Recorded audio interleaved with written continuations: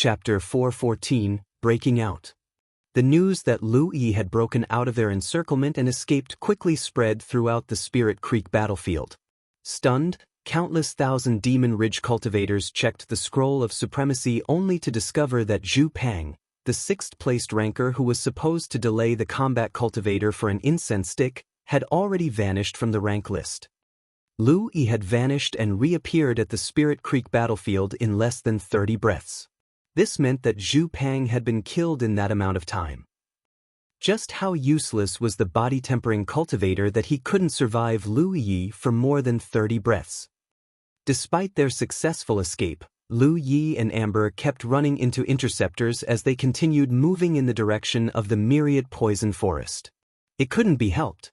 While most spirit beasts could not keep up with Amber on foot, the same could not be said for the birds flying above their heads. Since the enemy knew exactly where he was all the time, all they needed to do was to move their people in front of him. Lu Yi did his best to circumvent these obstacles. If he couldn't, then he would fight his way through.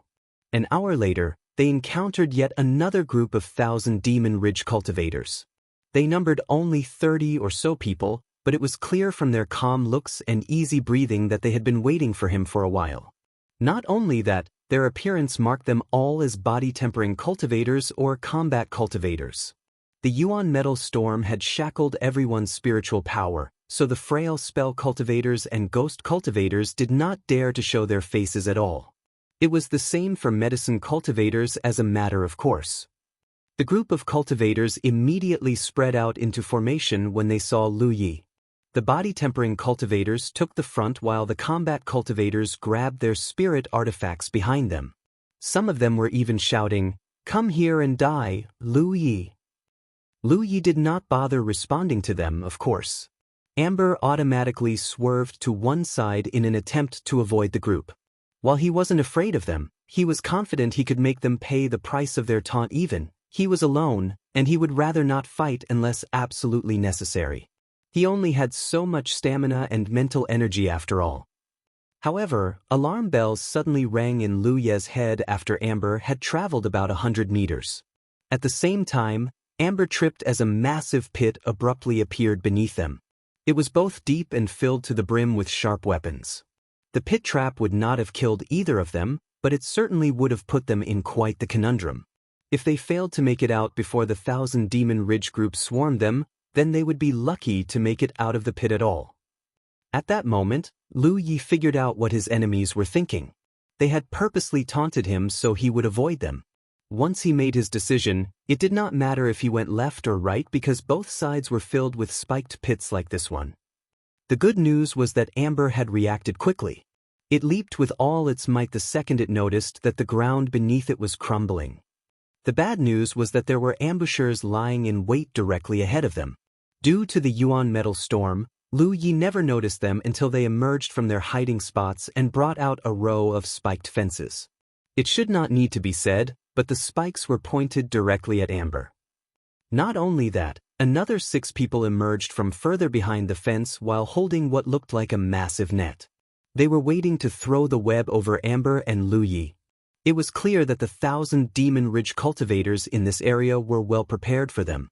Amber was currently in the air and incapable of changing directions at all. If it slammed into the fence spikes, it was going to get hurt at best or skewered at worst no matter how tough it was. Amber understood the grave danger it was facing and let out a furious roar. However, there was nothing it could do to fix this. The tiger was sapient and quite familiar with the cunning nature of humanity. However, it was ultimately a spirit beast. It could not possibly outwit a human. The 1,000 Demon Ridge cultivators' eyes shone with delight when Amber upward momentum died and began falling toward the spikes.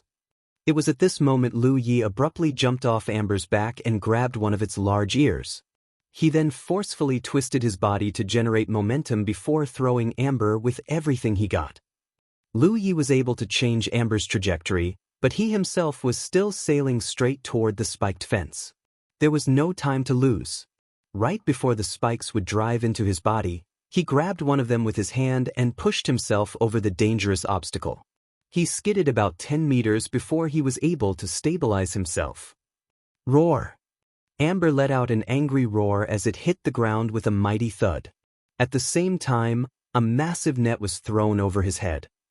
To be honest, the 1,000 Demon Ridge cultivators were hoping to catch Lu Yi with the net. However, Lu Yi had surprised them with his maneuver, and they weren't able to get to his landing spot immediately. So, they compromised and threw the net over Amber instead. Lu Yi was surrounded practically the second he caught himself. The 30 or so cultivators who taunted him before were racing toward him as well. Amber roared furiously as it struggled to break free from the net with all its might. If the net was just an ordinary net, then it could have torn its way out of it from the beginning. However, it was clear that it was a spirit artifact of sorts. Although the net was unable to unleash its true power because the cultivators could not inject it with spiritual power, it was still tough enough to keep Amber pinned. "We need more hands ASAP. This damn tiger can break out at any moment." Someone roared in anger and panic. The 1,000 Demon Ridge had underestimated Amber's strength. Before this, they were certain that 6 core circle body tempering and combat cultivators would more than enough manpower to keep Amber pinned. In reality, not only was Amber tossing them around like puppets, it nearly managed to get close to one of the netters and attack them. A few people immediately broke away from the group of 30 and rushed to their comrades' aid. They immediately grabbed hold of a corner of the spirit net and pinned down Amber. Amber was trapped, but Lu Yi was busy fighting his own assailants. He was well aware that they were going to die here if he could not break free from his attackers and rescue Amber in time. While the number of enemies they were currently facing was still manageable, countless more were rushing to their location from every direction. The longer they were delayed here, the worse their situation would become. He unsheathed the inviolable and charged toward a body-tempering cultivator like lightning. His opponent was also holding a blade-type spirit artifact, although his was a cleaver and not a saber. The blade of the weapon was simultaneously wider and shorter than Lu Yi's. The body-tempering cultivator decided to clash blades with Lu Yi when he swung the inviolable at him. It was a foolish decision. His eyes widened when he felt his cleaver being torn right out of his grip. Without spiritual power, the only power a cultivator could rely on was their physique. This body-tempering cultivator was just a Heaven 8 cultivator, and normally he would never dare to fight Lu Yi at close range. At this point, there wasn't a soul in the Spirit Creek battlefield who wasn't aware that Lu Yi was capable of mowing down an entire group of Heaven 8 cultivators like slaughtering a coop of chickens. There was no one stronger than a body-tempering cultivator while Yuan Metal Storm was active. That was why he thought that he would be able to delay Lu Yi for at least a little. The reality was nothing like what he dreamed, however. Not only did Lu Yi turn out to be stronger than him, there was enough force behind the attack that his cleaver had been ripped right out of his grip. His weapon hand was a bloody mess right now. His hand would quickly become the least of his concerns. Lu Yi slashed the body-tempering cultivator throat in one smooth motion before moving on to his next opponent. He never looked back as the body-tempering cultivator clutched his throat, staggered back a few steps, and collapsed on the ground. Although Lu Yi managed to kill a body-tempering cultivator in just 2 strikes, a few spirit artifacts had struck his body as well. Pain blossomed from various places as he shook a little from the impact. His body was tough, but not so tough that he could ignore the sharp implements like they didn't exist, not to mention that since his attackers were all cultivators from the core circle. He paid no heed to his injuries though. This time, he turned his saber on a spear-wielding combat cultivator. Panic filled the combat cultivator's expression as Lu Yi swung his weapon at him. He tried to jump to the back, but he was struck in the chest before he could even convert his thought into action. As if he had been struck by a mountain, the guy sailed through the air like a flying weapon for at least a couple of seconds before he hit the ground with a mighty thud. His sternum was completely shattered, and blood poured out of his ripped flesh like a fountain. It was impossible to tell if he was alive or not. Lu Yi knew that the worst thing he could possibly do when being attacked from multiple directions was to stay in one place. If the enemy managed to surround him, then they would be able to lead him by the nose as they pleased. That was why he never stopped attacking and moving in a certain direction. Assuming he could cut down his enemies fast enough, no one would ever be able to attack his back. As for the attacks coming from the front and the sides, he could block or ignore them depending on the situation. In fact, he chose to ignore the attacks wailing down on his body most of the time. His objective was to repel his enemies in the shortest time possible, and the only way to do so was to suffer an injury in exchange for their lives. It took Lu Yi only 2 hits to kill a body-tempering cultivator and a combat cultivator one. By the time Lu Yi broke out of the encirclement, he had left behind at least 7 bodies on his trail. And he had done this in less than 10 breaths. The inviolable was dripping with blood. Lu Yi himself was marred from head to toe. Lu Yi wasn't even close to being done though. He turned back toward his enemies, flicked off the blood on his inviolable, and charged forward once more. A powerful physique gave him speed and strength beyond what a Spirit Creek Realm cultivator should possess. The fact that everyone's spiritual power was currently shackled by the Yuan Metal Storm only enhanced his advantage further. Although the 1,000 Demon Ridge group still outnumbered Lu Yi drastically, they could not help but be chilled by his blood-drenched body, furrowed brow, and ruthless expression. The man had killed 7 of their people in one charge. At this rate, it would take him less than a tea time to kill all of them. Hang on. Reinforcements will be here very soon. The body-tempering cultivator closest to Lu Yi shouted in encouragement even though he was feeling quite panicked. Another cultivator immediately echoed in agreement. That's right. We may never get another chance like this if we do not kill him today, so do not be afraid. All we need to do is to delay him, and victory will be ours. Lu Yi was already charging when he was speaking. Kill! The body-tempering cultivator who shouted the encouragement earlier charged fearlessly toward Lu Yi. Unfortunately, bravery did not translate to martial strength. Lu Yi had beheaded him in one strike. The second charge ended just as quickly as the first. Lu Yi accrued more wounds and blood from both himself and his enemies. Just like last time, he left almost 10 bodies in his wake. This time though, Lu Yi did not stop in his tracks. Instead, he charged straight toward Amber. While he was certain he could kill every man and woman in the area, it was highly questionable if he would remain combat-capable afterward. His injuries might not be serious, but even a paper cut could be fatal if there were 1,000 of them, not to mention he took at least several hits for every cultivator he killed. Chapter 4:15, I'm coming to get you. The biggest problem, however, was that Amber was in danger right now. Nearly 10,000 Demon Ridge cultivators were grabbing hold of the spirit net and holding it in place. Amber could not break free no matter how much it struggled. There were 2 bodies on the ground. One of them was obviously dead since his head was shattered, and the other person had a caved chest but was still breathing. It was obvious that these 2 cultivators had been struck by Amber during the struggle, the unlucky bastards. No Spirit Creek Realm cultivator could survive a direct hit from its massive paw without spiritual power. If the spirit net was not the only problem Amber needed to contend with, then Lu Yi might not have come to its aid so soon. The problem was the flying spirit beasts in the air. At first, the scouts wanted to shoot Lu Yi and Amber to death. After discovering that their arrows did next to no damage, they simply watched Lu Yi and kept their allies updated on the situation. Lu Yi was absolutely plowing through their allies right now. They didn't dare to harass him for fear of becoming his target. Amber was a different story though. The white tiger was currently trapped in a spirit net, so some of the scouts decided to have their spirit beasts grab each corner of the spirit net. They were trying to lift it into the air. It was true that the arrows weren't enough to kill Amber, but anyone could fall to their deaths given enough height. By the time Lu Yi finally reached Amber, the tiger was already hovering at least 10 meters above the ground. Lu Yi leaped into the air with all his might before swinging his saber at one of the spirit beast's talons. The spirit beast clearly noticed that he was a threat because it hurriedly let go of the spirit net and took off to the sky. Lu Yi immediately seized the opportunity to climb up the spirit net. While staring at another different spirit beast, he raced toward it and raised his saber aggressively. The rider wasn't going to allow Lu Yi to hit him or his spirit beast, of course. He immediately commanded his mount to let go of the spirit net and took off to safety.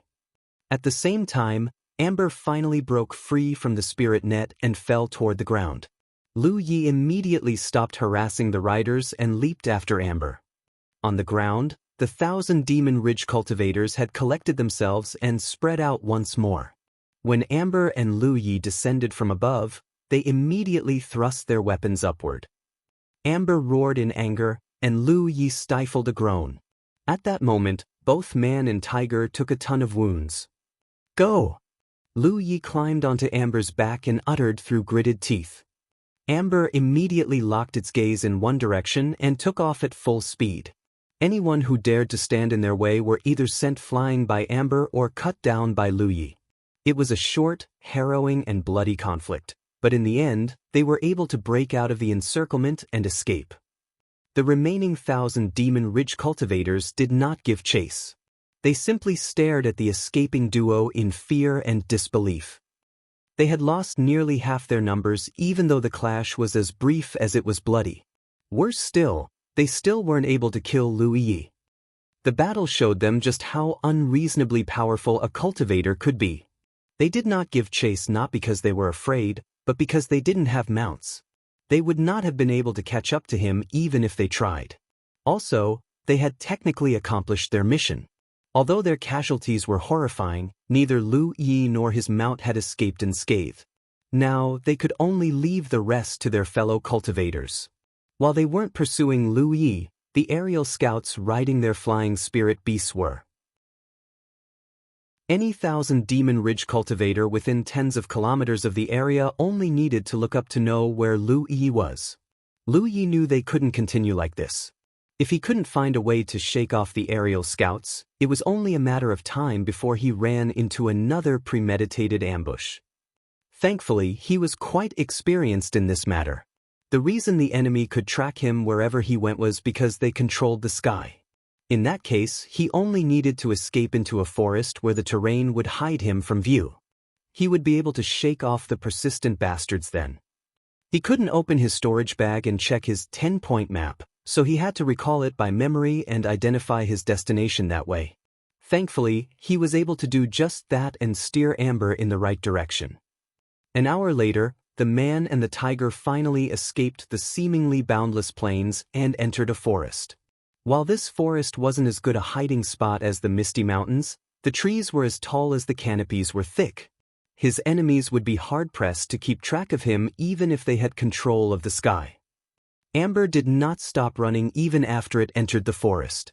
It wasn't until they traveled deep into the forest that they finally managed to shake off the aerial scouts. After that, they found a cave and entered. Both man and beast collapsed on the floor almost as soon as they were out of view. It took Lu Yi a long time before he was able to muster the energy to climb back to his feet and ripped off his blood-soaked clothes. He then grabbed the bag he had tied to Amber's back. Luckily, they hadn't lost the bag during the attacks. It contained a lot of bandages, ointments, healing pills, and various supplies. First, he fed Amber and himself some healing pills. Then he started applying the ointments to his wounds. It was painful work that caused him to hiss in pain once in a while. A long time later, after Lu Yi had bandaged himself like a zongzi, he proceeded to do the same for Amber. It wasn't a good idea to start a fire for various reasons, so he and Amber could only content themselves with jerkies. Lu Yi felt better after he appeased his growling stomach somewhat. He then leaned against the wall and shut his eyes to catch some rest. Amber lay next to him and was out like a light just like that. Unfortunately, their rest would be disturbed not even an hour later. Lu Yi opened his eyes when his ears picked up some commotion. Amber was also glancing out of the cave warily. Can a man not catch some rest? Lu Yi rose to his feet and climbed onto Amber's back. The tiger dashed out of the cave and came face to face with a squad of 1,000 Demon Ridge cultivators. Lu Yi had the element of surprise this time, so the battle was over almost as soon as it began. A swipe here, a slash there, and the entire squad was dead just like that. Lu Yi picked up the loot as quickly as he could. Then they took off once more, moving deeper into the forest. The Thousand Demon Ridge knew that this was their best chance to kill Lu Yi. They knew where he was, and the Yuan metal storm stopped him from being able to use his spiritual power and outfly all of them. If they could surround him, then he was dead for sure.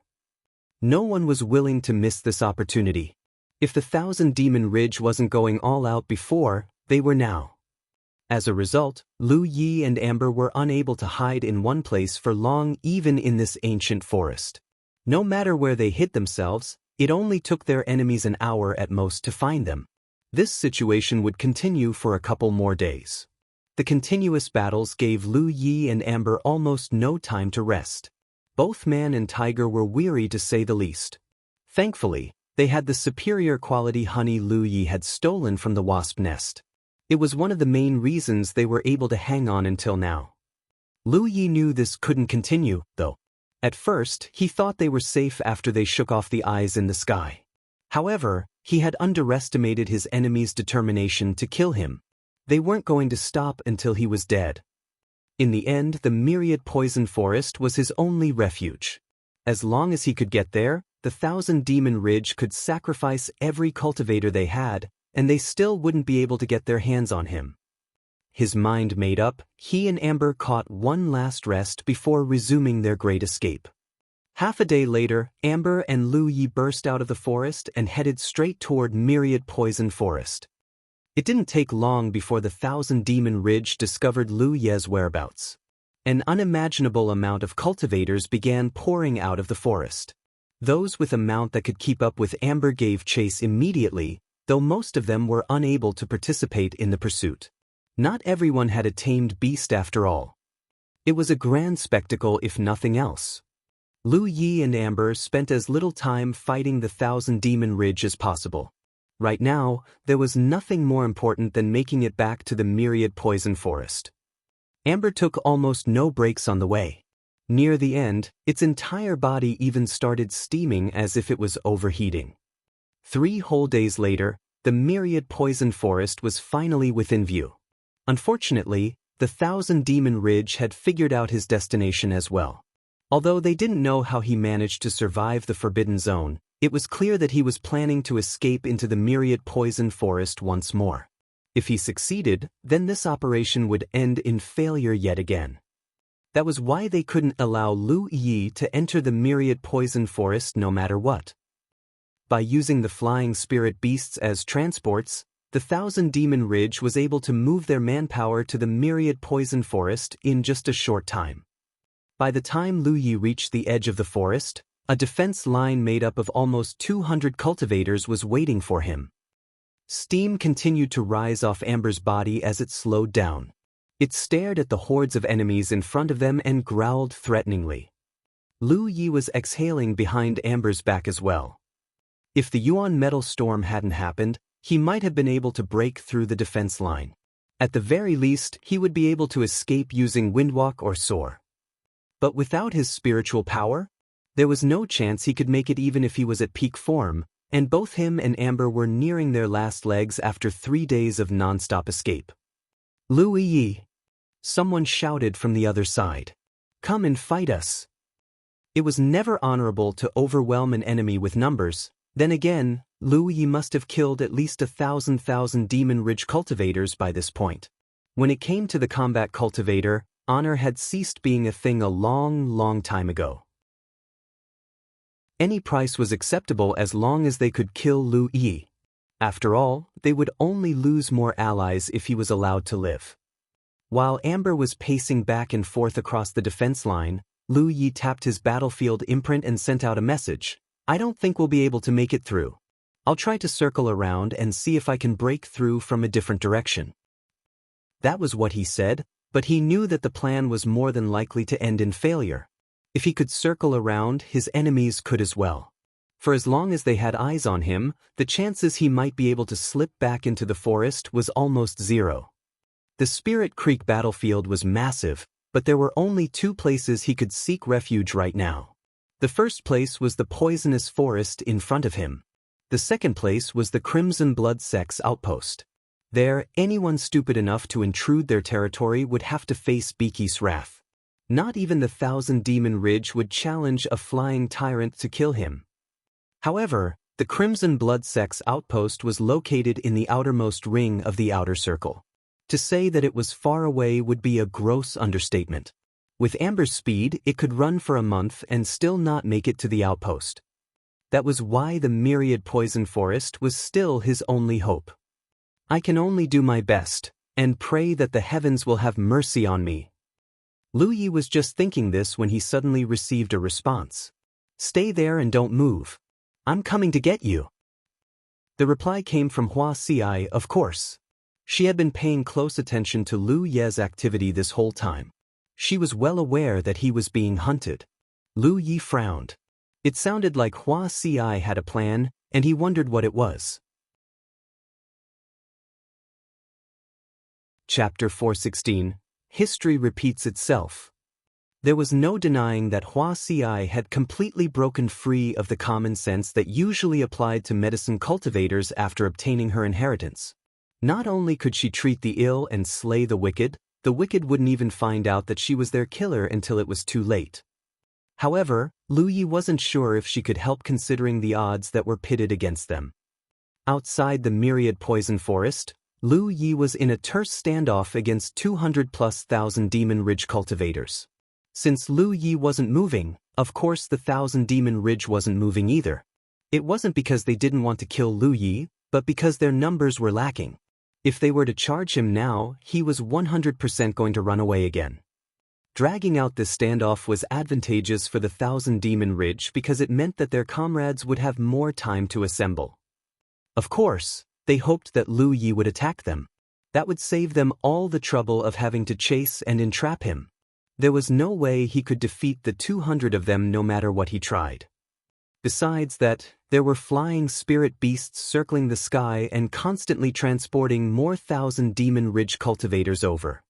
Someone shouted from the line of Thousand Demon Ridge cultivators, "You can't escape, Lu Yi. Just get over here and accept your death already." Lu Yi ignored the taunt and continued chewing his healing pills. Suddenly, Lu Yi looked up at his enemies. They were looking a little restless all of a sudden. Meanwhile, at the Thousand Demon Ridge's defense line, a good number of people were holding a hand to their ear with a puzzled expression. It was because they were hearing odd noises from the forest behind them. "What's that?" someone asked while looking behind them. However, the myriad poison forest was covered in a poisonous fog. It was impossible to see much without going deeper. More people tried to listen for the strange noise. It wasn't long before they heard what sounded like a series of rustling noises, something like what one might hear when a many-legged insect was crawling across the ground. They could also hear the faint buzzing of wings. Whoosh! Suddenly, an incredible amount of moths and butterflies rushed out of the poisonous fog. They were headed straight toward the Thousand Demon Ridge's defense line. Everyone in the area blanched immediately. The myriad poison forest wasn't just filled with poisonous fog. It was covered in deadly creatures as well. When Lu Yi was still trapped in the myriad poison forest, a lot of people had ventured into the forest to drag him out of his hidey hole. However, all they found were a ton of deadly creatures and plants. Some of them had even died as a result of such encounters. These colorful moths and butterflies were among the most poisonous creatures in the forest. They weren't too deadly, but they scattered a kind of dust that would cause even a cultivator to feel itchy all over. It would be an extremely unpleasant experience if nothing else. That was why the Thousand Demon Ridge cultivators panicked and scattered as soon as they saw the moths and butterflies. Some were even hitting them with their spirit artifacts. "Don't attack them. Just dodge," someone yelled in panic. The insects did not discharge much dust if they weren't attacked. But if they were, then the amount would increase considerably. Without their spiritual power to protect them, a cultivator could hardly avoid the tiny, near-invisible dust no matter how fast they were.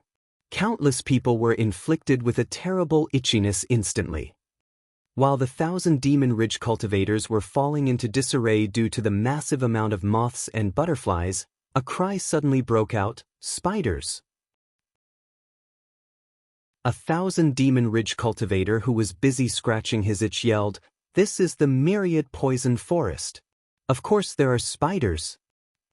He was going to say more, but then he saw what his fellow cultivator had and abruptly paused in his tracks. Fear slowly crept onto his face. It was perfectly normal to find a spider or two outside the myriad poison forest. But what if there were hundreds, thousands? And what if they were all headed their way? That wasn't all. They also saw scorpions, ants, venomous toads, venomous snakes, and more creatures that they had never even seen before.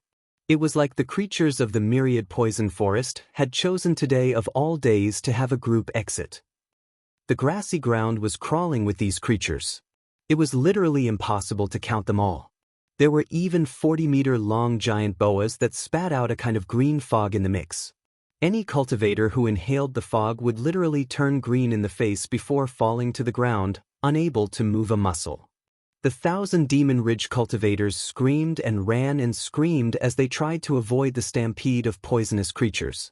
Many times, someone would accidentally step on an insect and was rewarded with a puff of aquamarine smoke to the face. Countless people suffered, and chaos reigned supreme for a time. Meanwhile, Lu Yi was already riding Amber toward a gap in the defense line. He did not know how Wuxia had done this, but it was clear that she was the one who caused the stampede. He had no idea she possessed such an ability. The 1,000 Demon Ridge cultivators on the ground were unable to pay attention to Lu Yi. How could they when their very lives were in grave danger? The aerial scouts were the only ones who noticed the young man's movement, but their numbers were too few to delay Lu Yi for even an instant. They had no choice but to watch Lu Yi getting closer and closer to the myriad poison forest until finally, they lost track of him. With this, the 1,000 Demon Ridge's operation to kill Lu Yi had ended in failure once more. He had succeeded in escaping into the forest last time, and now it had happened yet. It would seem that history had repeated itself. Unlike the last time though, it was pure luck that saved his life instead of an unknown skill. For whatever reason, the natives of the myriad poison forest had chosen today of all days to stampede. As a result, the 1,000 Demon Ridges formation was completely annihilated. But was it really luck that saved Lu Yi? It was impossible not to suspect that the combat cultivator had something to do with the stampede, although they were unable to figure out exactly what he did. Lu Yi was at least a full kilometer away from the myriad poison forest at the time. He literally did nothing besides resting on his tiger's back and chewing his pills. Even if he was the culprit behind the stampede, he could not have done it from so far away. That said, it was too coincidental. Also, they still hadn't figured out how Lu Yi managed to stay in the myriad poison forest for days. The first time he was trapped in the forest, the 1,000 Demon Ridge believed that it was only a matter of time before he died. Now, no one was expecting anything. Inside the myriad poison forest, Lu Yi and Amber didn't go far before they saw a familiar figure waving at them. It was of course Wuxia. After Amber trotted up to the medicine cultivator, and Lu Yi pulled her up its back, she asked seriously, "Are you hurt badly?" She was serious because both Lu Yi and Amber looked absolutely horrible. Lu Yi's upper torso was covered in wounds, and his pants were dyed red with blood. "They're just flesh wounds." Wuxia let out a sigh of relief. An hour later, they finally returned to the wooden building. Before the Yuan metal storm occurred, the wooden building was protected by a defensive ward. Nothing could enter it so long as it had spiritual power. Besides that, Lu Yi had left behind a central ward as well. However, the defensive ward had stopped working because the world's spiritual qi was frozen solid. Naturally, the place was now as poisonous as everywhere else in the forest. Lu Yi was immune to poison since he had the Tree of Glyphs. He was safe as long as it had fuel. However, Amber did not have such an ability, and it wasn't like Wuxia could stay by its side 24/7. Not in its current form anyway. Amber can't change forms now, can he? Wuxia asked. If Amber could assume its cat form, then she would be able to carry it at all times and shield it from the poison. "Give me a moment," Lu Yi said before connecting his mind to the Scroll of Supremacy. He was currently the champion, followed by the female archer he had fought before and a Grand Sky Coalition cultivator from a Tier 1 sect in Dingzhou named Han Taijun. Unfortunately, Lu Yi had never crossed paths with this man. It was fine though. He simply needed to find someone who knew him and ask them to carry a message for him. Amber was unable to switch forms because it required spiritual power to perform, and the entire Spirit Creek battlefield was covered in the Yuan metal storm right now. However, the Scroll of Supremacy's battlefield was different. He had already confirmed that it wasn't affected by the Yuan metal storm. He looked inside his battlefield imprint and sent out a dozen or so messages. A while later, he received a challenge request. Lu Yi accepted the request and chose the terrain. His figure immediately turned transparent. Lu Yi and a now aquamarine-colored Amber appeared in the battlefield at the same time. Standing on the opposite side was a young man with a sharp aura. Lu Yi clasped his hand in greeting. "Are you fellow cultivator Han Taijun?" "It is I." "Thank you very much for your help, fellow cultivator," Lu Yi said. The bad thing about being the champion of the Scroll of Supremacy was that there wasn't anyone he could challenge. That was why he had to ask Han Taijun to challenge him to enter the battlefield. "You're welcome, fellow cultivator Yi. I have heard about your situation. How are you doing? Do you need us to assist you?" "It's okay. I've managed to slip back into the myriad poison forest. The 1,000 Demon Ridge can harm me no longer." Han Taijun looked impressed. "You are incredible, fellow cultivator." While the two men were speaking, Amber shivered once before discharging a good amount of mutant energy. It quickly shrank to the size of a cat before leaping onto Lu Ye's shoulder. Han Taijun quickly left since he wasn't actually trying to challenge Lu Yi.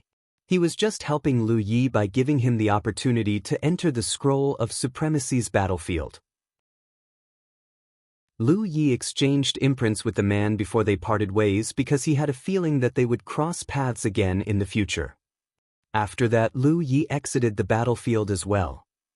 Hua Ci grabbed Amber and cured it from its poison first. It was only then that she treated Lu Yi. However, there were many methods she couldn't use because she was unable to channel her spiritual power.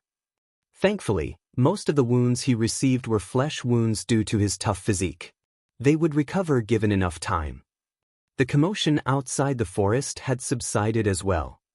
Now that the Three Sages School's outpost was breached, the 1,000 Demon Ridge no longer had any way to force him to exit the myriad poison forest. In fact, Lu Yi swore to himself that he wasn't leaving until he had reached Heaven 9. He was already the champion at Heaven 8. If he cultivated to Heaven 9, then no one in the entire Spirit Creek battlefield could threaten him anymore. In the wooden building, Lu Yi recuperated while studying the booklet his third senior brother had entrusted his son to pass to him again and again. He was able to learn a lot. Chapter 417, Blade Communion. Looking at the notes, Lu Yi could tell that his third senior brother, Shaoxinghe, did not use the same weapon as him. The inviolable was a saber, while his third senior brother's weapon was a massive blade with a flamboyant design. Therefore, many of his insights were not really suitable for Lu Yi. That said, he found himself resonating with many of Shaoxinghe's more generic insights. Despite the contrasting designs, they both fell under the same fighting style, the blade. In fact, the generic insights were exactly what Lu Yi needed right now. Even the unsuitable ones could be used as reference materials. This was what the ancients meant when they created the saying, "A rock is no jade, but it can be used to refine one." Despite Lu Ye's achievements, his cultivation was actually lacking in many ways. It was because he was basically a self-study since the day he unlocked his first spiritual point. Neither Shui Yuan, the sect master, or Lady Yun were able to help him much, especially when it came to blade techniques. No one had ever given him a systematic education in the cultivation of blades. Normally, a sect cultivator would be tutored by an experienced instructor. In Lu Ye's case, he needed to find an experienced blade tutor to teach him. However, the Crimson Blood sect did not have such a person. In fact, the sect was only made up of Shui Yuan and the sect master before he officially entered the sect. The former was a medicine cultivator, and the latter a spell cultivator. He doubted that they had touched a blade their whole lives. That was why his current attainment in blade techniques was purely the result of his blood, sweat, and tears. Not only was it an incomplete style with no particularly powerful techniques, it was mostly based on convenience. Any way that could kill the enemy faster was an acceptable way, so to speak. A style built purely on ending the enemy's life in the shortest amount of time possible wasn't bad. In fact, it was incredibly dominant against enemies who were weaker than him. However, battles against powerful foes who were on par or stronger than him were also much longer. The lack of explosive finishing moves was a major reason for this. Right now, Lu Ye's biggest flaw in terms of blade techniques was his lack of finishing moves. He had already realized this after the battle against Shi Guang. That was why he had created Flash. Unfortunately, he was unable to perfect the finishing move to this day. His third senior brother's insights had inspired him greatly. It was exactly what he needed right now. If the Yuan metal storm hadn't appeared out of nowhere, Xiao Xinghe would have requested Lu Yi to visit the Blue Emperor City's headquarters so he could teach him in person. Since the Yuan metal storm had disabled the Divine Opportunity Column's ability to teleport between Jiuzhou and the Spirit Creek battlefield, he had no choice but to entrust Xiao Changhe to pass his insights to Lu Yi instead. In the building, Lu Yi was sitting in a meditative position and holding his palms upward. The inviolable was lying quietly on his hands. While inhaling and exhaling deeply, he tried to sense the saber in front of him. This was a cultivation method. According to his third senior brother's notes, spirit artifacts were more than just weapons, and those that had survived thick and thin with their master and whet their appetite on their enemy's blood even more so. At this level, a spirit artifact wasn't just a spirit artifact anymore. It was a lifelong partner that their master could entrust their life to. By using this special cultivation method, the blade cultivator could forge a profound connection with their weapon and achieve what people called the blade communion. Or so his third senior brother claimed. To be honest, Lu Yi thought that this was just superstition. After all, a spirit artifact was just an object. How could it possibly form a spiritual connection with him? Still, he decided to give it a try. Lu Yi was planning to cultivate for a couple of days straight and see if things would work for him. If it didn't, then he would ask his third senior brother for guidance when he had a chance. It should be obvious, but the inviolable was the spirit artifact he had chosen to commune with. Since he embarked on this journey, he had used only 3 spirit artifacts in his life. The first one was Manager Yang's sword, and the second one was a saber he had obtained from his enemies at Green Cloud Mountain. The blade shared almost the same shape as the inviolable, but unfortunately it was destroyed during the Battle of Golden Tip because it was too weak. After the Battle of Golden Tip, Lu Yi had purchased the inviolable from the Vault of Providence. He was only a 5th-order cultivator back then.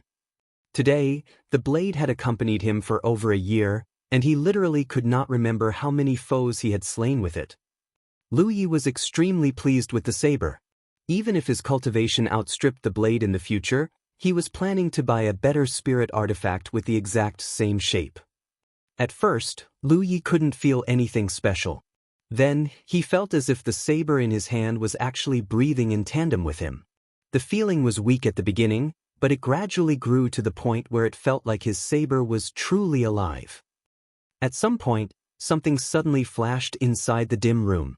It was also accompanied by the sound of something being unsheathed, jolting Lu Yi out of his trance. When he looked down, he saw that the inviolable had been unsheathed partially before he knew it. Right now, the inviolable felt very different from usual.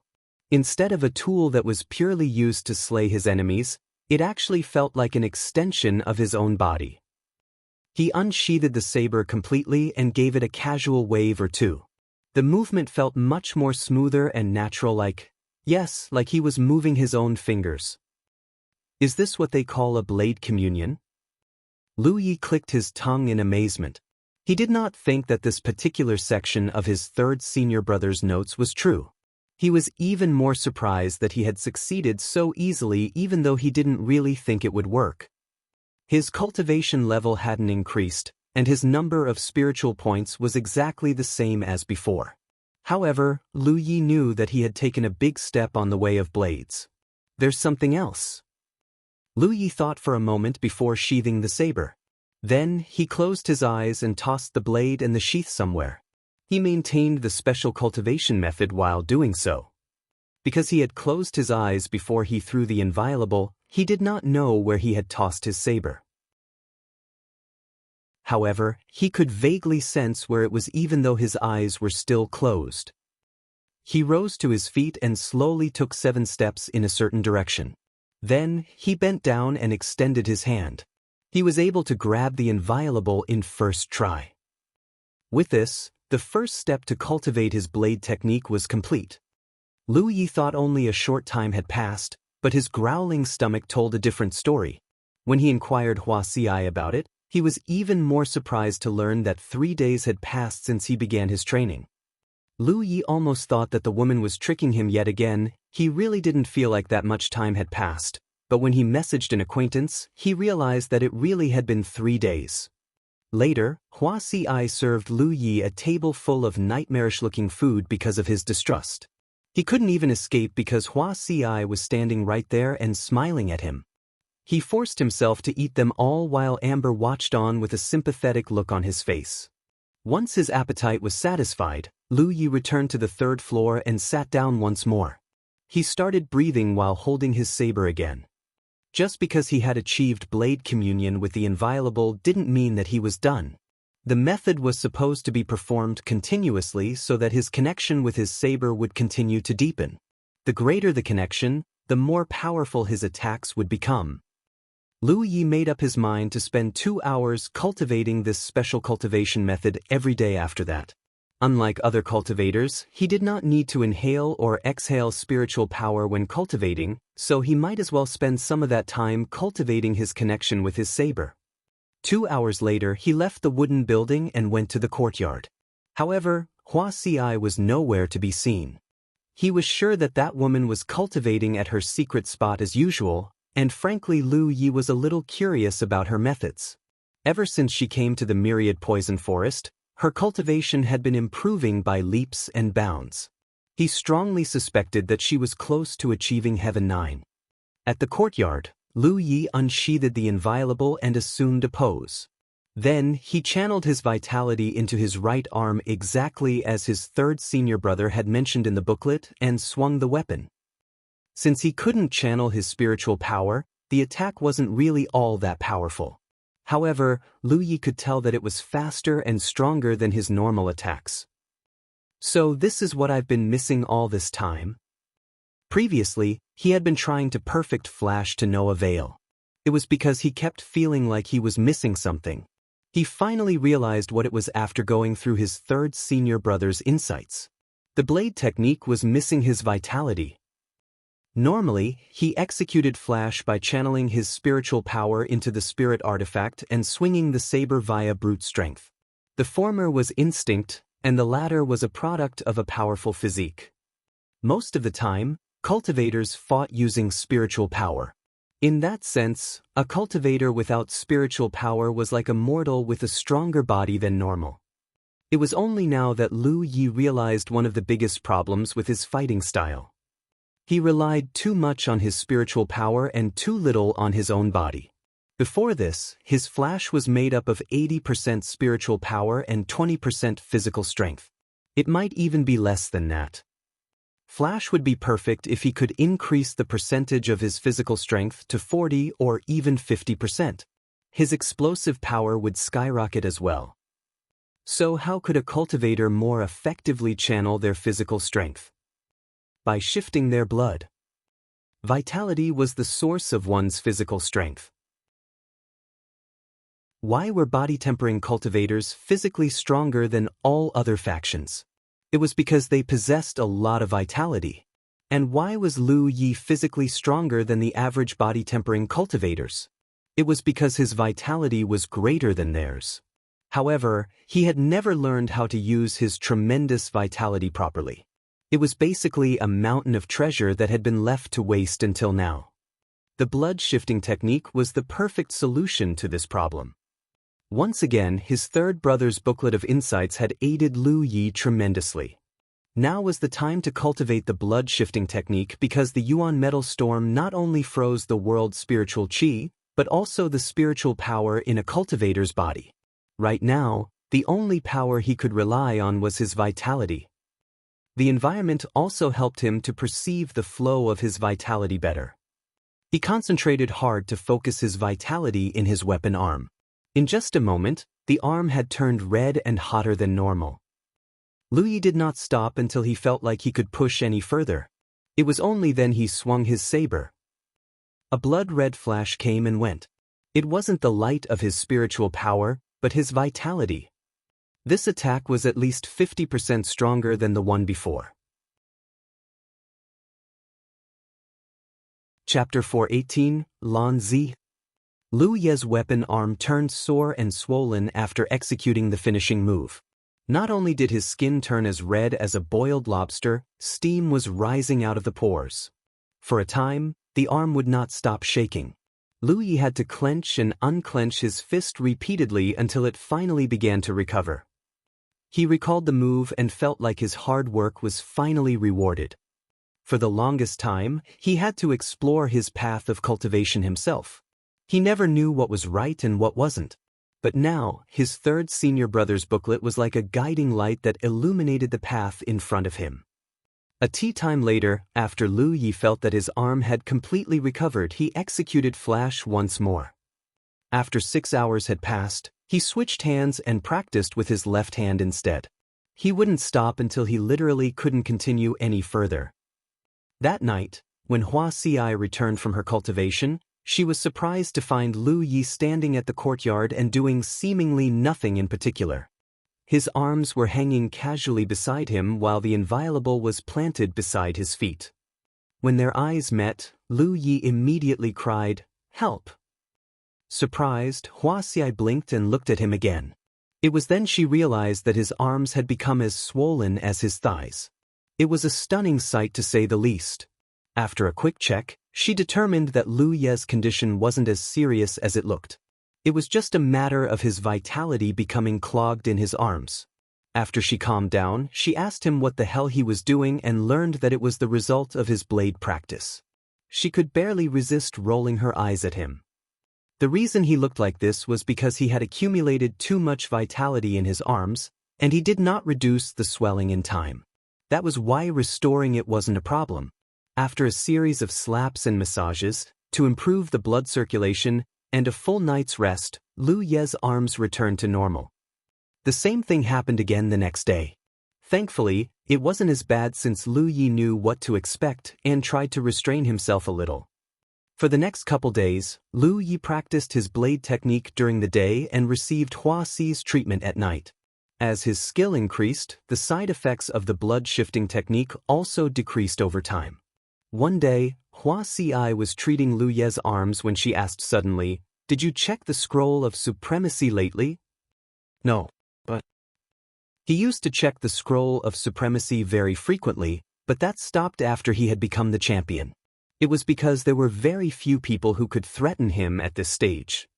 "Check it." Lu Yi complied and connected his mind to the scroll of supremacy. Then he started looking through the list from bottom to top. The rank list had changed a little, and some familiar names were nowhere to be seen. They had probably ascended to the Cloud River realm. He noticed something wrong when he reached the 70th placement. It was because almost everyone between the 40th and 70th spot was Thousand Demon Ridge. Only a handful of them belonged to the Grand Sky Coalition. Now where have I seen this before? The same thing had happened when Lu Yi was challenging the Scroll of Supremacy, and he had done it by challenging and killing every Thousand Demon Ridge cultivator above him. He immediately trained his gaze on the 38th ranker. It was someone named Lan Zi. He had never seen this name before, but he was fairly sure that she, if her feminine name was any indication, had only started climbing the Scroll of Supremacy recently. "You saw it?" Wuxia asked. "When did she start challenging the Scroll of Supremacy?" "Yesterday." Lu Yi was surprised. If what she said was true, Then this Lan Zi was climbing the scroll of supremacy even faster than he had. She's very strong. I'm sure she's gunning for you, so watch your back, Wuxia warned. Infinite Island, Lu Yi muttered thoughtfully. The memory was old, but he was sure he had crossed paths with someone from this sect before. If he remembered correctly, the guy named Luoji he had encountered at the Split Sky Gorge was a member of the Infinite Island. As expected of a Tier 1 sect, Luoji had cultivated a heaven-grade cultivation technique from the get-go, and now this Lan Zi was ripping through the scroll of supremacy. Huasi thought that Lan Zi was targeting him. He was almost certain that she was right. The Thousand Demon Ridge had made multiple attempts to kill him to no avail. Now that he had made it back to the Myriad Poison Forest, he was well and truly out of their reach. The only way left for them to kill him was to challenge him via the Scroll of Supremacy. However, he was the champion for a reason. Nearly every Thousand Demon Ridge ranker who fought him had perished by his hands, and not even a former champion like Shi Guang was a match for him. Out of everyone he knew, the deceased Yan Xing might be the only one left who stood a chance against him. Now, a new challenger had arrived.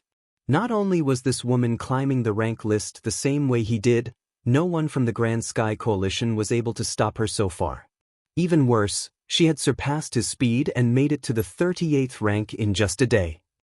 While Lu Yi and Hua Si were talking, Lan Ziyi's placement abruptly vanished and reappeared on the 36th spot. At the same time, the former 36th ranker had vanished completely from the Scroll of Supremacy. It was clear that the ranker was dead. Obviously, there was only one reason Lan Zi would copy Lu Ye's method of climbing and choose now to climb the Scroll of Supremacy of all times. How many more days do you have left before you receive the second reward? 7? Hua Si asked. Lu Yi calculated in his head before answering, 7. It had been 23 days since he last received the Heaven's Reward. Every time he received the Heaven's Reward, Lu Yi would become visibly stronger than he was before. If Lan Zi really was gunning for him, then she would challenge him before he entered the pool of heavens. She would not give him the chance to grow stronger. At her current speed, she might challenge him as soon as tomorrow or the day after tomorrow. Sudden anticipation welled inside Lu Ye's heart. Currently, there was no one left in the Spirit Creek battlefield who could give him a real fight and allow him to verify his skills. Getting into a fight was simple. He only needed to leave the Myriad Poison Forest and expose himself to the world, and the world would swarm him from every direction like bees to honey, but it would be a one versus many battle, and the best way to verify one's strength was to pit oneself against a powerful foe. Considering Lan Ziyi's climbing speed, she could not possibly be a weakling. Although he felt like he had improved a lot as of late, training was ultimately just training. Just like how a test was the only way to verify the fruit of one's studies, a good fight was the only way to verify the labor of his training. Assuming that this Lan Zi was as strong as she seemed, she would be the perfect whetstone for him. Meanwhile, Lan Ziyi's abrupt ascension had caught the eyes of countless cultivators from both factions. Before Lu Yi had come under scrutiny, no one had ever managed to kill more than a dozen or so rankers, much less challenge every one of them. This greatly infuriated the Thousand Demon Ridge as a matter of course. Even worse was the fact that Lu Yi had done the impossible and become the champion in one fell swoop. As if that wasn't bad enough, everything the Thousand Demon Ridge had pitted against him had ended in failure so far. Lu Yi of the Crimson Blood sect had become a mountain that pressed down on their shoulders all the time. They could barely breathe because of him. There was a light at the end of the tunnel, however. Finally, their faction had produced a similarly outstanding talent. While she wasn't able to slay every ranker in her path, her climbing speed was even better than Lu Yi's. Everyone was looking forward to the moment where Lan Zi acquired the right to challenge the champion. When it happened, they would know who was the true king or queen of the Spirit Creek realm. In the courtyard, Lu Yi was practicing his blade technique as usual when he suddenly received a message from Han Taijun. It said, "Beware of that woman. She's strong and playful." He understood Han Taijun's first sentence, but not the second. He already knew that Lan Zi was strong. Forget that he had never underestimated an opponent, her climbing speed made it pretty clear that she was no one to be trifled with. What did he mean by playful though? Also, had Han Taijun fought against Lan Ziyi already? Lu Yi quickly checked the scroll of supremacy. As expected, Han Taijun had dropped from the 3rd place to the 5th place. Are you all right? Lu Yi replied. I'm grievously wounded. Not bad. What do you mean not bad? I'm grievously wounded. Anyway, you really should be careful of her. I do not think she's weaker than you. For starters, I wasn't able to force her into revealing her true strength. Not only that, I felt as if she's just been toying with me the whole fight. I see. Got it. After the conversation ended, Lu Yi considered his options before contacting Wuxia. He also stopped his practice completely. Although his arms never swelled like the first day again, the practice still cost a lot of stamina. Not knowing when Lan Zi would challenge him, he needed to ensure that he was in peak form until then. Wuxia quickly returned and treated his arms. He then returned to the 3rd floor, adopted a meditative stance and swallowed a few spirit pills. Finally, he placed the inviolable on his knees and cultivated using the special method. Since Lan Zi had become the 2nd runner-up, it meant that the anticipated battle was right around the corner.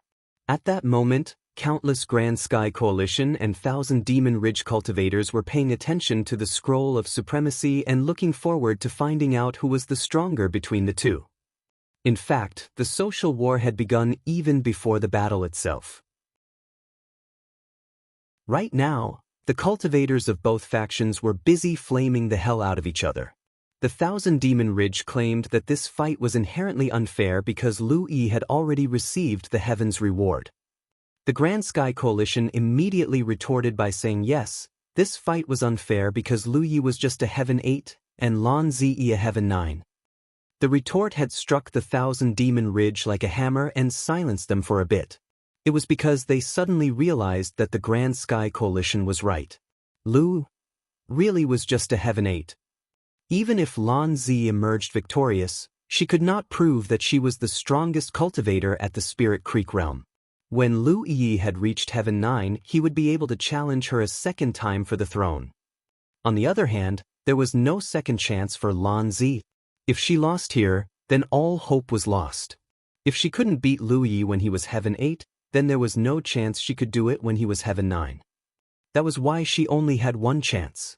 Lan Ziyi must become the champion if she wished to defeat Lu Yi for even a moment. The social war was at its height when Lu Yi abruptly opened his eyes. He felt a disturbance in his battlefield imprint. Lan Ziyi had issued him a challenge. Chapter 419, What to Do? Lu Yi accepted the request and chose the terrain. Both man and tiger disappeared as the heaven's invisible power descended from the skies. As usual, his choice of terrain was the arena that was only 100 meters in radius. He waited for the white light to disappear before looking opposite him. On the other side of the arena was a woman in purple clothes. She was a tall, slender woman with an angelic face and a devilish figure. She also exuded a kind of elegance and tranquility. Perhaps it was intentional, but Lan Zi was wearing a purple dress just like her name. It was fitting if nothing else. Lu Yi focused his gaze and raised his eyebrows imperceptibly. Lan Zi was observing him as well. They were both the strongest cultivators of their respective factions. They were watching one another not because they appreciated the other person's existence. If anything, they would love to see their opponent dead, but because it was just natural to observe your opponent before a big battle. Lan Ziyi didn't look like she was carrying a spirit artifact. Lu Yi wondered if this meant that she was a spell cultivator. On the other hand, her outfit did not seem to match that description. In any case, all he needed to do to find out was to fight her. There was a buzz as 9 flying weapons exited his weapon holder like ferocious tigers. They crossed over half the distance in the blink of an eye. Lan Zi raised her hand and pointed. A stream of refined spiritual power joined together to form a thread before shooting toward the flying weapons. It wasn't a spell. It was just Lan Ziyi's spiritual power being manifested outside her body and controlled very precisely. However, it was on par with most spells in terms of power. What was even more surprising was the fact that it split into 9 threads in midair. They flew toward the flying weapons and blocked them all. That wasn't all. More lines of spiritual power were shooting out of her hand until they formed what looked like a giant web. It then sailed toward Lu Yi and threatened to catch him. The web of spiritual power was massive. There was no way he could dodge it even with Windwalk. He unsheathed the inviolable and swung at the web. His fiery red spiritual power instantly tore a hole in it. At the same time, Lu Yi launched himself toward Lan Zi like an arrow. It looked like his opponent was a spell cultivator, so the natural course of action here was to fight her at close range. Only then could he maximize his own advantage. Lu Yi had just taken off when the sound of metal ringing reached his ears. The next moment, he saw a dozen or so auras flying toward him. They were flying swords. A spell cultivator that uses swords as their flying weapon? That's rare. Lu Yi remained calm and sent his own flying weapons after the enemies. He never stopped running toward Lan Zi during this time. Sparks flew everywhere as metal clashed against metal. In the blink of an eye, Lu Yi had gotten within 40 meters of Lan Zi.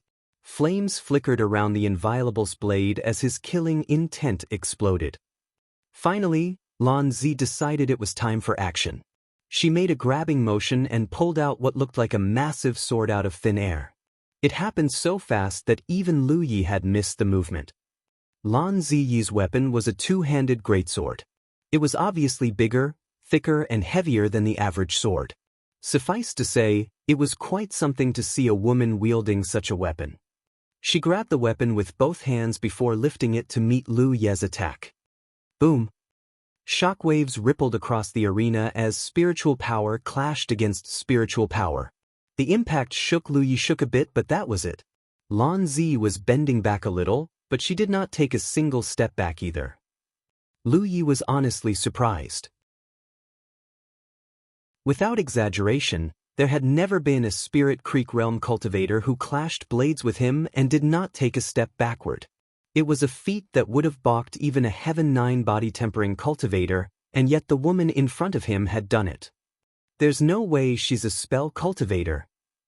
What concerned him even more was the fact that the woman had been wearing a small smile on her face this whole time. It felt like he was being looked down on by a superior. Han Taijun was right. She was playful and she was treating this battle like it was just a game. There was a brief stalemate as they stood less than 3 meters away from each other. They stared into each other's eyes as red and blue spiritual power clashed fiercely in the middle. This is a good opportunity to use radiance. Aura swept across the inviolable's blade before erupting like a million suns. Suddenly, Lu Yi felt a tremendous force that pushed him 10 or so meters away from his opponent. Lan Zi was also backing away with her eyes closed. Clink clank, clink clank. Their flying weapons were still clashing against one another. They hadn't stopped once since the beginning of the battle. It took a powerful mind to fight another cultivator both physically and telekinetically. Lu Yi could handle this because his divine soul was baptized by the pool of divine purification, not to mention that he had consumed an enviable amount of soul-cleansing water later on.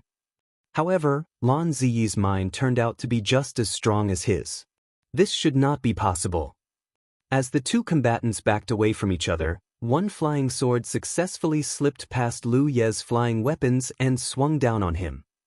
Lu Ye's feet weren't on the ground yet, but he did not need to look to defend himself. He hit the flying sword so hard that its aura dimmed, and it was thrown all the way to the edge of the battlefield. Unfortunately, the radiance that had caught even a real Lake Realm champion off guard hadn't worked this time. Lan Ziyi's reaction was just too fast. She had pushed him away and closed her eyes the instant she noticed something was wrong. By the time the light had faded, they were dashing toward one another and clashing in the middle once more. It was like two mountains slamming into one another.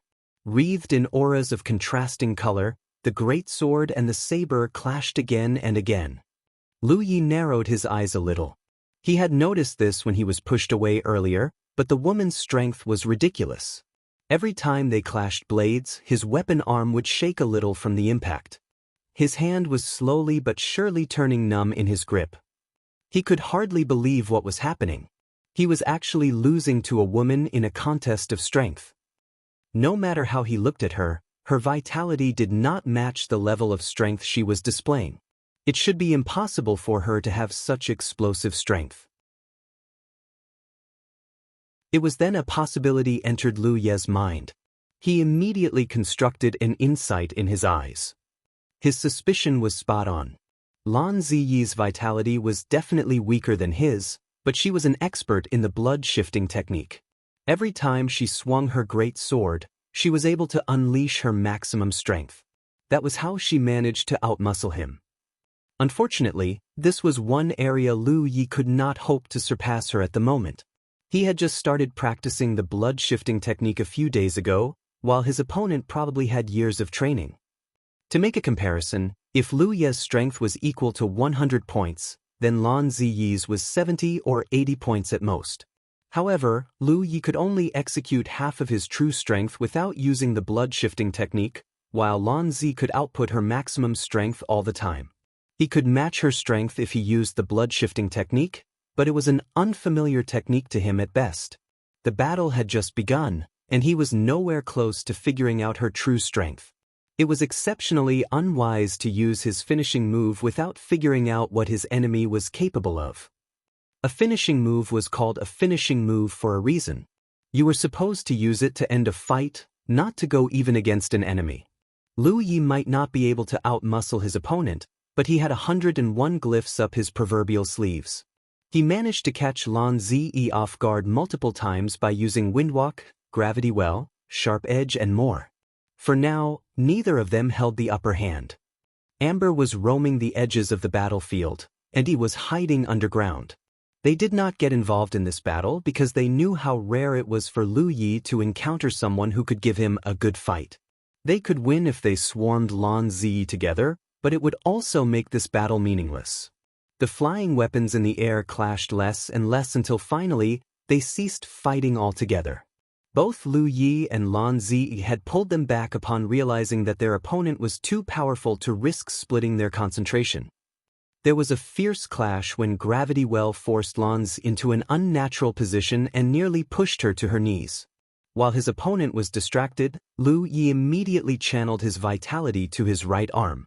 At that moment, his right arm grew an entire size, and his skin turned as red as boiled lobster. Not only that, he imbued the inviolable with 2 sharp edges. Flash! It's over! The blade hit Lan Zi squarely in the waist. There was no one at the Spirit Creek realm level who could possibly withstand the finishing move that was empowered by 2 sharp edges, his spiritual power and his vitality. The best-case scenario for Lan Zi was the blade cutting through her effortlessly and killing her. The worst-case scenario would be the attack pulverizing her into a shower of broken flesh, blood, and bones. Neither of Lu Ye's predictions came true, however. While the finishing move had definitely struck Lan Zi, he clearly saw a thick barrier surrounding her entire body right before the blade would make contact. The powerful attack sent her flying across the air for a very long time. She even rolled a number of times in the air before she finally landed. It looked like the exchange was completely in Lu Ye's favor even though he had failed to kill her. In reality, his abdomen was leaking blood from a deep wound. Right before he sent his opponent flying, she had raised his great sword and stabbed 3 inches into his stomach. She could have run him through if he had failed to launch her away. It should not need to be said how bad the situation would be if she had succeeded in skewering him with the great sword. Lu Yi staggered a few steps backward as blood poured out of the wound. He hurriedly constructed a blood rage on his chest so that the blood wouldn't be wasted.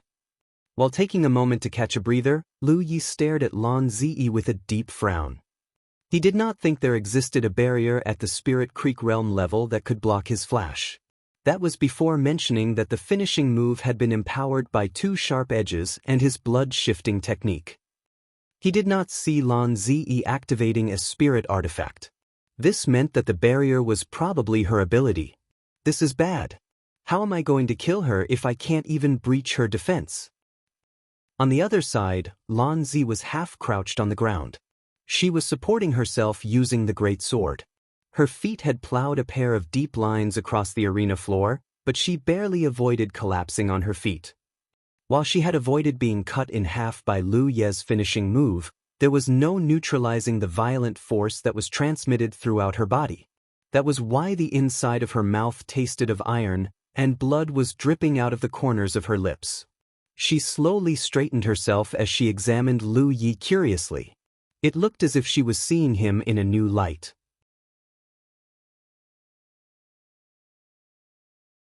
Chapter 420, Spirit Dress. There was no denying that Lan Zi was incredibly strong. Her strength was identical to Lu Ye's in the sense that they had both exceeded the realms they belonged to. At this stage, the three tumors were the only ones who could defeat them, and only because they had remained at the Spirit Creek realm for over a decade. Their abnormal strength was a product of time, not circumstances like in the case of Lan Zi or Lu Yi. Every powerful cultivator had their own secret. Lan Zi, of course, was no exception. It was a secret that no one could possibly know too. Although she was only at the Spirit Creek realm, her horizons, skills and knowledge were far greater than any Spirit Creek realm cultivator. She lifted a thumb and wiped the corner of her lips. She looked down and confirmed that she was, indeed, bleeding. She did not think that a Spirit Creek realm cultivator who could hurt her existed. The small smile she had been wearing on her face this whole time disappeared. For the first time, she faced Lu Yi with a serious expression. As she raised her great sword in front of herself, she suddenly gave off the feeling of an impregnable fortress. It was as if no attack could defeat her so long as she remained standing. Lu Yi wasn't going to give her the time to catch her breath, of course. The ground beneath his feet dented as he launched himself forward like a lightning bolt. Before he could get close to her though, Lan Zi abruptly spread her arms wide. Her greatsword had split into two greatswords. Who would have thought that her greatsword was really two greatswords combined? She really had been treating this as a game until now. The revelation didn't affect his speed and determination to kill her though. As the distance between them continued to shorten, Lan Zi abruptly assumed a strange stance. One of her greatswords was pointed toward the sky, and the other the ground. Then she did a little twirl before swinging at Lu Yi. Their blades clashed, and Lu Ye's charge was brought to a halt. To his surprise, it was he who won the clash of strength this time. He could tell that the strike was distinctly weaker than before. Instead of feeling elated, a sudden sense of doom loomed over him. He hurriedly backed away from the woman. However, the moment he took a step, Lan Zi twirled yet again and brought her second greatsword down on him. Clang! Lu Yi backed another step. Clang, clang, clang! Every time they clashed, Lu Yi was forced back a step. When Lan Zi was wielding just one greatsword, her attacks were slightly clumsy despite their formidable strength. Now her strength had diminished, but her dexterity and speed had shot right off the charts. Lan Ziyi's fighting style had changed completely after she started wielding two greatswords. What was shocking was that her grasp of the new fighting style was as masterful as the transition was as smooth. The woman was tall to begin with, and her greatsword was at least 1/6 of a meter longer than the standard sword. The spinning sword style meant that everything within several meters of her was within her attack range. Every time she swung the weapon, it would whistle through the air faster enough to sever space itself. Suddenly, the image of Lan Zi executing this sword style against a horde of enemies passed through his mind. She could probably kill every single enemy surrounding her with this technique alone. It was like he was trying to weather a storm of death.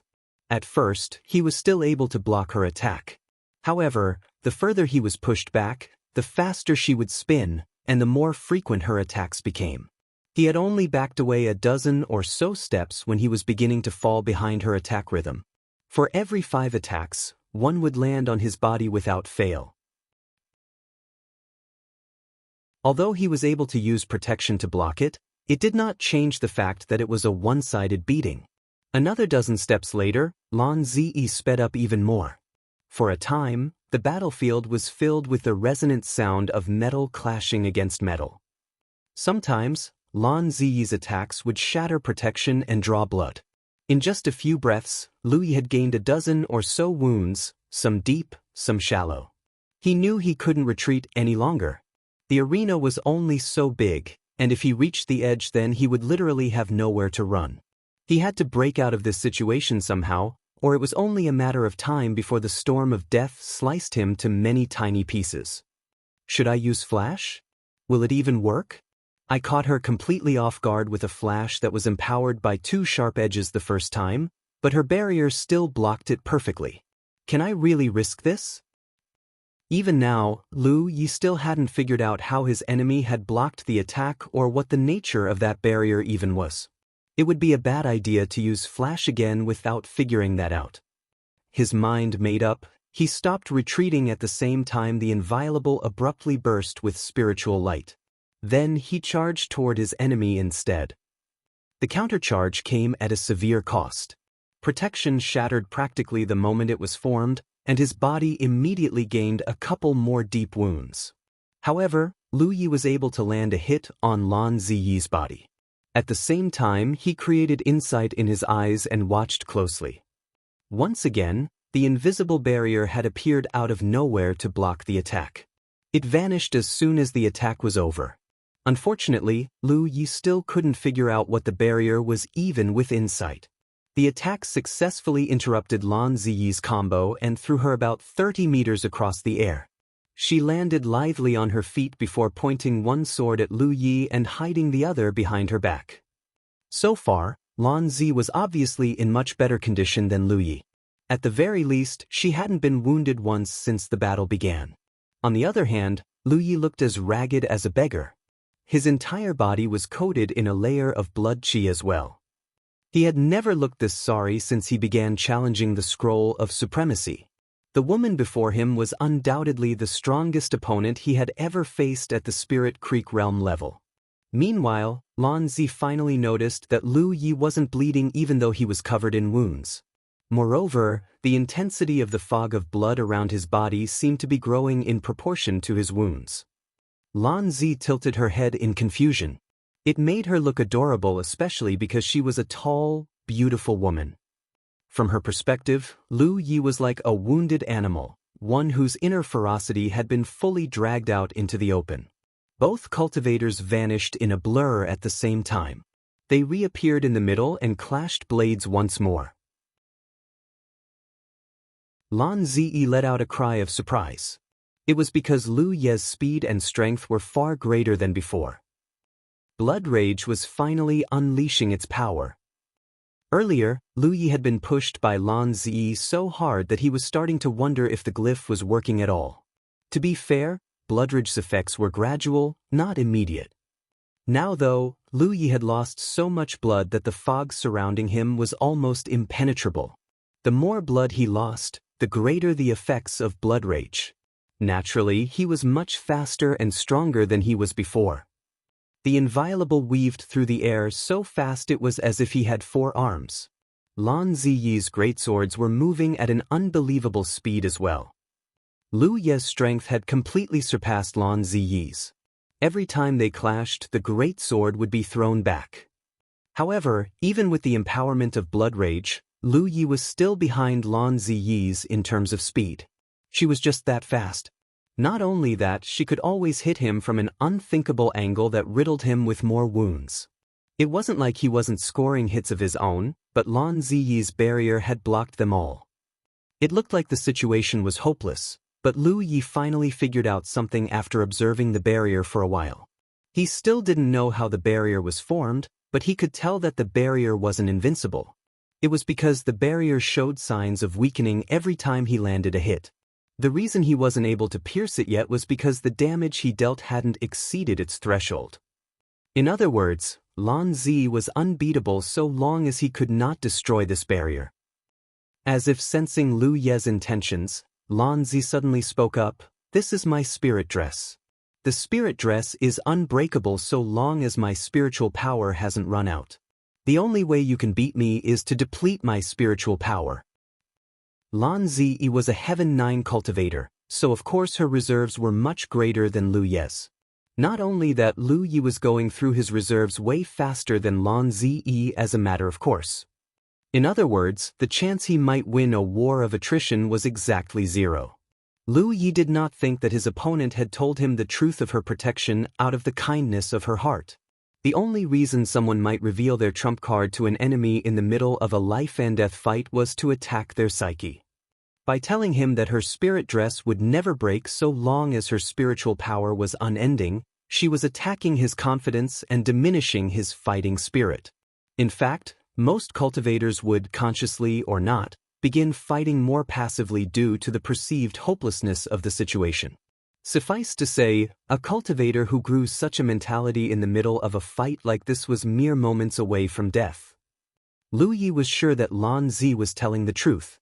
The spirit dress impenetrability was mostly because of her spiritual power. Suddenly he recalled his final fight during the Battle of Golden Tip. His last opponent was a maiden of cult Blackfire, and she had constructed a similar defense that was theoretically unbreakable so long as she still had spiritual power. However, the outcome of that battle proved that there was no such thing as an unbreakable defense. The only way to penetrate this type of barrier was to exceed its defense threshold. The question was, did he have a skill that could do this? Flash certainly wasn't the answer. He had already tried that with every advantage stacked in his favor to no avail. I guess I'll have to use my second blade technique then. The blood-shifting technique and blade communion weren't the only things he had learned from his third senior brother's insights. A simple blade technique had been jotted in the booklet. He had given it a go and grasped it almost instantly. Even more amazing was the fact that the blade technique could be used in tandem with Flash, though he had never tried that in practice. That was why he had no idea if he could execute it in real combat. It was his last hope though. If he failed the execution, then he would have to ask Yi and Amber to join the battle. This was the battle for the top place of the Scroll of Supremacy after all. The face of their factions was on the line as well. Ultimately, all was fair in war.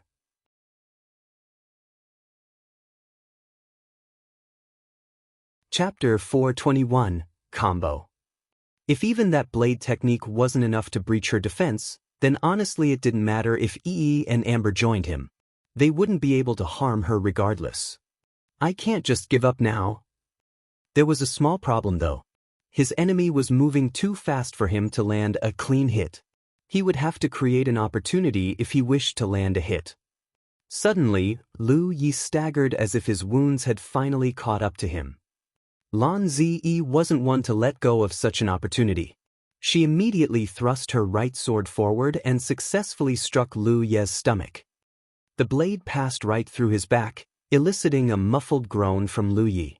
Before he could retaliate, she thrust her left sword toward his neck. If it hit, he would lose all ability to fight even if he survived somehow. The sharp blade grew bigger and bigger in his vision. When it was right in front of him, he abruptly raised his left hand to block the attack. The tip of the sword easily pierced through his palm, because that was what he wanted to happen. He reached out and caught Lan Ziyi's hand with his left hand before she could react. For a second, the woman couldn't understand what was going on. Then, she saw Lu Ye's cold expression and realized she had been tricked. Lu Ye's act of weakness was just a feint, a bait to lure her into recklessness. Of course, it wasn't without a heavy price. Both his stomach and his left hand were skewered by a great sword. He was ruthless toward his enemy and even more ruthless toward himself. Alarm bells rang in Lan Ziyi's head, and her skin started prickling like they were poked by needles. Her senses were warning her that she might die if she did not take defensive action immediately. Her aura flashed. For the first time, she manifested the spirit dress that always appeared right before she was about to get hit of her own accord. Shred. The sound of tearing clothes reached her ears, but it wasn't her clothes that were being shredded. Specifically, it was Lu Ye's right sleeve. His right arm had abruptly swelled so much that the fabric was torn apart by the strain. It was because he had channeled all of his vitality into his right arm in an instant. It was to the point where his face turned deathly white. Lu Yi raised his saber and brought it down in one violent motion. At that moment, the inviolable was but a blur of movement. Flash. Combo. Lu Yi had swung his saber a total of 3 times, and each attack was a flash empowered by 2 sharp edges. Combo was essentially a multi-attack technique. It was specifically created to break through tough defenses just like the one right in front of him. Lu Yi was planning to hit Lan Ziyi a 4th time, but his right arm had lost all strength and senses after the 3rd strike. It was bad enough that his arm was the size of his thigh, but the skin was cracked, the muscles were snapped, and it was completely covered in blood. It was a horrifying sight to say the least. He didn't even notice that the inviolable had flown out of his grip until later. His gamble had succeeded though. Lan Ziyi's spirit dress had perfectly blocked the 1st strike, dimmed considerably during the 2nd, and finally broke under the 3rd. The attack had left a wound that stretched all the way from her right shoulder to the left lower abdomen. The wound went so deep that he could vaguely see her beating heart behind the gnarly wound. Combo had not only broken Lan Ziyi's spirit dress, but also grievously wounded her. She sailed through the air like a sack of meat. However, the woman managed to whip out her leg right before she was pushed away from Lu Yi. It landed squarely on his temple like a whip. The woman had not given up a single opportunity to land a counterattack so far. She was as brutal as a beast. Lu Yi couldn't have dodged the attack even if he saw it coming. He was given no chance to react as he was sent flying. The great swords violently ripped out of his stomach and his palm. Blood sprayed all over the place even as they merged into the blood fog surrounding his body. When Lu Yi finally landed, stars filled his vision, and he couldn't differentiate right or left, up or down. He tried to climb back to his feet, but he was so dizzy that he collapsed to the floor. This would repeat a couple more times before he finally managed a half-kneeling position. He wasn't faring well, but his opponent was hardly looking healthy either. The attack had completely confounded Lan Zi. Before this battle, she did not even think it was possible for a Spirit Creek Realm cultivator to wound her, much less grievously wound her. As Han Taijun said, the woman had been treating the challenge of the Scroll of Supremacy as a game this whole time. It wasn't until she encountered Lu Yi that she finally got serious. She was going all out, but the combat cultivator had still nearly killed her in 3 strikes. Yi and Amber made their move the moment Lan Zi was sent flying. The apparition and tiger had followed Lu Yi for a very long time.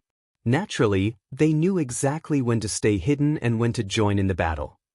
Earlier, they had held back because Lan Zi was protected by her spirit dress.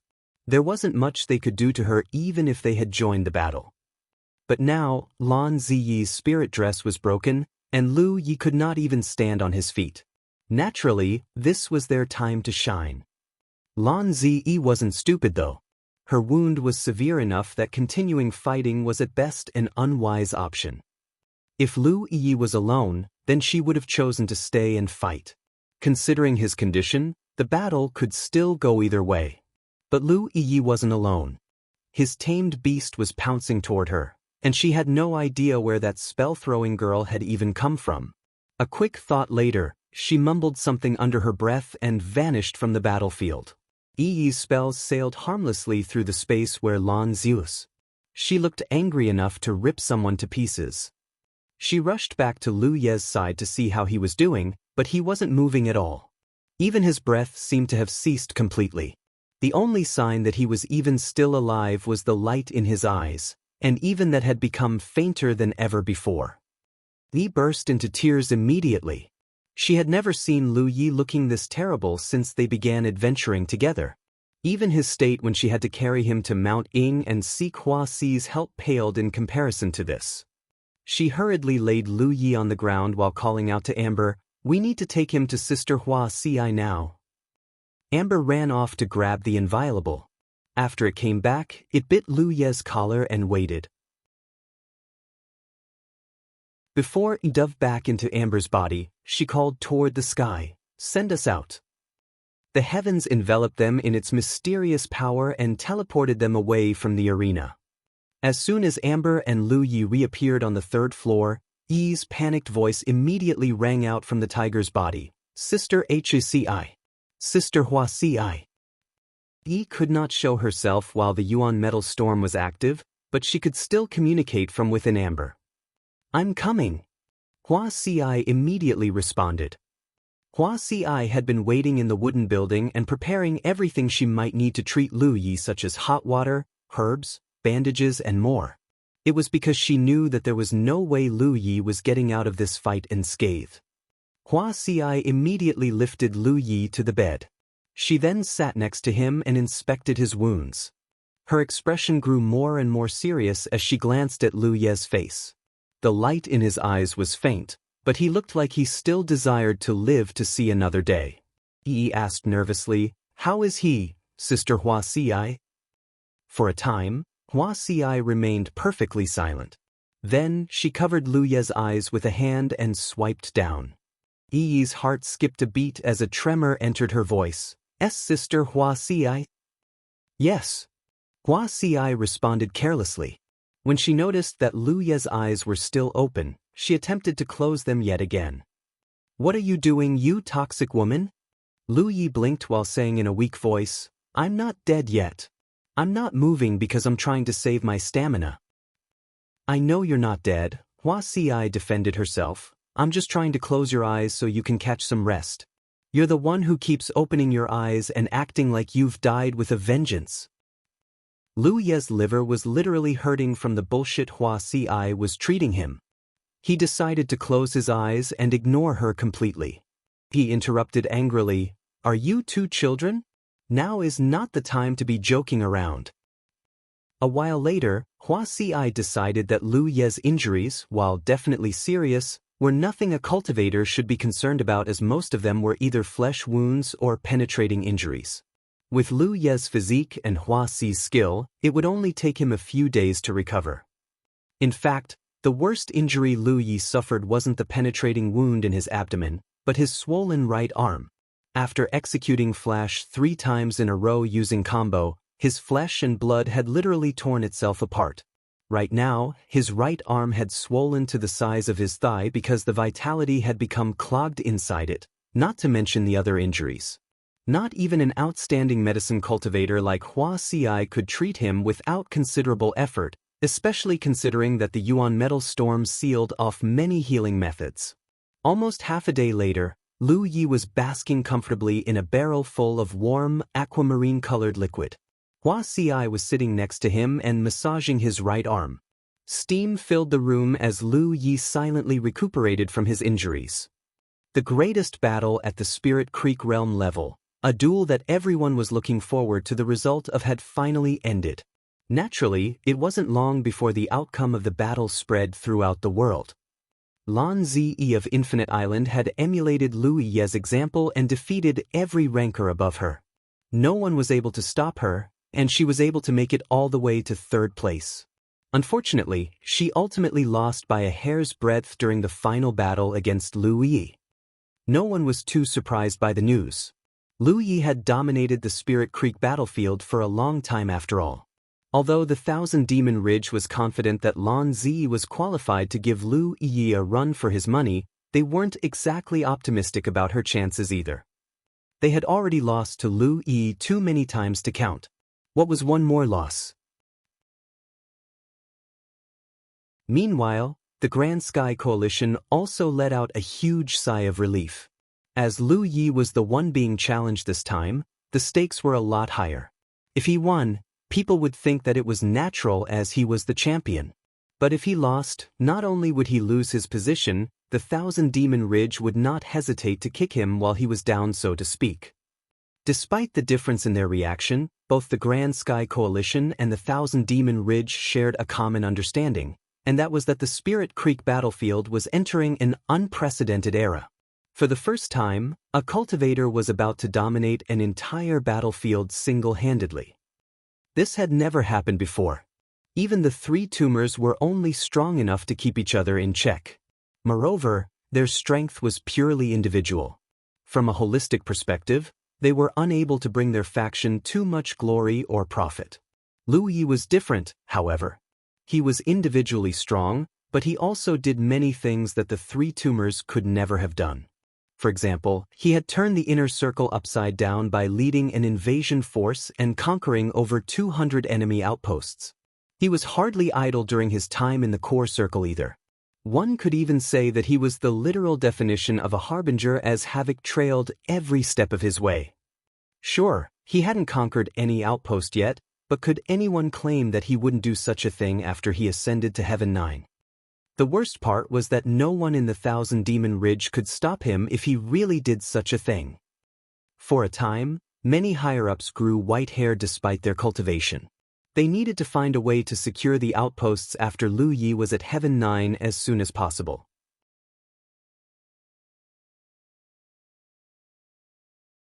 Chapter 422, The Last Spiritual Point. Lu Yi. Identity: Crimson Blood Sect Disciple. Cultivation: 335 spiritual points. Location: Spirit Creek Battlefield. Contribution points: 9,352 points. It had been a long time since Lu Yi checked his own profile through the battlefield imprint. He was doing it now because he was seriously injured, and there was nothing to do besides resting, cultivating, and reading his books. Lu Yi frowned deeply when he saw the name listed under his profile. At the same time, a helpless feeling welled inside his heart.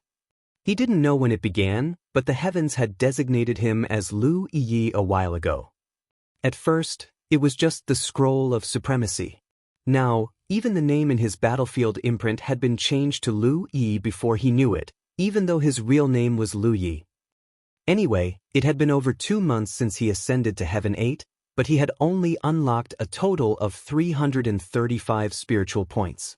His speed was SOSO, especially since the Yuan metal storm froze all spiritual chi and spiritual power and prevented him from even activating Gluttonous Feast. As a result, his cultivation efficiency had decreased considerably. Still, he was only 25 spiritual points away from reaching the Heaven Grade 9th Order realm. It wouldn't be long before he got there. His total contribution points were not exactly impressive considering his record, but that was because he hadn't sold his loot yet. If he did, the number would multiply a couple times for sure. The Spirit Creek battlefield was a place that favored the strong. The weak might find it very difficult to earn contribution points, but for someone like Lu Yi, it was only a matter of speed and efficiency. This was especially true since there wasn't a single person in the entire Thousand Demon Ridge who didn't want to kill him. He could go on a quick shopping trip right now, and hundreds of cultivators would rush him from every direction and try to kill him.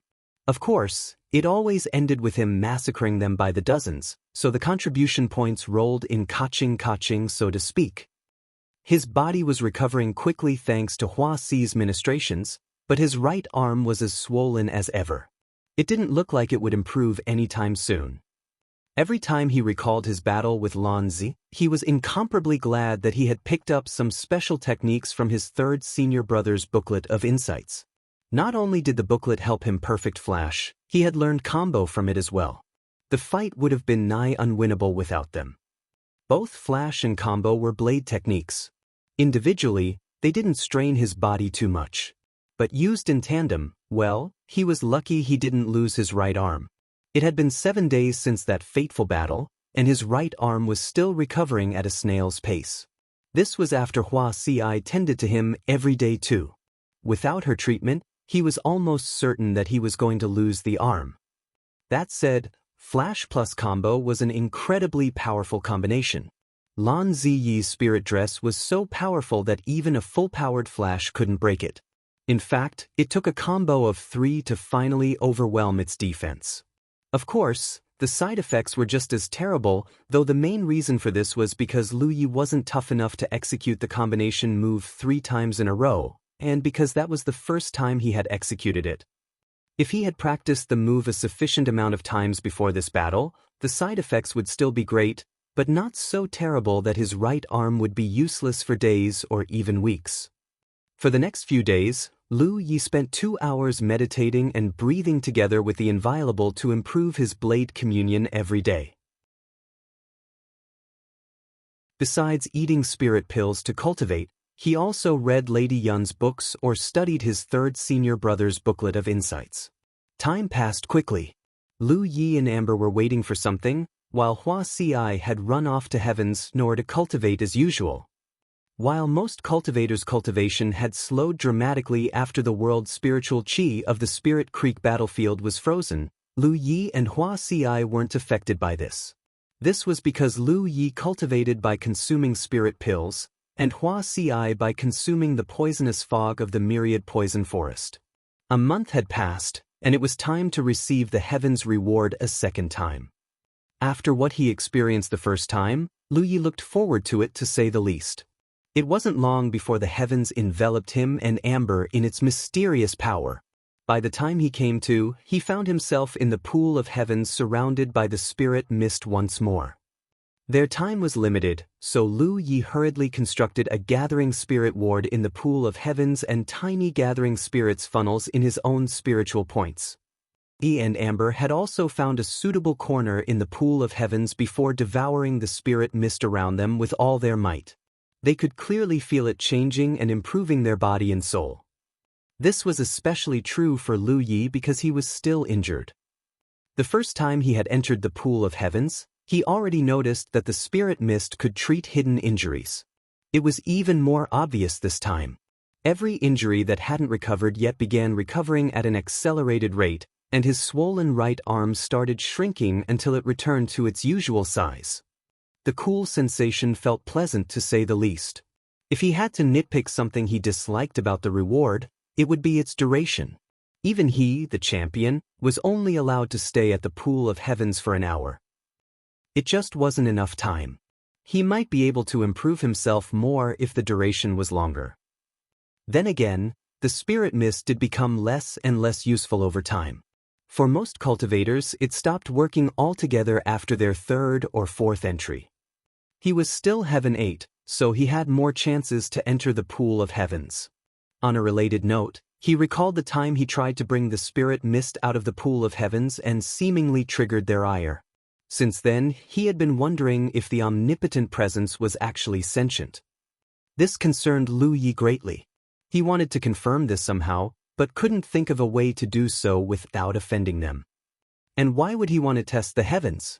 It was because he had a feeling that he might be able to figure out the truth of this cultivation world if they really were sentient existences that he could communicate with. Why was the cultivation world split into two factions? Why did the heavens make the rule where killing cultivators from the opposing faction would reward you with contribution points? What was the deal with the Vault of Providence, and what was the connection between the Divine Trade Association and the heavens? So many questions, so few answers. He had no doubt that his questions were shared by countless other cultivators. An hour came and went. When the heavens finally sent Lu Yi back to the wooden building, his injuries were gone, and his right arm had completely returned to normal. Since this was the second time he received the heaven's reward, his vitality and mind were stronger than ever before. In fact, he was sure he could execute Flash a fourth time while under the effects of combo now. The improvement was visible to say the least. That said, he did not think he would ever execute them again until he reached the Cloud River realm level. He could be wrong, but he was pretty sure that Lan Zi was the only one who could force him to execute this powerful but severely debilitating combination move. The cultivation world of Jianghu was overflowing with talent, but he could not imagine it producing another monster like Lan Zi. 2 days later, the Yuan metal storm finally faded, and the world's spiritual qi of the Spirit Creek battlefield returned to normal. Lu Yi and countless other cultivators breathed out a deep sigh of relief. As a cultivator, there were few things worse than being unable to use your spiritual power. Nearly every cultivator was plagued by the impending sense of danger because their perception was way weaker without spiritual power. It was like turning blind and deaf all of a sudden. Death could be heading toward them in a straight line, and they might not detect it until it was too late. The first thing Lu Yi did after the Yuan metal storm had passed was to set up the defensive ward that kept the poisonous fog from entering the wooden building. Since the Yuan metal storm began, he had worried that the tree of glyphs might run out of fuel. It had been a month since he was forced to live without the ward, and his fuel had been depleting for just as long. Amber was forced to stay by Hua Xi's side day and night, and even Yi had been trapped inside Amber's body this whole time except the few times they entered the Scroll of Supremacy's battlefield. Thankfully, it was finally over. Lu Yi did not set up a teleportation ward because he had a feeling he wouldn't need it anymore. Specifically, he wasn't planning to leave the myriad poison forest until he had reached Heaven 9. The Thousand Demon Ridge could invade the Grand Sky Coalition this instant, and he still wasn't going to budge until he was Heaven 9. That would never happen, of course, not to mention that the Three Sages School's outpost had been conquered for weeks. The Thousand Demon Ridge had no way to force him to appear anymore. Now that the world's spiritual chi in the environment and the spiritual power in his body were no longer shackled, his cultivation efficiency went up dramatically. Despite this, he continued to unlock his spiritual points at a steady pace because he spent most of his time honing his blade techniques. He had studied his third senior brother's booklet well enough that he could read it backward. All that was left to do was practice and deepen his understanding. This was something that couldn't be rushed. On another note, many more familiar names on the Scroll of Supremacy had vanished and become replaced by total strangers. In a sense, the rank list was the perfect example of the saying, "The rear waves of the river flow on those before," meaning that the new replaced the old all the time. Lan Ziyi was currently in second place, although she hadn't issued Lu Yi a challenge again. She was ridiculously strong, and in the past she was definitely qualified to fight for Lu Yi for first place. However, she lost that qualification the moment Lu Yi showed that he had a way of breaching her spirit dress. For as long as Lu Yi was still in the Scroll of Supremacy, she could never be number one. Lu Ye's life during this time was extremely idyllic. From time to time, he would converse with his second senior sister via messaging. Most of the time, he just did what he normally did when he wasn't busy fighting for his life, cultivating, studying, and training. Another month passed in the blink of an eye. When Lu Yi, Amber, and entered the Pool of Heavens again, they discovered that the spirit mist's effects on them had diminished considerably. During his first and second entrance, Lu Yi could feel his vitality and mind growing at least 10% stronger than before. This time, his gains weren't even half of what he got during the previous times. He imagined that the next time would only be worse. It would seem that the rumor that the Heavens reward would lose its efficacy after the third or fourth reward was true. Lu Yi was brimming with delight when he returned to the wooden building. He checked his body and confirmed that he had unlocked a total of 359 spiritual points. This meant that he was 1 point away from ascending to the Heaven Grade 9th Order realm. At the very beginning of his cultivation journey, the sect master told him that unlocking spiritual points was an increasingly difficult process. It was why countless Spirit Creek realm cultivators never managed to unlock all 360 spiritual points in their body. It all depended on their talent. That said, one did not need to reach Heaven 9 to become a Cloud River realm cultivator. They only needed to unlock a total of 240 spiritual points and switch to a Heaven Grade cultivation technique to do so. However, Lu Yi had never felt the gradual difficulty his sect master had spoken of. He felt that each spiritual point was as difficult to unlock as the previous. The reason he didn't encounter an increasingly steep curve was because his spiritual power was pure. For most cultivators, they could not avoid accumulating pill poison if they consumed even a single spirit pill. Moreover, the pill poison would definitely accumulate faster than it could be cleared out of one's system. Although there were methods to eliminate the pill poison in one's body, pill poison was, in a sense, quite similar to hidden injuries. On the surface, it looked like a cultivator had healed to full health. In reality, there were hidden injuries that could only be cured by time or an exceptionally skilled medicine cultivator.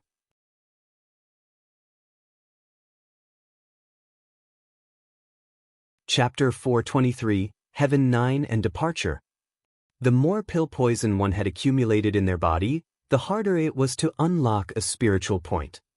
Lu Yi had been burning the pill poison inside his body with the Tree of Glyphs since the day he started cultivating. Although there was a period where he accumulated an enormous amount of pill poison because the tree of glyphs had run out of fuel, it was gone almost as soon as he replenished its fuel. Therefore, his spiritual power was purer than anyone at the Spirit Creek realm level. It was why he never encountered too much trouble when unlocking his spiritual points. In terms of unlocking speed though, no one was faster than Wuxia. His meteoric rise from the Heaven-grade 7th Order realm to the Cloud River realm was an unprecedented feat in the history of Jianghu, though to be fair, no cultivator had ever had a mutant core either. Lu Yi channeled his spiritual power and began attacking the barriers surrounding the last spiritual point. The last spiritual point was very close to the source spiritual point. In fact, it was almost right next to it. When a cultivator first embarked on the journey of cultivation, the very first spiritual point they unlocked was the source spiritual point, and the last spiritual point they unlocked was very close to that. When all the spiritual points were joined together to form a cosmic orbit, a cultivator would ascend to the Cloud River realm. He mustered his spiritual power and attacked the barrier again and again. Finally, the barrier crumbled under the persistent attack, and his spiritual power flooded into the spiritual point until it was completely filled. With this, he had finally attained perfection at the Spirit Creek realm level. The spiritual points of a cultivator were scattered throughout one's body. If a cultivator were to lose a limb or two, their fighting strength would suffer greatly, not just because losing a limb in general was bad, but also because they would lose the spiritual points in it. In fact, the loss of the spiritual points would affect their fighting strength even more than the limb itself. Limb regeneration was a pipe dream in the cultivation world of Jianghu. No one had ever managed to perform such a feat that said limb replantation was definitely doable. As long as the severed limb was still intact, then there was always the chance that it could be reconnected to the body. But of course, it would take a highly skilled medicine cultivator to perform the treatment. When a cultivator had unlocked all 360 spiritual points in their body, they were considered to have achieved perfection at the Spirit Creek realm level. One could also say that they had reached the end of the Spirit Creek realm.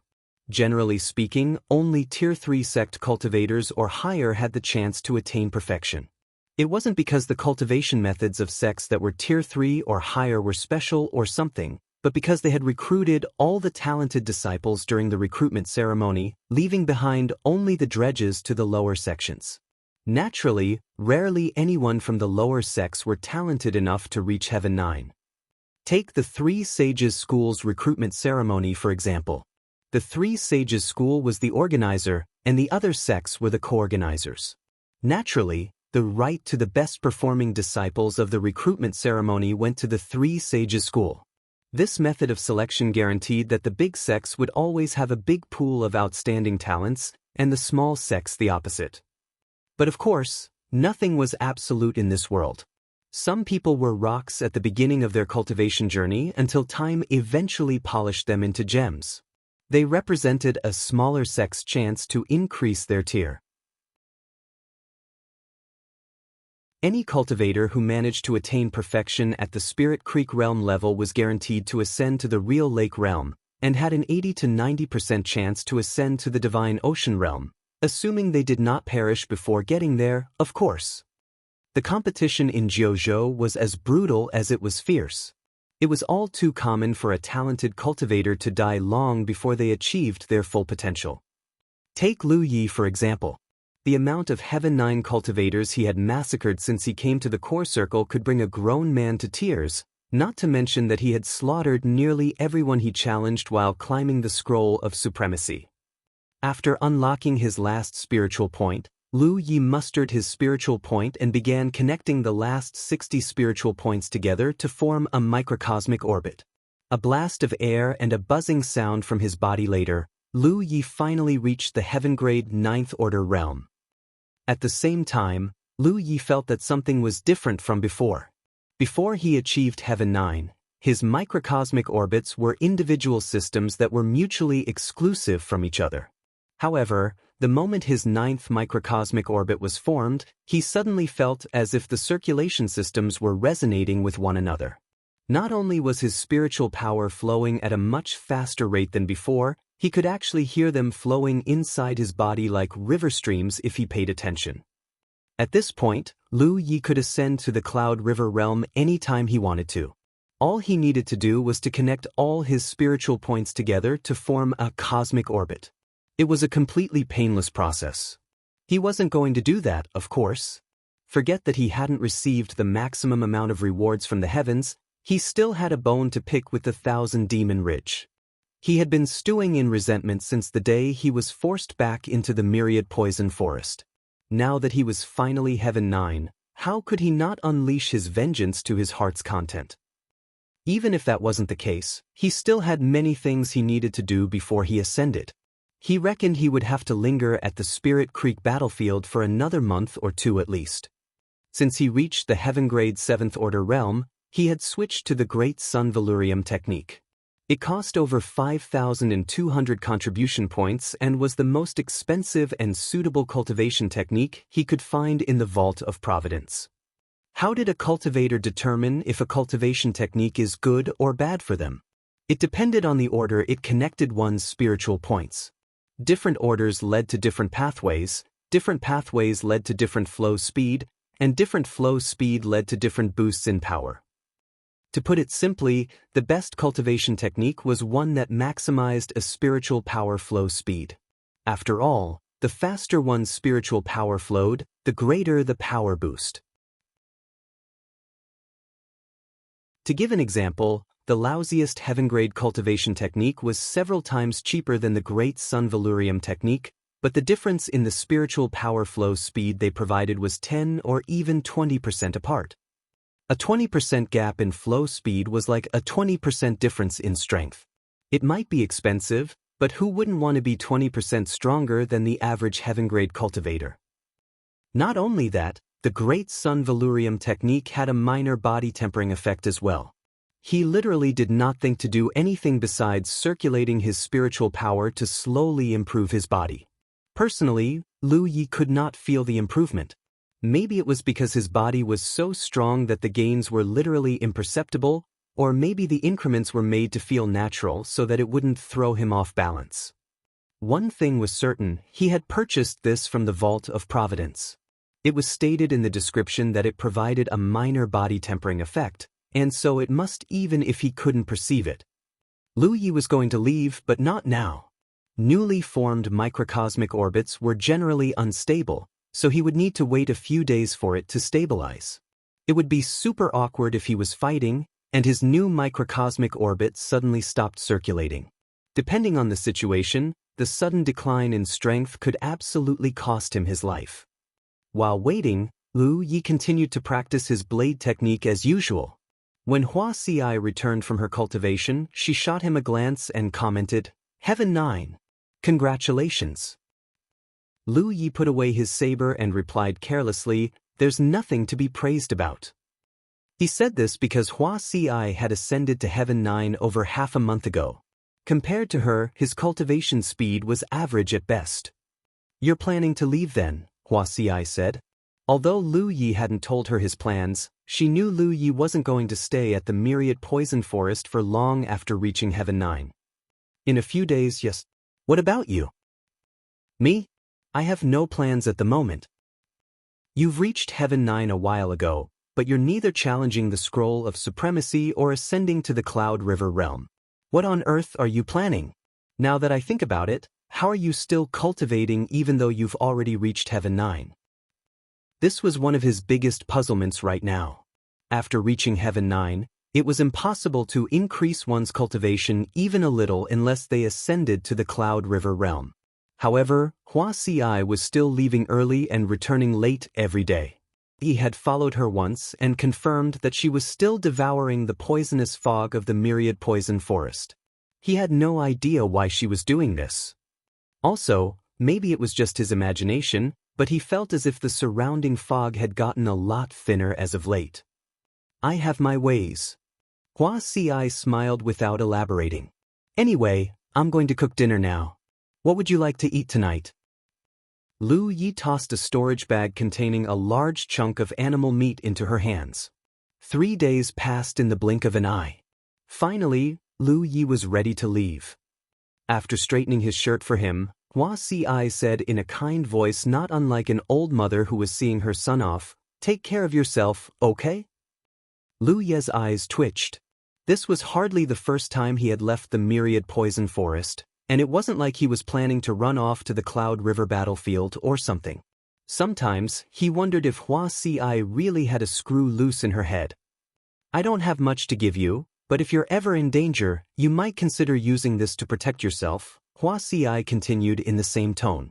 Then, to Lu Ye's utter astonishment, she opened her eyes and breathed out a small, greenish ball about the size of a thumbnail. Lu Ye's eyes twitched even harder because a floral scent wasn't the only thing he caught from her breath. The sudden cloud of smoke rising from the tree of glyphs was the proof. This woman. Even her breath is poisonous now. What is this? Lu Yi instinctively knew that the green ball was anything but a toy. I suppose you can call it an omni-poison pill? Wuxia said with a smile before putting the ball inside a wooden box. She then passed it to Lu Yi and added, "If you find yourself in a situation where you're surrounded and unable to break out, just channel your spiritual power into the pill and throw it in the enemy's direction." "What does it do?" Wuxia cocked her head for a second before replying, "I don't know. I haven't used it before. Do tell me what it does after you give it a try." Lu Yi carefully put the wooden box in the storage bag. He even made sure that the storage bag was placed on the most secure part of his body. "I'm going now," Lu Yi said simply before waving Amber over. After the cat-sized tiger had jumped onto his shoulder, he immediately brought out his spirit boat and took to the sky. Wuxia watched them until Lu Ye's aura had completely vanished from view. Only then did she turn around and start toward her cultivation location once more. As she walked, her cultivation suddenly began declining rapidly. Just a short time later, she had dropped to the heaven-grade 8th Order realm. As it turned out, the omni-poison pill wasn't something Wuxia could create willy-nilly. It was because it cost her cultivation to create. Wuxia's cultivation technique and secret art was easily the strangest in the history of Jianghu. After she had arrived at her usual spot, Wuxia sat down and started pulling the poisonous fog toward her as usual. It wasn't long before it gathered into a thick, spinning cloud in front of her. A couple more seconds later, the cloud had turned into a vortex.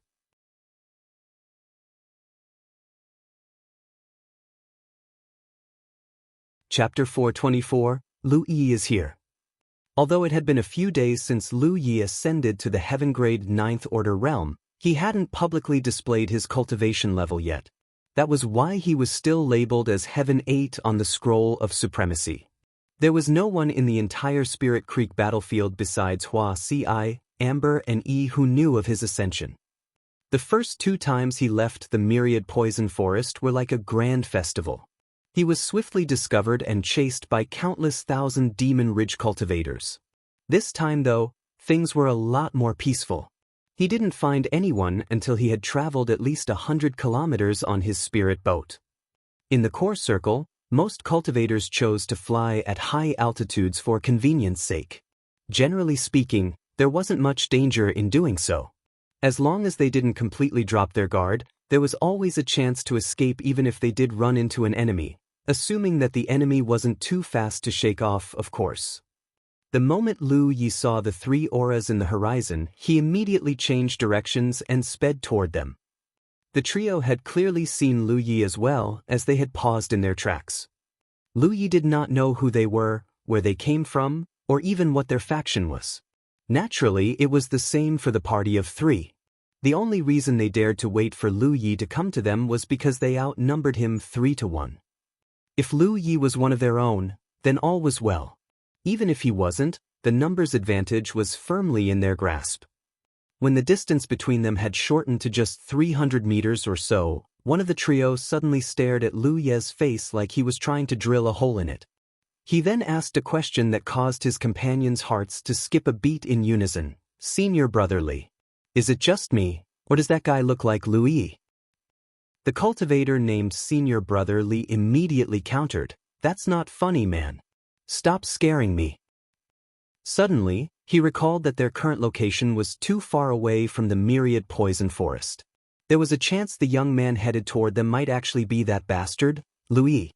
He immediately trained his eyes on Lu Yi and saw a familiar face and a snow-white spirit beast lying on his shoulder. Who else could he be except Lu Yi? Fly! The cultivator named Li immediately shouted.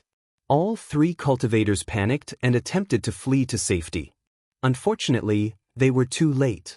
Lu Yi had already split his 9 flying weapons into 3 groups and sent them after the cultivators. The trio were a pair of Heaven 8 and 1 Heaven 7 cultivator. How could they possibly survive Lu Ye's telekinesis? The screams lasted only a moment before blood began raining from the sky. By the time Lu Yi had reached the position they were at a moment ago, all 3 cultivators had already been killed. Lu Yi had become much stronger after he ascended to Heaven 9. His ability to kill was looking more and more natural and controlled as well. He flashed out of amber and grabbed the loot like usual. After she was done, Lu Yi resumed his journey once more. Every time he encountered a cultivator, Lu Yi would fly up to them to confirm their affiliation. As a result, every 1,000 Demon Ridge cultivator he encountered for the next couple days had been slain without fail. 3 days later, Lu Yi arrived at his destination and landed outside the Grand Ward of 1,000 Demon Ridge outpost. The sect was called Mystic Green Palace. He then applied insight to his eyes and began identifying its nodes. A cultivator wearing a loose robe with long sleeves responded to the commotion and questioned Lu Yi from behind the Grand Ward. "Who are you?" The second he said this, he realized who he was looking at and blurted in panic, "Lu Yi." The cultivator had turned as white as a sheet. He never thought that the infamous Lu Yi would one day appear outside his doorstep. It was clear that he wasn't here for teether.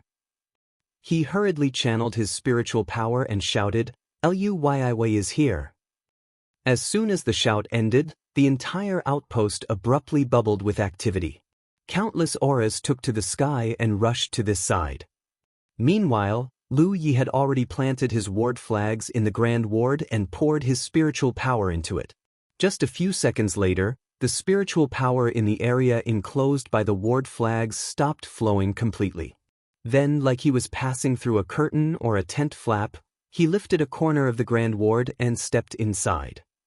A couple of Mystic Green Palace cultivators arrived at the scene faster than the others. Many more were on their way. Naturally, they weren't just going to allow Lu Yi to waltz into their outpost without resistance. They immediately launched their attacks at him. Lu Yi empowered himself with Windwalk the second, he unsheathed the inviolable. After dodging all the attacks with uncanny speed and unthinkable precision, he ran up to a cultivator and brought down his saber. Swish! Blood splattered against his face, but Lu Yi didn't even bat an eyelid. He simply ran toward his next victim. 5 corpses lay on the ground just 3 breaths later.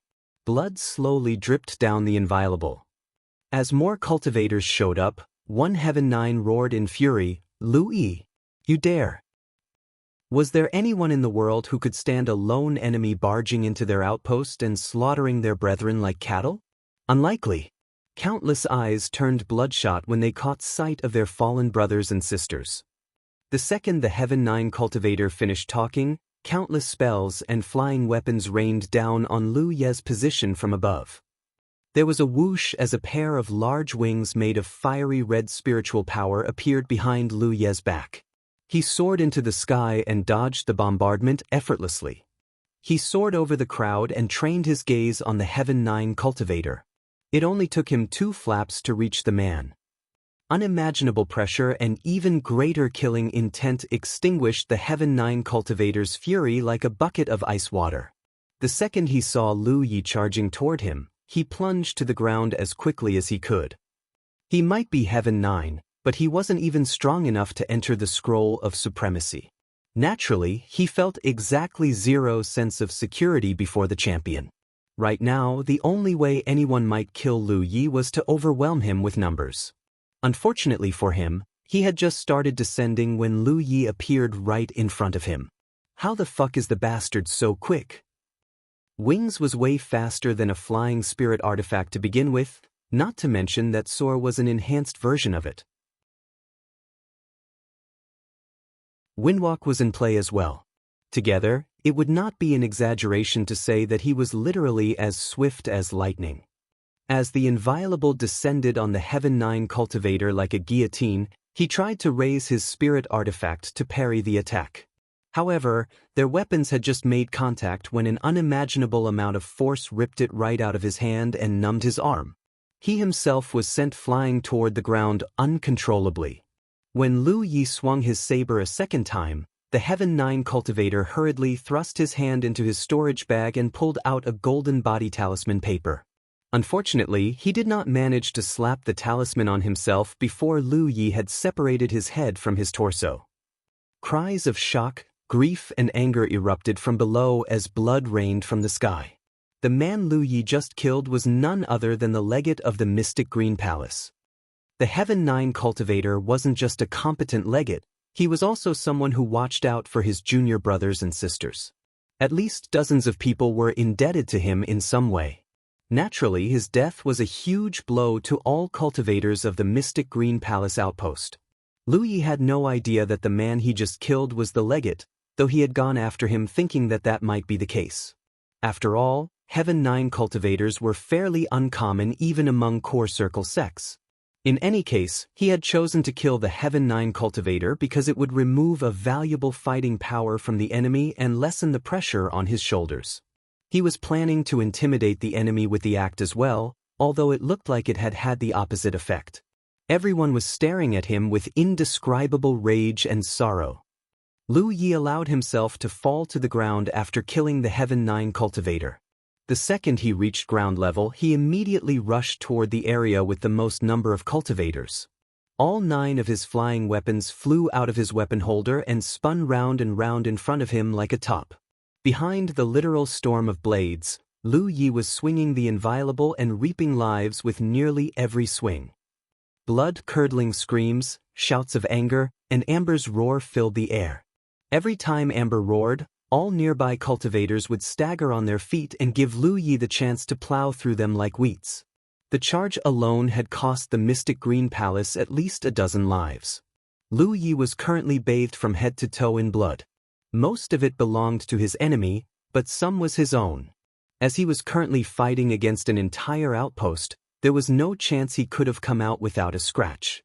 Thankfully, protection was a versatile glyph that he could manifest on his vital spots at any moment. Lu Yi eventually made it back to the edge of the Grand Ward. His saber was pointed toward the ground, and his eyes squinted slightly in concentration. On the opposite side, the Mystic Green Palace cultivator's anger had been replaced by astonishment and disbelief. A heavy silence hung over the outpost before they knew it. In the past, if someone had told them that there existed a cultivator who could single-handedly invade an outpost and massacre the cultivators within like cattle, they would not have believed a word of it. Cultivators they might be, but there was only so much a single person could do, and so strong a single cultivator could become. Not even the 3 tumors could have done such a thing at their peak. The Grand Ward alone would have stopped the invasion before it even began. But there was no denying the reality in front of them. They were witnessing history being made at the cost of their own lives. For a time, the Mystic Green Palace cultivators could only stare at Lu Yi with their jaws on the floor. There was a question that they desperately wanted to ask Lu Yi. Are you even human? Lu Yi did not dilly-dally for too long. When he saw that his enemies weren't coming to him, he shrugged and rushed them himself. Having learned from their earlier experience, the Mystic Green Palace cultivators immediately scattered in every direction to avoid getting caught in his storm of flying weapons. However, they weren't able to back away faster than Lu Yi could charge. The young man simply picked a random direction and cut down everyone standing in front of him. He left a literal trail of bodies in his wake. Lu Yi would not stop until he had reached the square in front of the Sanctum of Providence. There, nearly 70 cultivators were waiting for him in a solid formation. Generally speaking, core circle outposts did not have many cultivators. On average, a core circle outpost only had 100 or so cultivators. Even those with a larger than normal cultivator base did not have more than 200 cultivators. The Mystic Green Palace's outpost was a standard core circle outpost. It only had 120 cultivators or so.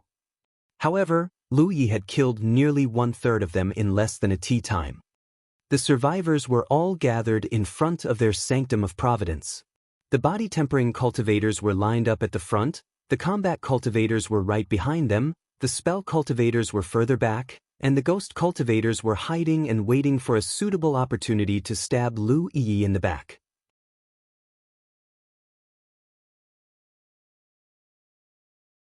Chapter 425, Single-handedly destroying an outpost. The Mystic Green Palace cultivators were using a formation that would allow them to go up against a tyrant-level spirit beast. In other words, they believed that Lu Yi was now a threat on par with those legendary tyrant-level spirit beasts. There were about 66 meters of distance between the two sides. The air was charged with tension and killing intent. Suddenly, Lu Yi spun toward seemingly thin air before swinging out his saber. An invisible ghost cultivator that had skulked up to him and was just about to attack him was immediately split in half. The ghost cultivator's eyes were filled with disbelief. He never found out how Lu Yi had sensed him until he died. His peers were even less inclined to move. Lu Yi's senses were way keener than they expected. It might be nigh impossible to ambush him. The Mystic Green Palace cultivators seemed to see his attack as a signal, because those in the formation abruptly shouted, "Kill!" The next moment, a barrage of spells and flying weapons rained down on his location. Empowered by Windwalk, Lu Yi dashed here and there to avoid the bulk of the barrage. From the Mystic Green Palace cultivator's perspective, he was like a fish in water dodging 90% of their attack and blocking the rest with his glyph. It took him only 3 breaths to cross 66 meters of distance. The body-tempering cultivator Lu Yi was charging toward placed his spirit shield artifact in front of himself and mustered his vitality and spiritual power. He looked as solid as a rock. However, Lu Yi's right arm abruptly grew a size bigger as he channeled an incredible amount of vitality into it. Then, he brought his saber down on the spirit shield artifact like a thunderbolt. Flash! To everyone's shock, the non-opal enhancement shield shattered like it was glass. Not only that, the inviolable continued to slam the body-tempering cultivator behind the shield to the ground. As a result, a small gap appeared in the tight formation. Lu Yi slipped through the gap and brought the inviolable and his flying weapons to bear. He slaughtered them like a tiger might slaughter its prey. He had invaded 1,000 Demon Ridge outpost once when he was Heaven 8. At the time, he had barely put up a fight before he was chased out like a rat. But now he could single-handedly destroy an outpost. He wouldn't have come here in the first place if he wasn't sure he could do this. The best way to deal with a horde of enemies alone was to get into the thick of it. Although he would be surrounded, he would have some measure of control, especially since he was a combat cultivator. He could also limit the amount of attacks he received as his enemies would be hard-pressed to attack him without causing friendly fire. Had he decided to attack from range, he wouldn't be surrounded as easily, but his enemies would be able to bombard him with flying weapons and spells to their heart's content. In the enemy formation, only 7 or 8 people could attack him at a time, and only with close-ranged attacks as flying weapons or spells would most likely result in friendly fire. Every time Lu Yi killed a cultivator, a couple more wounds would be added to his body. Thankfully, his body was strong enough that the injuries looked severe, but in reality weren't. His vitals were protected by protection at all times. It wasn't long before the situation quickly devolved into utter chaos, and Lu Yi wasn't the only contributor. Every time Amber roared out, some people were guaranteed to fall to Lu Yi's blade. Besides that, a petite figure was soundlessly causing havoc behind enemy lines as well.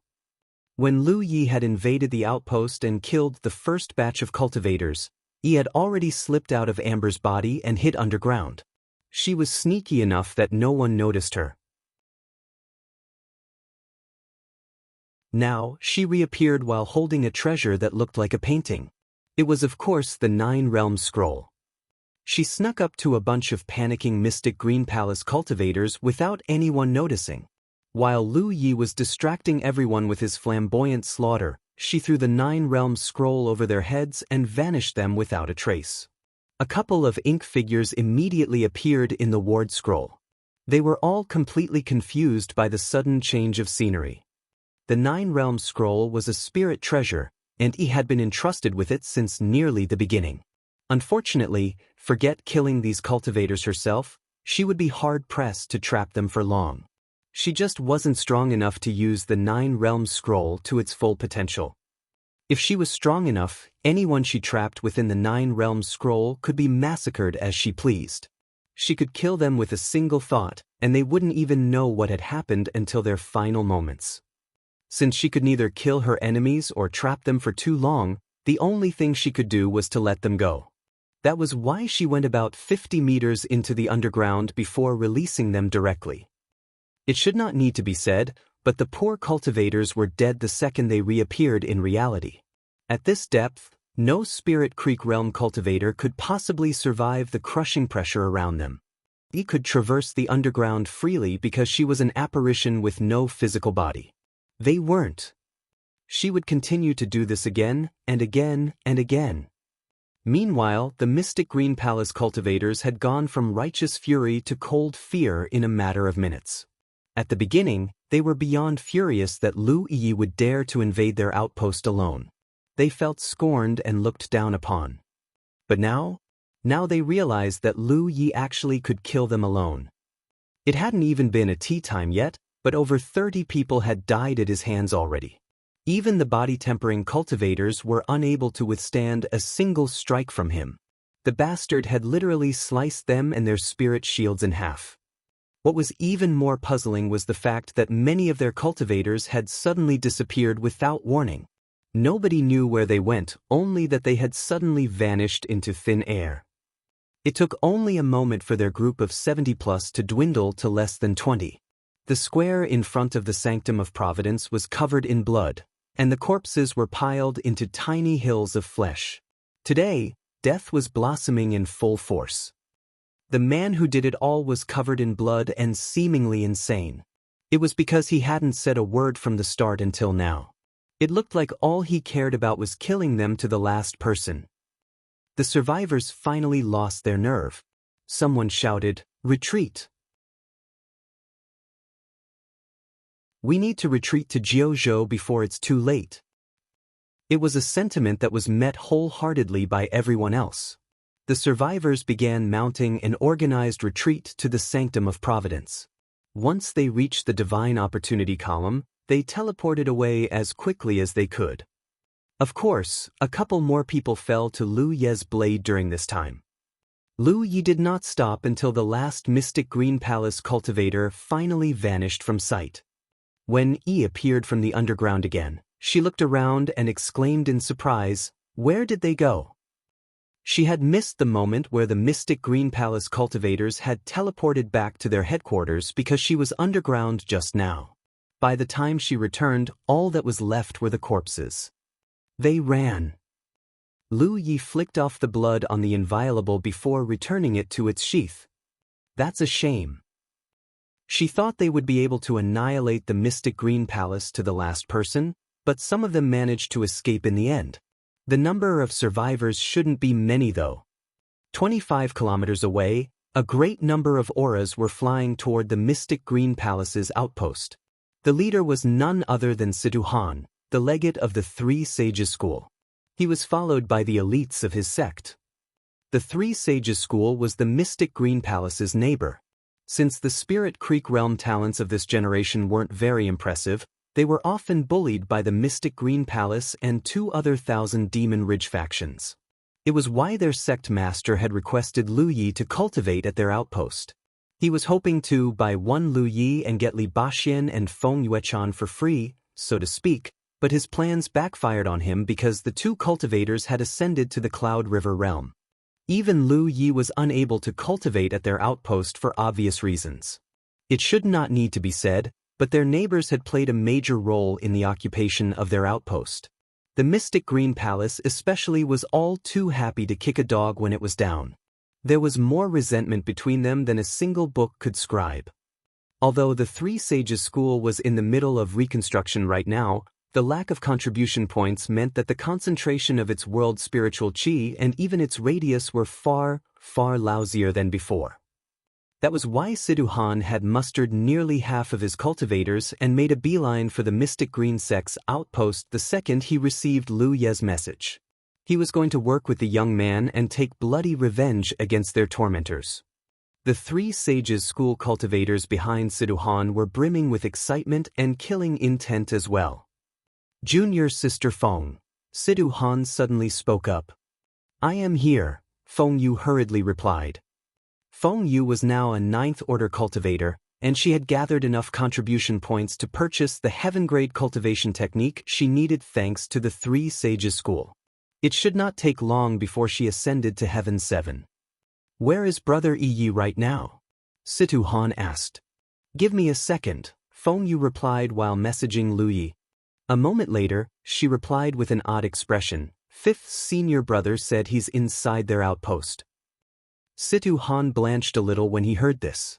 "He's attacking them already? I didn't know he's this impatient." He thought for a moment before letting out a spiritual power-empowered shout. "Junior brothers and sisters, Brother Yi is already attacking the Mystic Green Palace's outpost, and he may be surrounded right now. Let us rush to his aid as quickly as we can." "Yes, sir." The cultivators responded before speeding up. An instant later, they arrived outside the Mystic Green Sect's outpost and found that their Grand Ward had stopped working. Not only that, they saw a massive trail of blood and corpses all the way to the center of the outpost. Is it over already?" Sidhu Han couldn't quite process what he was seeing.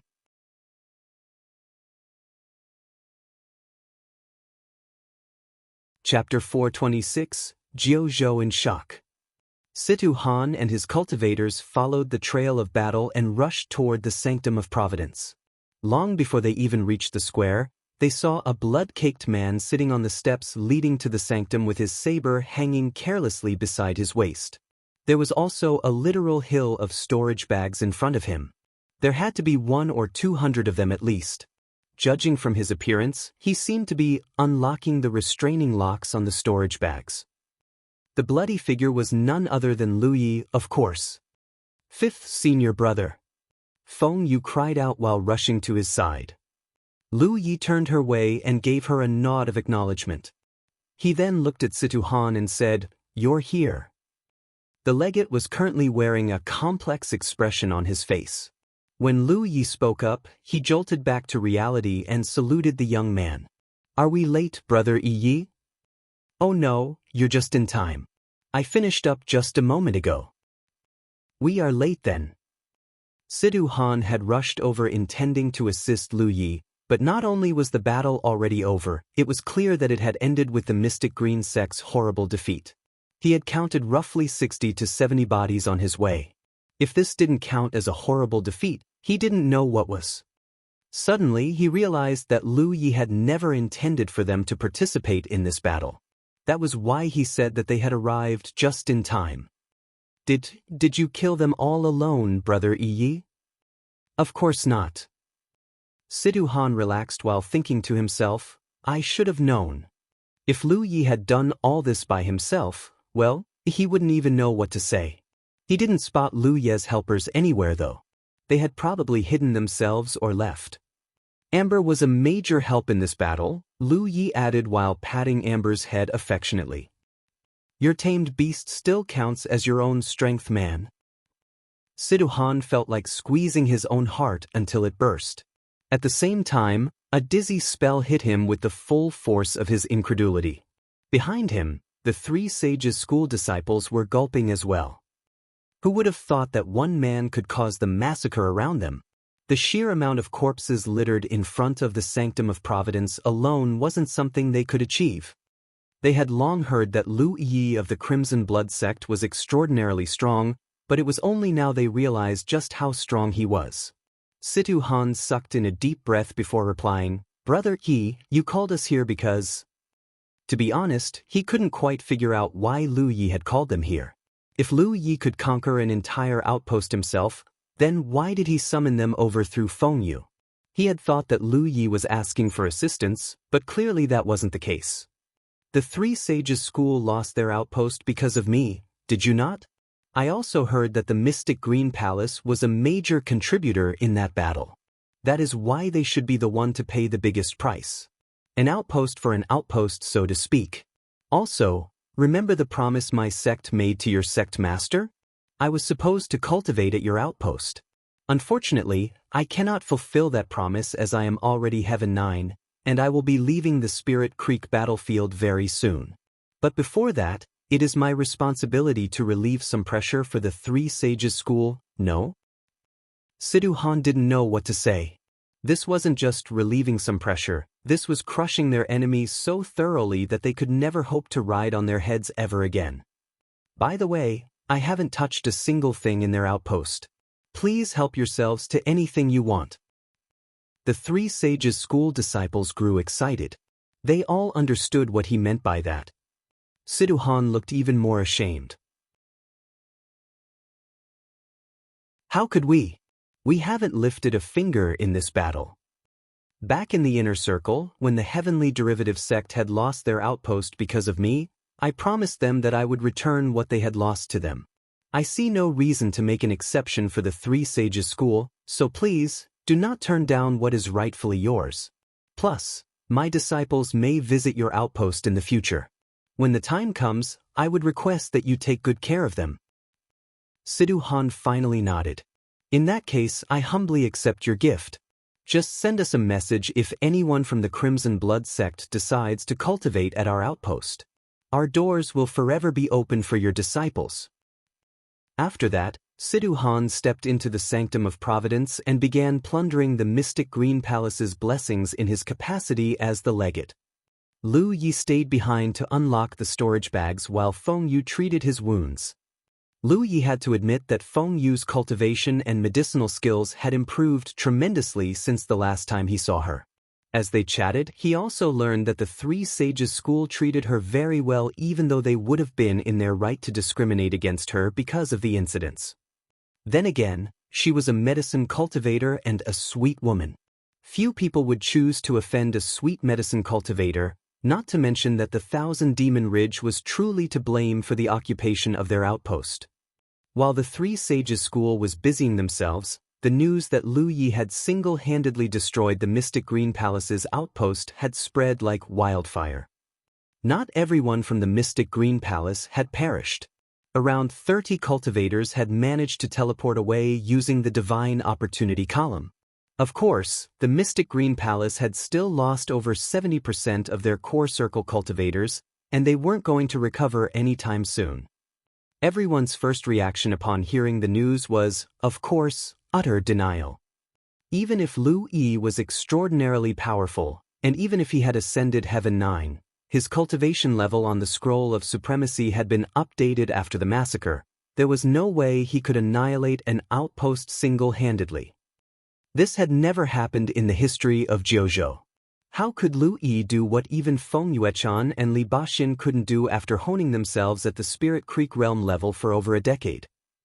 For a time, countless people messaged the Mystic Green Palace to confirm the veracity of the rumor.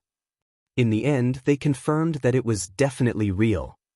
Not only had Lu Yi barged into the outpost alone, it was revealed that he was completely unstoppable from the Grand Ward all the way to their Sanctum of Providence. The Mystic Green Palace was unable to stop him even after they had fallen into a formation meant to be used against a Heaven's Damned Tyrant-level spirit beast. It was bad enough that few in the history of their cultivation world could rival the man's bloodlust and brutality. It was worse that he had the power to carry it out. Core Circle cultivators were as powerless as helpless chicks before the man. The entire Jianghu was shocked yet again. Every Thousand Demon Ridge outpost in the Core Circle fell into full-blown panic. Even the higher-ups could not help but be stunned by the news. Although they had a feeling that Lu Yi would probably be strong enough to dominate the entire Spirit Creek battlefield after he ascended to Heaven 9, somehow it still escaped their imagination that he would do such a thing so soon after his ascension. Were they really about to enter an unprecedented era where a single man ruled it all? The Thousand Demon Ridge could not accept this, of course. Was there really no one who could keep that inhuman butcher in check? Just half a day later, another stunning news broke out. The Waning Moon Pavilion, a Thousand Demon Ridge outpost not far away from the Mystic Green Palace, had been occupied as well. Once again, Lu Yi had done it all by himself. The Mystic Green Palace was a Tier 3 sect with not even a single scroll of supremacy rancor in their midst. They only had a handful of Heaven 9 cultivators as well. They could claim that the Mystic Green Palace was conquered because they weren't strong enough, but the same could never be said for the Waning Moon Pavilion. It was because the Waning Moon Pavilion was a Tier 1 sect. Not only did the Waning Moon Pavilion have far more Heaven 9 cultivators than the Mystic Green Palace, one of them was a scroll of supremacy rancor in the 50s. Despite this, they were forced back to Jianghu after suffering huge casualties. Technically speaking, the Waning Moon Pavilion's casualties weren't nearly as terrible as the Mystic Green Palace's. Having been warned of Lu Yi's arrival beforehand, they were prepared for his arrival. They had fought him in formation and retreated in an organized fashion when it became clear that they wouldn't win. Despite this, they still lost over 40 people. That was 40 cultivators who would definitely make it to the Cloud River realm if they hadn't had the misfortune of going up against the butcher known as Lu Yi. The higher-ups of the Waning Moon Pavilion could barely stop themselves from spitting blood. If the Thousand Demon Ridge wasn't too worried when the Mystic Green Palace was occupied, many people told themselves that the reason they were conquered was because they were too weak. They were now. If even a Tier 1 sect could not stop the bastard, who else in the Spirit Creek battlefield was safe from his wrath? The next day, a third Thousand Demon Ridge outpost was conquered. It was the one neighboring the Mystic Green Palace and the Waning Moon Pavilion. The Thousand Demon Ridge was both furious and aghast that history had repeated itself. Back in the inner circle, Lu Yi still needed to create an entire invasion force to conquer their outposts. But he didn't even need an army anymore. He was conquering outposts left and right all by himself. No wonder people called him the vanquisher of sects. You could get a person's name wrong, but never their earned name. Back then, the Thousand Demon Ridge had assembled an army of their own to stop Lu Yi and force the Grand Sky Coalition's army into a standoff. At the same time, their Divine Ocean Realm cultivators negotiated a compromise with their Grand Sky Coalition counterparts. It was only after they paid an incredible sum of resources that the matter was finally settled. They could not do the same here though. Even if they could muster the manpower, literally no one could catch up to Lu Yi now that he was Heaven 9. And if they couldn't catch up to him, what could their people possibly do against him? For a time, countless champions found themselves with a massive headache. Eventually, they realized in horror that they literally did not have a single effective means to control Lu Yi. The only way they could think of that might work was to abandon all their outposts, form a super army, and take out every Grand Sky Coalition outpost in the core circle. That would be the let's all die together scenario. However, the last resort did not affect Lu Yi one bit. They couldn't even target his outpost because it was located at the outermost ring of the outer circle. The entire core circle could turn into a wasteland, and it still wouldn't affect him one bit. While the Thousand Demon Ridge was discussing strategy, Lu Yi continued to conquer one core circle outpost after the other. Even the Tier 1 sects felt as fragile as paper before Lu Yi.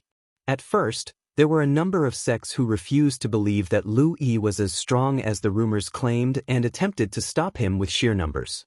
They retreated only after Lu Yi had given them a bloody wake-up call.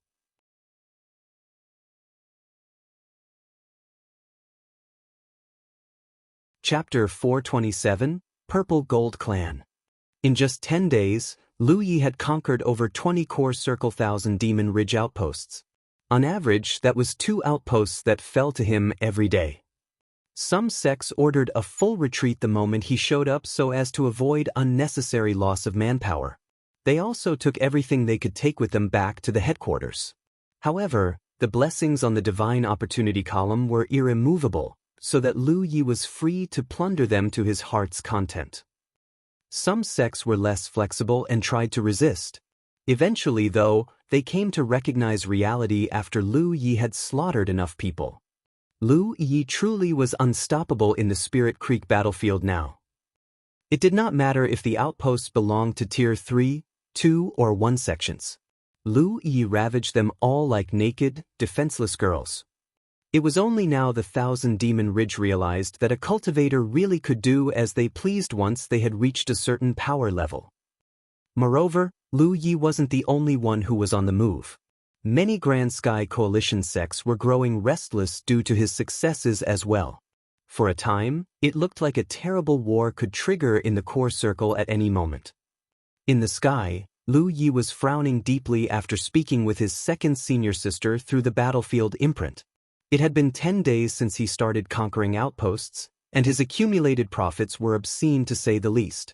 Forget that every outpost he conquered possessed a great amount of blessings. The core circle cultivators he killed alone had yielded what he could only describe as an ocean of loot. However, he had a feeling that his time was limited. If he continued doing what he was doing, it was highly likely that the core circle would fall into complete chaos. Both sides would suffer if that happened. That was why he purposely messaged his second senior sister and told her his worries. To his surprise, Shui Yuan didn't agree with him. She simply told him to do as he pleased and leave no regrets. He was approaching another outpost. Looking at the 10-point map, it belonged to a Tier 2 sect called the Purple Gold Clan. He changed directions and landed outside the Grand Ward. There was an old man with white hair and a healthy complexion standing outside the Grand Ward. He gave off a warm and friendly appearance. He smiled at the young man who just descended from the sky and asked, "Are you Yi of the Crimson Blood sect?" Lu Yi stared at him while gripping the inviolable.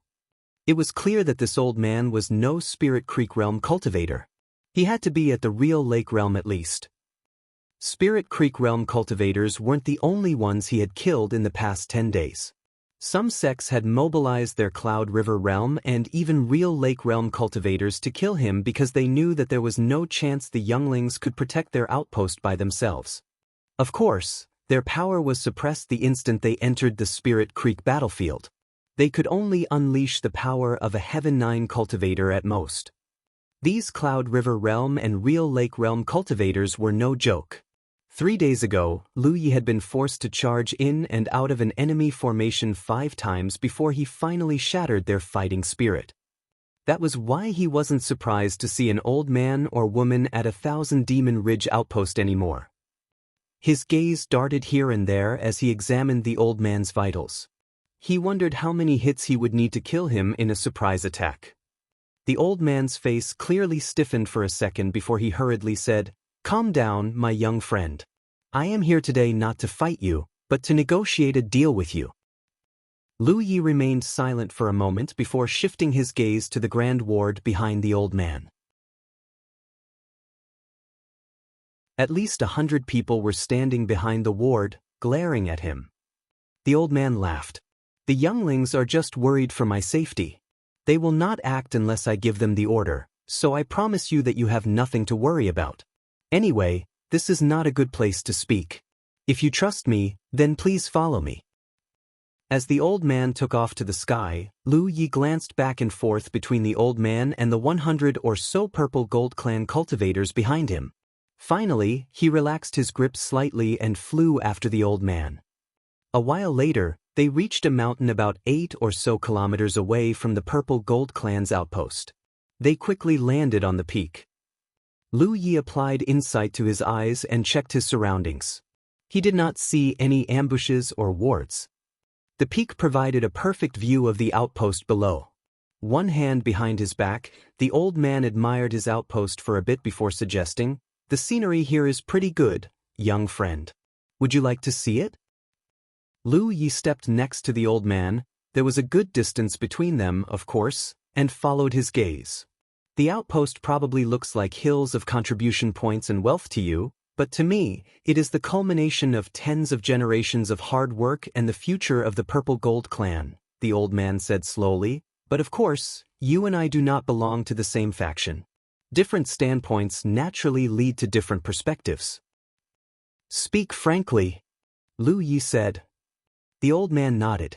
I can see you're a straightforward man, so I'll jump straight to business.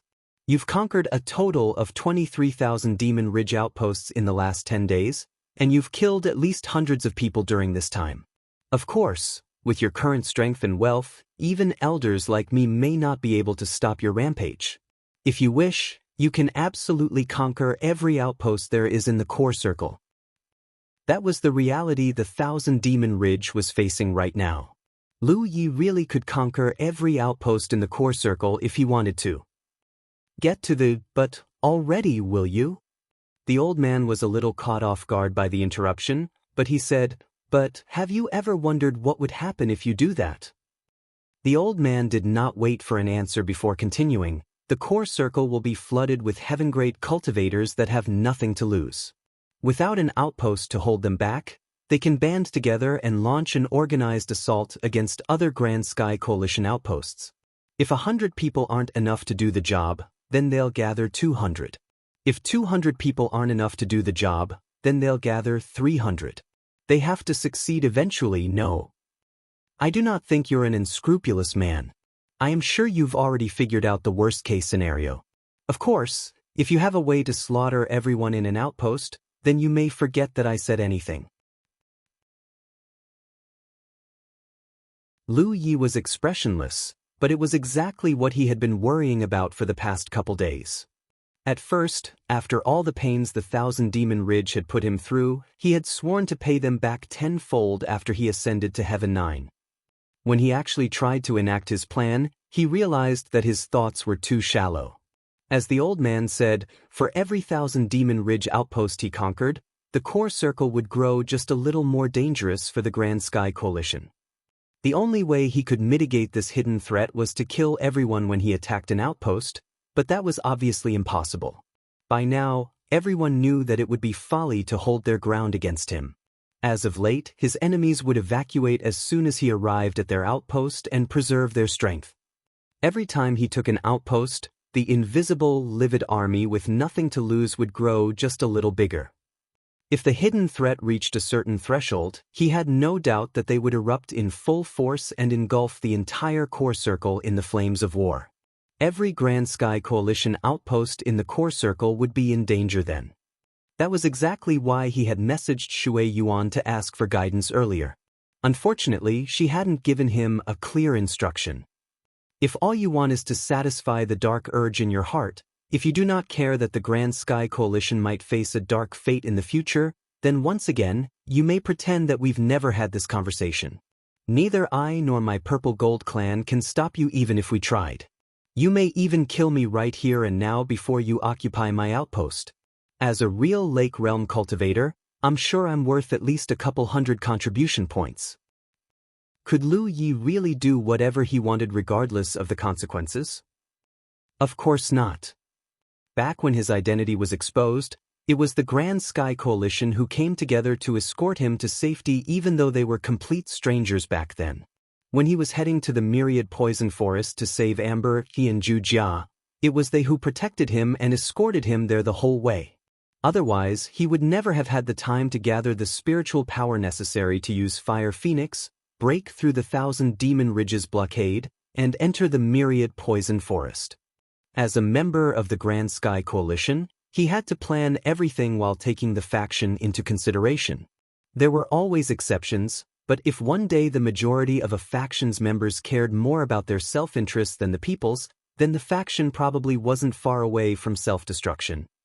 Conquering the Thousand Demon Ridges outposts would benefit him, but it would put his entire faction in danger. That was why he could never do such a thing. If nothing else, he must protect his fellow Crimson Blood sect disciples. His junior brothers and sisters might address him as fifth senior brother in the Crimson Blood sect, but he was really the first.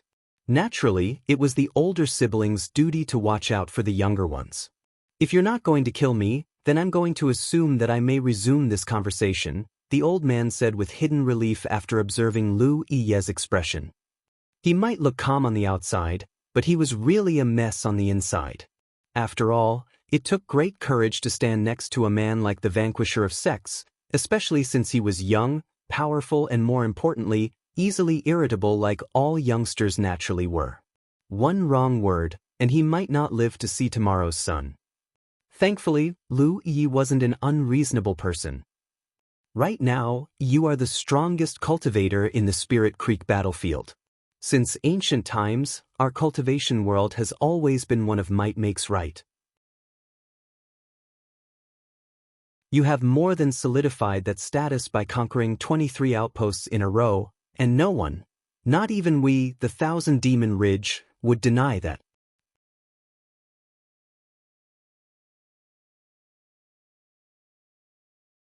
Chapter 428, Insatiable Greed.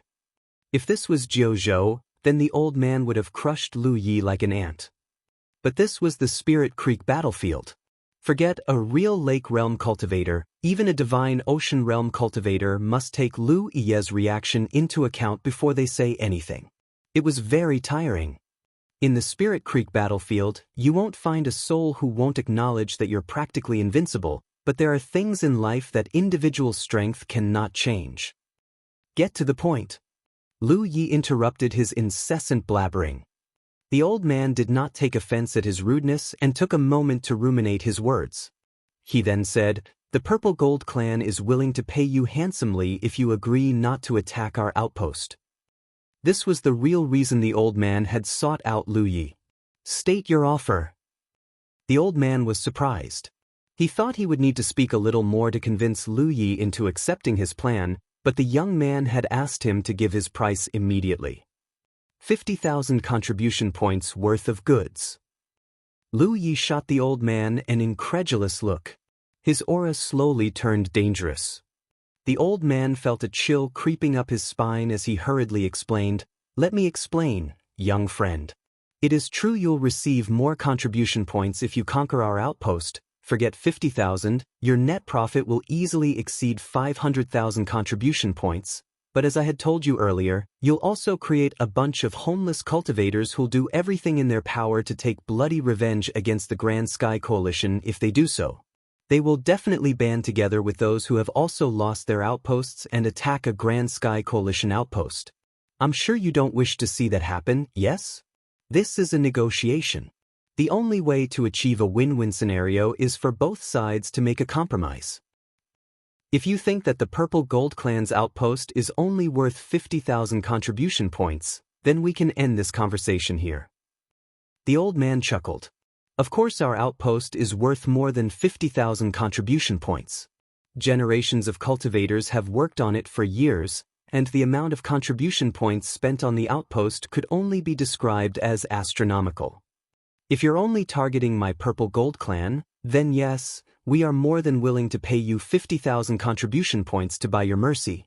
But you should remember that we aren't the only outposts in the core circle." Lu Yi frowned. "What do you mean by that?" "I'm saying that if you set a precedent here, you may be able to convince other Thousand Demon Ridge sects to buy your mercy as well. Let's assume that our offer is the baseline. How many contribution points do you think you'll get if you visit 100 outposts?" Seeing that Lu Yi was silent, the old man continued, "I'll do the math for you. There are 9 provinces in Jianghu, and each province has 10 Tier 1 sects, 20 to 30 Tier 2 sects, and 40 to 50 Tier 3 sections. At the minimum, that is around 80 to 100 sects in total. Multiply that by 9, and you'll get a total of 800 to 1,000 sects that are Tier 3 or above. Assuming that the ratio of Grand Sky Coalition and Thousand Demon Ridge sects is half-half, that means that there are 400 to 500 sects in the Thousand Demon Ridge. If every sect were to pay you 50,000 contribution points worth of goods, that means you'll be earning 20 million contribution points at least. Do you think it's still insufficient now?" For the first time since the conversation began, Lu Yi was completely speechless. He hadn't done the math, so he did not realize just how much wealth he would be getting.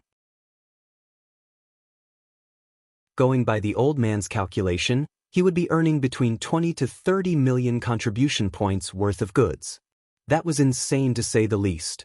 Take the Inviolable for example. It was one of the pricier non-opal enhancement spirit artifacts in the Vault of Providence, and it was only worth 138 contribution points. Even the astronomically priced point restoration pill was only priced at 160,000 contribution points. He could buy hundreds of them with 30 million contribution points, though of course there were only a few of them left in the Vault of Providence now. That's why you shouldn't think that I'm paying you a pittance. 50,000 contribution points is the number I've arrived at after much consideration. If you ask for too much, the other sects might think that it would be better to lose their outposts. No offense, but no one wants to raise a monster who is guaranteed to annihilate them in the future. We'd rather die fighting. Are you sure the other sects would accept this arrangement? Lu Yi asked. The old man stroked his beard smilingly. Have we not paid you to stop when you were conquering our outposts in the inner circle? What is losing some contribution points compared to losing an entire outpost? As I've told you, each core circle outpost is the culmination of generations or even tens of generations of hard work. Lu Yi accepted his explanation with a nod. Although the old man hadn't said it out loud, Lu Yi had a feeling that the old man wasn't just speaking for his sect, but the entire Thousand Demon Ridge. This must be the optimal solution they had arrived at after discussing what they wanted to do with him, and this old man was their mouthpiece. It's not an unacceptable arrangement. Before this, Lu Yi was worried that his wanton conquest was eventually going to lead to a catastrophic situation for everyone. The old man's, or rather the Thousand Demon Ridge's, plan would make him far less profit, but at least it wouldn't result in excessive chaos and destruction. Also, the Thousand Demon Ridge was going to pay him 50,000 contribution points worth of goods. Right now, every contribution point he earned had to be converted into sect contribution points first before he could pay himself just 10% of the total sum.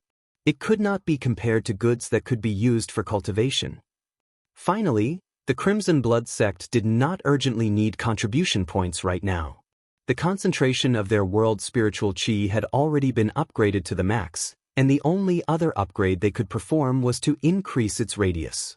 On the other hand, the cultivation resources could accelerate his disciples' growth even further. It was a great arrangement for him no matter how he looked at it. Very well. I want 100,000 contribution points from Tier 3 sects, 200,000 contribution points from Tier 2 sects, and 300,000 contribution points from Tier 1 sects.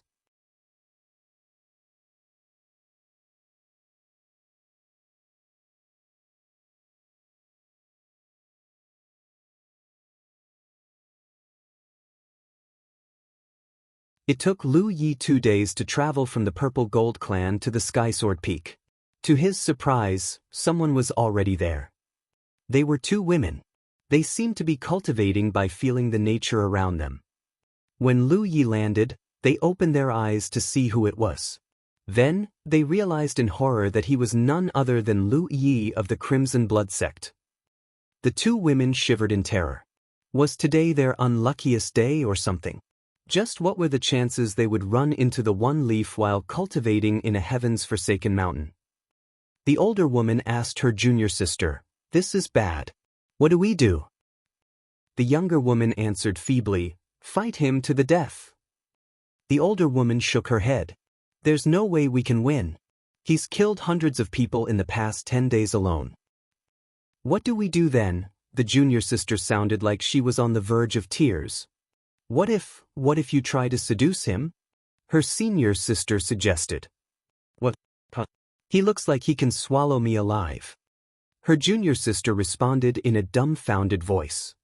"With your chest, idiot. I heard that he loves women with big breasts. Have you heard of Bailon? You know, the scroll of supremacy rancor? She survived where no one else did because she was big enough. You're pretty big yourself, so I'm sure you can do it." Really? It was clear that this was the first time the junior sister had heard of this. She was just wrestling with disbelief and disgust when suddenly, Lu Yi looked in their direction. Both women turned as pale as death in an instant. The senior sister hurriedly gave her junior sister a push. Knowing that it was the only way they might survive, the younger woman immediately puffed up her chest and forced a smile on her face. Before she could say anything though, Lu Yi shot her a glance and said, "Get lost." Perhaps it was because he killed way too many people as of late, but Lu Yi couldn't muster the desire to kill the 2 women. At first, they couldn't believe that they would let them off so easily.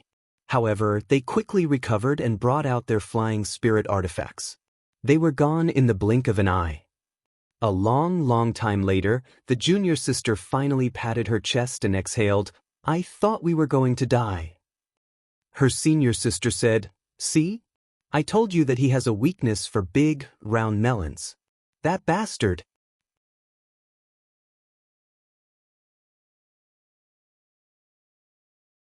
Chapter 429, Battle Between Tyrants. At Skysword Peak, Lu Yi was sitting cross-legged with the inviolable propped atop his knees, and his palms facing upward. He communed with his saber as he breathed. It had been 3 days since he arrived at the Spirit Peak, or 5 days since he gave the Thousand Demon Ridge his ultimatum. No one had shown their faces just yet, but Lu Yi could tell that a lot of ghost cultivators were skulking nearby. At first, Lu Yi thought that the ghost cultivators were here to assassinate him. Now though, he thought differently. If that was the case, they should have attacked him a long time ago. They never made a move even though he had exposed himself many times for the past 3 days. Did Thousand Demon Ridge not want him dead? Of course they did. No one dared to make a move though. Lu Yi had already given them his terms, and any sect that paid the price would be spared from his wrath. It was one thing if they could kill him, but if they failed then the consequences were unimaginable. Lu Yi thought he knew why these ghost cultivators were really here. They were here to spy on him, but he suspected that they were also carrying the valuables he demanded. As for why they hadn't paid him yet, it was because there was still time before the deadline. They were all waiting for the other ghost cultivators to turn in the valuables first. After all, there was absolutely nothing to be proud about this. In any case, there were still 5 days until Lu Ye's deadline. They could afford to waste this time. Time continued to pass as more and more ghost cultivators continued to show up and observe Lu Yi from the shadows. Meanwhile, an interesting news had broken out from the Divine Trade Association. Apparently, a new tyrant mutant had appeared in the core circle. Not only was she a female mutant capable of taking on a humanoid form, she did not have a fixed territory. She seemed to be roaming the core circle in search of something.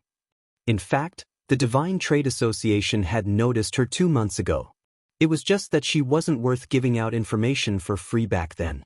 However, she started garnering more and more attention after she appeared in the core circle. No one knew what she was searching for, only that she wasn't overtly hostile toward cultivators.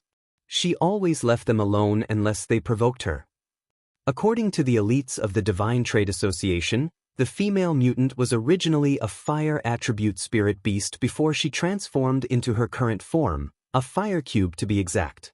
She most likely hailed from the Burning Lands because that place was a forbidden zone and the perfect habitat for fire attribute spirit beasts. On a related note, the Burning Lands had begun reseeding several months ago. No one knew why this was happening. The Divine Trade Association guessed that the female mutant originally lived in the Burning Lands until it began reseeding for an unknown reason. That was why she was roaming the core circle. She was probably looking to claim a new territory. Countless sects were tempted when they heard this news. A female mutant who could assume a human form was a recruitable mutant. Not only was she a massive fighting power, any outpost she was guarding would never have to worry about being attacked again. Take the Crimson Blood sect's outpost for example. Why was it untouchable even though it had been abandoned for years before Lu Yi showed up? It was because it was protected by the tyrant, Biki. A few sects had already made contact with the female mutant. Unfortunately, no one had succeeded in recruiting her yet. The female tyrant happened to be passing through Skysword Peak when suddenly, she dove toward the peak as if she noticed something. She landed right in front of Lu Yi and said in an unclear voice, "I found you." Lu Yi was reading his books when he looked up and saw the uninvited guest. Feeling an immediate headache, he asked, "Why are you here?" He honestly did not think he would ever meet her again. Moreover, it sounded like she had been looking for him. The ghost cultivators hiding in the shadows weren't expecting this at all. No one knew how Lu Yi had gotten entangled with a tyrant-level mutant, not to mention that it looked like they were acquaintances. "I was looking for you." she said. For what? I couldn't find the flame anywhere. It's gone then. Of course she couldn't find it. The true phoenix flame had been devoured by the tree of glyphs and transformed into glyph, fire phoenix. He had to admire her for her persistence though. He did not think she would still be looking for that fire after so long. The female primal shook her head. Impossible. Help me. She then made a grab for Lu Yi regardless of his free will. Lu Yi wasn't willing to go with her, of course. Forget that the true phoenix flame was long gone, he did not feel like acquainting himself with this tyrant for any longer than was necessary. It was just too dangerous for his personal well-being. So, he dodged the grab and suggested, "Why don't you try a little longer?" I couldn't find it. She shook her head stubbornly. Find it for me. She then made a grab for Lu Yi again. Lu Yi frowned and unsheathed the inviolable. The female primal withdrew her hand right before the saber would cut her. Her scarlet pupils contracted slightly as her expression turned unfriendly. Don't get handsy. And listen to people when they're talking to you, Lu Yi warned while holding the saber in front of himself. I want that flame. The female primal replied impatiently. At the same time, her nails elongated into sharp claws while fiery red energy began rolling off her body. Meanwhile, the nearby ghost cultivators were stunned by this outcome. They thought that Lu Yi was acquainted with the female tyrant, and they were right. However, it seemed like this relationship was a hostile one. This is great for us. Lu Yi brushed his thumb against the hilt while lowering his gaze. Nobody likes being pestered. If you keep this up, I'll have to request my brothers and sisters to gang up on you. You don't want that, do you? The female primal immediately swept her gaze across the areas. The ghost cultivators skulking in the shadows blanched like someone had stripped them naked. They knew then that Lu Yi and discovered them a long time ago. Swoosh, swoosh, swoosh. The ghost cultivators hurriedly revealed themselves and brought out their flying spirit artifacts. They immediately escaped in every direction. The female primal turned to look back at Lu Yi, but Lu Yi was already swinging his saber at her. After interacting with the female primal twice, Lu Yi knew that she was as formidable as she was dumb as a rock. Once she had locked her mind onto a certain course of action, she wouldn't change her mind for a long time. She had been searching for him all this time so he could look for the true phoenix flame for her. He didn't expect her to give up now just because he said no. That was why the only way to force her into abandoning this course of action was to fight her. When Lu Yi first encountered her at the Burning Lands, he was only a Heaven 7 cultivator. At the time, he was weak enough that she had nearly killed him after a brief clash. He was no longer who he was then, however. Not only was he Heaven 9, he had been baptized by the Heaven's Reward 3 times. With his strength, he had single-handedly brought the 1,000 Demon Ridge to their knees. He did not know if he could defeat the female primal, but he knew that a negotiation was only possible between equals. This was doubly true for spirit beasts. The female primal dodged his first attack effortlessly like she was weightless. However, he had many more to throw at her. He attacked her like a furious storm. Meanwhile, the news that Lu Yi was fighting against the female tyrant had spread across the Spirit Creek battlefield like wildfire. It wasn't long before everyone in Jianghu had heard about it as well. The higher-ups of the 1,000 Demon Ridge were beyond delighted to hear this. Some of them nearly broke out cackling like a villain. Karma was a bitch, and it looked like she had finally caught up to Lu Yi. Although they didn't know why Lu Yi was fighting that female tyrant, there was no way he could be a match for her. The sentiment was shared by every other 1,000 Demon Ridge cultivator as well. They could not wait to hear the news that he had died horrifically under the female tyrant's claws and celebrate his demise. The ghost cultivators who were at the scene confirmed that the female tyrant had been targeting Lu Yi from the start. They knew this because the female tyrant had said, "I found you," when she appeared at Sky Sword Peak. She also discussed something about a flame with him. In any case, the man and the female tyrant were engaged in a great battle right now. The ghost cultivators watched from afar while updating their people in real time. Countless thousand Demon Ridge cultivators prayed that the female tyrant would unleash her true power and crush Louis like the bastard he was. If he was dead, then the Spirit Creek battlefield would be freed from his tyranny. Naturally, they would not need to prepare the remunerations either. However, their hopes and dreams were extinguished as more updates came. As it turned out, Lu Yi was actually powerful enough to fight a tyrant to a standstill. Right now, Lu Yi was clashing against the winged tyrant in the sky. Both combatants were zipping across the sky and turning it bright red with their attacks. Not only was Lu Yi stronger than the female primal in terms of physical strength, his speed was a match for hers thanks to Soar. In addition, Lu Yi was a glyph weaver. His bag of tricks allowed him to gain a slight advantage over the female primal. What had been a celebratory atmosphere quickly turned as dead as awake as they received the latest updates. At the same time, the Thousand Demon Ridge finally realized that Lu Yi was a tyrant himself. Only a tyrant could go up against another tyrant. This was the first time in history where a cultivator had reached the level of a tyrant. The battle would continue from day to night, night to day, from the ground to the sky, then from the sky to the ground. It wasn't until a full day and night later was it finally over.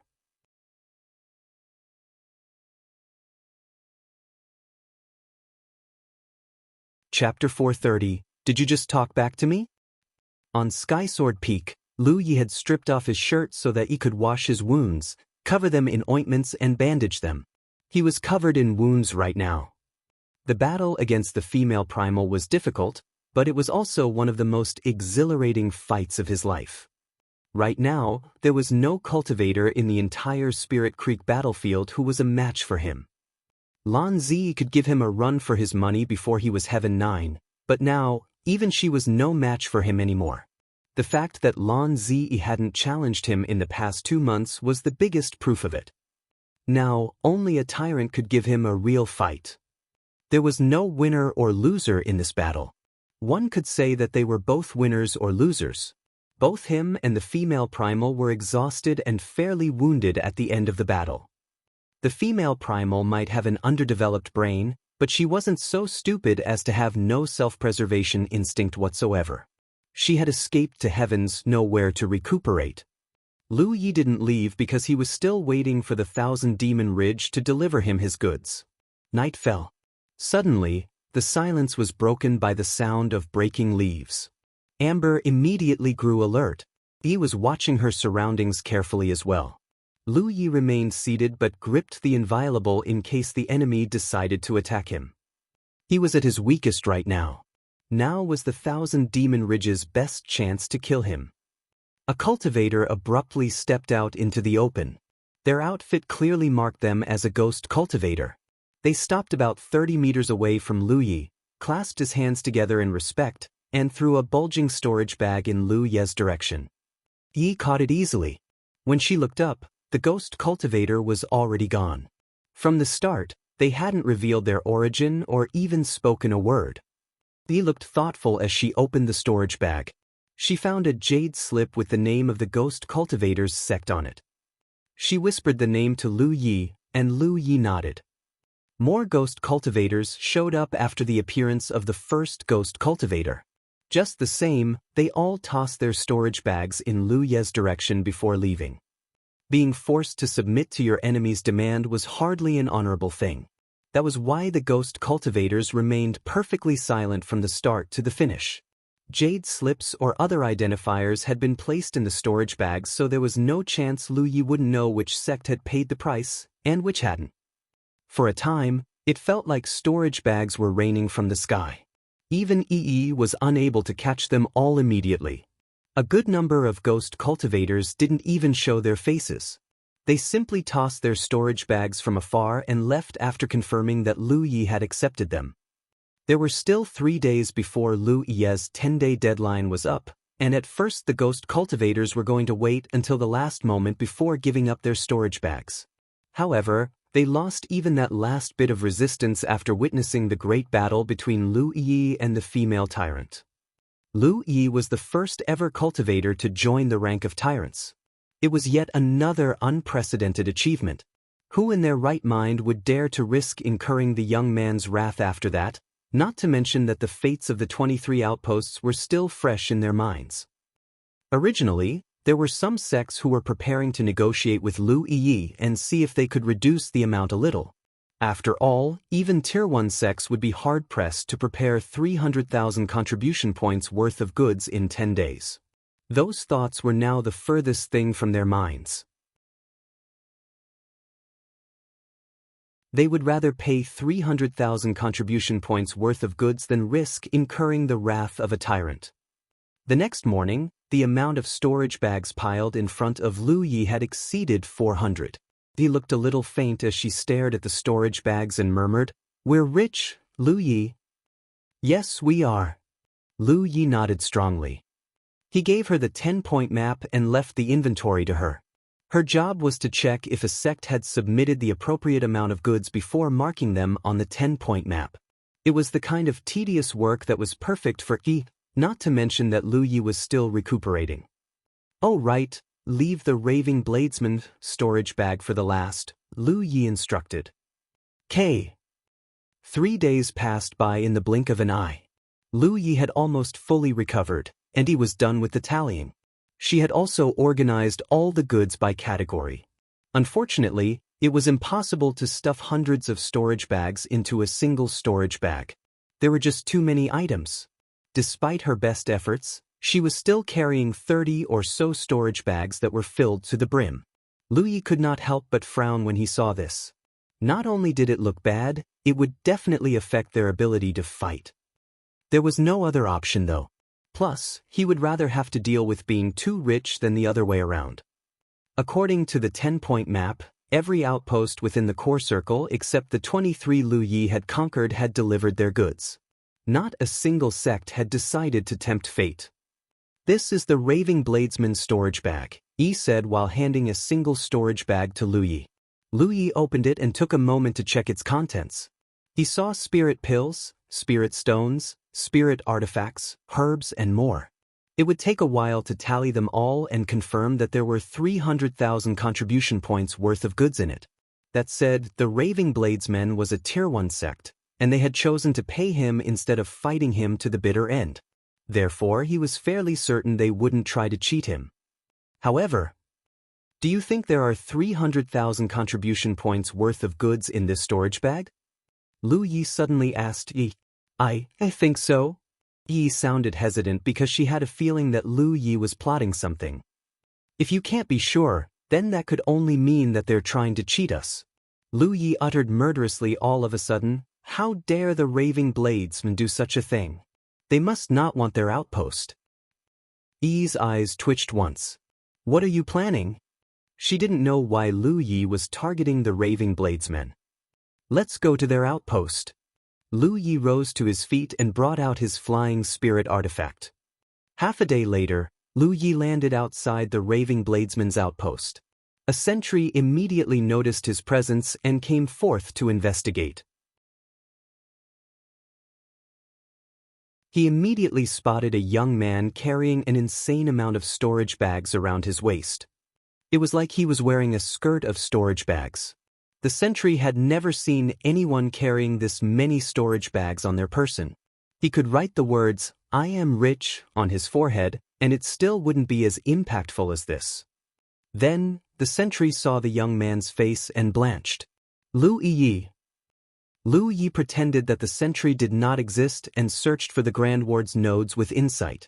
Then, he brought out his ward flags and began doing his thing.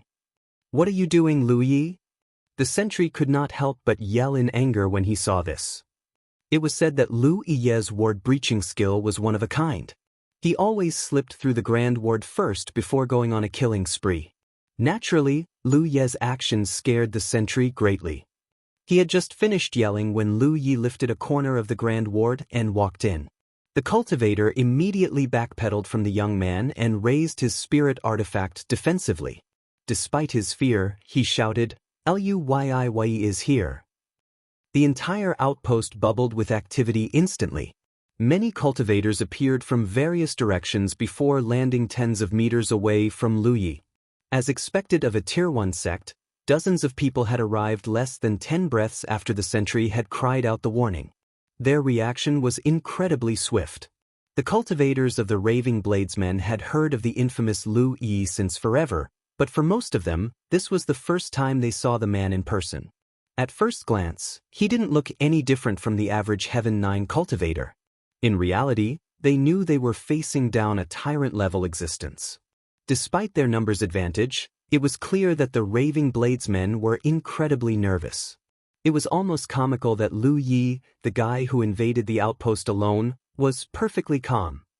A man with steadfast features stepped out and asked solemnly, "Why have you invaded our outpost, Lu Yi?" The guy had to be the legate or the prolgate. No one else would dare to speak to him considering the circumstances.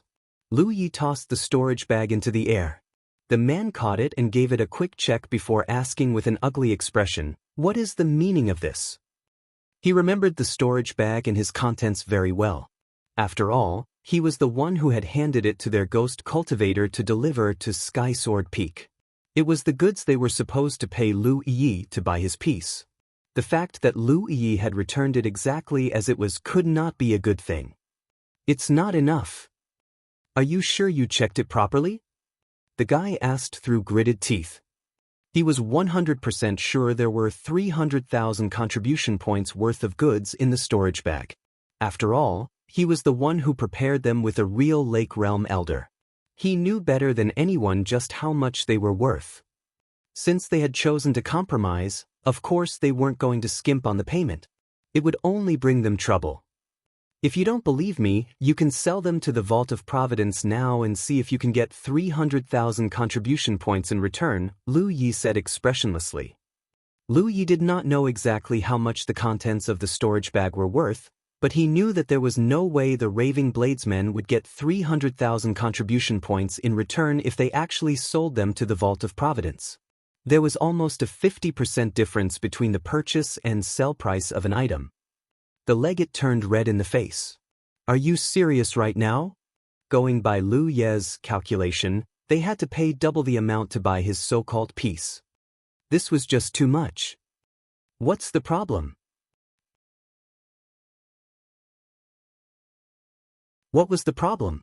The problem was that he knew that everyone else was paying Lu Yi based on the purchase price in the Vault of Providence, not the selling price. It was clear that Lu Yi had it out for them for whatever reason. The man was so angry that he let out an incredulous laugh. "There is such a thing as too much greed, Lu Yi."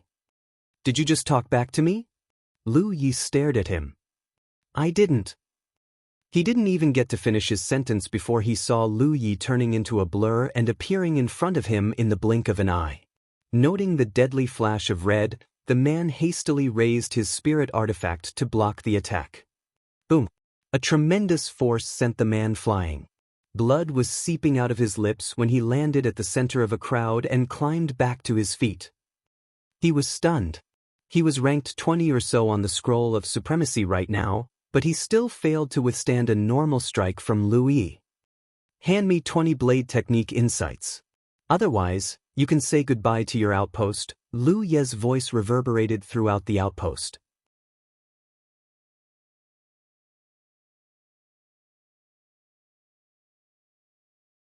Chapter 431, You are in no position to negotiate. The booklet of insights Lu Yi had received from Xiao Xinghe had helped him tremendously, and his third senior brother was only a real Lake Realm cultivator. Since then, Lu Yi had been hoping to obtain more of them. Unfortunately, there was no Grand Sky Coalition sect that was famous for their blade techniques. The Northern Profound Sword Clan was famous for their sword technique, and sword cultivators loved to pay them a visit and cultivate their attainment in the way of swords at their headquarters. However, Lu Yi was a blade cultivator, so the Northern Profound Sword Clan was the opposite of what he wanted. The Raving Bladesmen was a blade-focused sect, but he couldn't pay them a visit for obvious reasons. If he dared to visit their headquarters, forget tomorrow's sun, he wouldn't even live to see tonight's moon. While he couldn't visit their headquarters, their outpost at the Spirit Creek battlefield was a completely different story. He wasn't asking for their elites to teach them in person either. He just wanted 20 random booklets of insights like what his third senior brother gave him. This was the real reason he targeted the Raving Bladesmen of all sections. Now the cultivators of the Raving Bladesmen understood why Lu Yi had come here. His claim that the items in the storage bag weren't worth 300,000 contribution points was, of course, bullshit. He was really here to get their cultivation insights. Meanwhile, some people lost control and charged Lu Yi after seeing that he had injured their legate. In response, Lu Yi lowered his gaze and pointed his saber at the ground. Spiritual power began rising from his person. When the legate saw this, he hurriedly shouted, "Stop!" He let out an audible sigh of relief when his cultivators complied. He absolutely could not allow his cultivators to fight Lu Yi. It would only end with the death and destruction of their people. The Mystic Green Palace was the best example of that. The first sect Lu Yi had conquered in the core circle was the Mystic Green Palace, and over 70% of their cultivators had been slaughtered by him. Heavens only know how long it would take them to recover. If Lu Yi could kill 70% of the Mystic Green Sect's cultivators, of course he could do the same to the Raving Bladesmen. Even worse, they would lose their outpost. That was tens of generations of hard work gone just like that. After taking a moment to calm his breathing, the man said, "Moderation is a virtue, Lu Yi. If you think you are not qualified to make a decision, I am perfectly fine with you discussing my terms with someone who can. I'm a busy man, so you have an hour. If I do not receive a satisfactory response in an hour, then prepare to say goodbye to your outpost." The legate stared at Lu Yi for a long time before he finally said something to the person standing next to him in a low tone. Then he left in a hurry. As Lu Yi suspected, the legate wasn't qualified to make such a decision. This was something he must speak with his elders and superiors to obtain a decision. Lu Yi returned the inviolable to its sheath. After maneuvering the sheath in front of him and placing both hands on the hilt, he closed his eyes and waited for the Raving Bladesmen to give her an answer. While waiting, the other Raving Bladesmen cultivators glared at him hatefully from tens of meters away. No one dared to act recklessly as their legate had specifically told them to stay put before leaving. So, they vented their anger and frustration through their gazes. Some people were also watching Lu Yi curiously. He was an infamous figure, but most of them had only seen his picture or heard about him. Time passed little by little. Suddenly, a fearsome-looking female cultivator stepped out of the crowd and walked up to Lu Yi. She was holding a cup of tea. "You must have traveled a ways to come to our outpost. Please have some tea." Lu Yi opened his eyes and looked down on her. The female cultivator smiled tauntingly, "Or are you too afraid to enjoy our hospitality?" It was true they couldn't defeat Lu Yi, but it was one thing to accept the unchangeable and another to resign oneself completely. Their legate had warned them not to clash against Lu Yi before leaving. However, they were only serving him tea, not fighting him. This was just basic hospitality, was it not? If they were Lu Yi, then they would never drink the tea. After all, the tea could be poisoned. Even if it wasn't, who would risk their lives to test something like this? This was their way of pushing back against Lu Yi and extinguishing his arrogance. If Lu Yi did not accept the tea, then they were absolutely going to make Lu Yi the Coward his new nickname. The guy had earned plenty of nicknames already. He could definitely handle one more. The female cultivator was just thinking this when Lu Yi grabbed the teacup out of her hands and drank it in one gulp. It could be poisoned, sure, but it could never kill him. The female cultivator's eyes twitched violently. The tea was, in fact, not poisoned, but only because she didn't expect Lu Yi to be bold enough to drink it. She immediately regretted not putting some deadly poison in the tea. If she failed, then whatever. If she succeeded, then the entire world would thank her for her contributions. Now, it looked like she really had come to serve him tea. The Raving Bladesman's legate did not wait an hour to return. When he showed up, Lu Yi interrupted him before he could speak. "Just so you know, you are in no position to negotiate. The Raving Bladesman has existed for many years, and countless champions have been born under your sect. I refuse to believe you cannot hand me 20 blade technique insights." Whatever the legate wanted to say died in his mouth. His elders had, in fact, instructed him to negotiate with Lu Yi to the best of his abilities. Although they had multiple copies of the insights, to give them to Lu Yi was to assist him in his growth. This was completely different from the assortment of goods they had given him earlier. Naturally, they wanted to minimize their contribution as much as possible. Unfortunately, Lu Yi predicted that they would do this. That was why he shut the legate up before he even got the chance to speak. The legate stared at Lu Yi for a moment before throwing a storage bag to Lu Yi. Lu Yi caught it and inspected it immediately. The storage bag hadn't been locked with a restraining lock, so he grabbed a random book and went through it for a bit. Judging from the fact that the ink wasn't even dry yet, he was certain that it had only been written a while ago. He checked the contents for a bit and confirmed that the raving bladesmen hadn't tried to swindle him. He did the same for the next few books and arrived at more or less the same conclusion. Finally, Lu Yi put the books back into the storage bag and held out his hand to the legate. "You can give it back now." The legate asked darkly, "What are you talking about? Is the bastard seriously still asking for more?" Lu Yi said matter-of-factly, "I'm talking about the payment I demanded 10 days ago, of course." The legate stared at Lu Yi in disbelief. You already took our insights, and you still want it back. Are you joking right now?" Lu Yi asked expressionlessly. "This is this, and that is that. Of course, if you don't mind me destroying your outpost, then feel free to withhold my payment." The legate looked angry enough to burst an organ. He eventually grabbed the storage bag and flung it in Lu Yi's direction. After Lu Yi had tied it safely around his waist, he asked, "Now, are you going to open your ward, or do I have to do it myself?" "Open the ward," the legate ordered. It wasn't like they could stop him from leaving even if they refused to open the Grand Ward. And what would that achieve anyway? A morsel of satisfaction for the destruction of their outpost? Right now, there was nothing more important than sending this Sanuvabitch away as soon as possible. A gap appeared on the Grand Ward, and Lu Yi flew right through it. He was gone in the blink of an eye. Countless raving bladesmen cultivators stared at the sky where Lu Yi had disappeared to and clenched their fists. Their humiliation and anger would not subside until a very long time later. In the air, Lu Yi checked his 10-point map briefly before steering his flying spirit artifact toward the myriad poison forest. He was almost done with the core circle, and every sect had paid the price besides the 23 he had conquered. If he broke his promise now, then the 1,000-demon ridge would have reason to attack his comrades. It was time to return to the headquarters. Speaking of which, he was still the legate of the Crimson Blood sect. That was why he needed to pass it to someone qualified before he ascended to the Cloud River realm. The massive amount of blessings he plundered after conquering the 23 outposts also necessitated his return to the headquarters. Thirdly, he was literally carrying too many storage bags for his own good. That was between 50 to 60 million contribution points worth of goods. He wouldn't be able to sleep well until he had safely passed it to Shui Yuan's hands.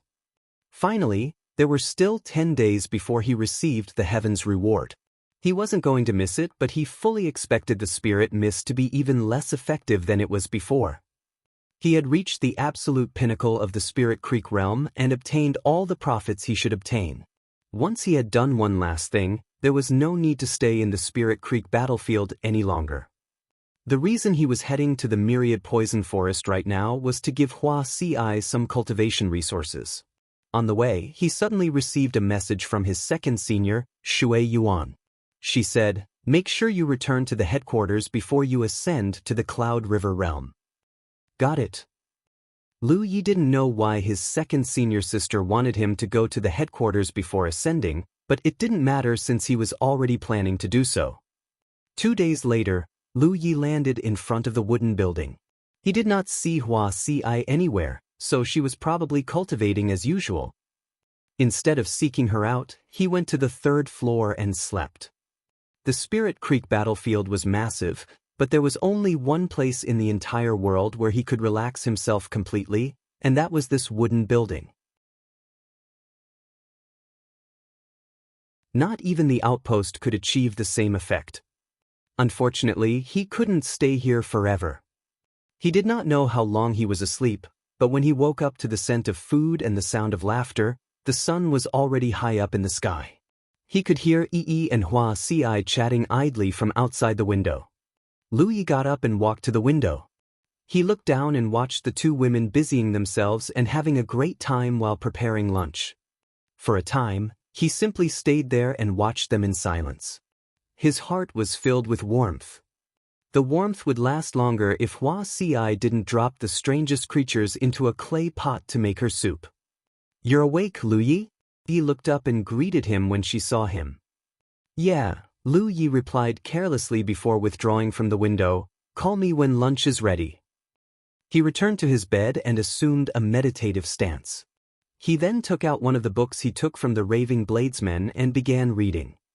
The Raving Bladesmen was the sect with the highest percentage of blade cultivators in the entire Jianghu. They were also a Tier 1 sect. The sect had produced countless blade wielders since forever, so of course they had left behind an innumerable amount of blade technique insights for their disciples.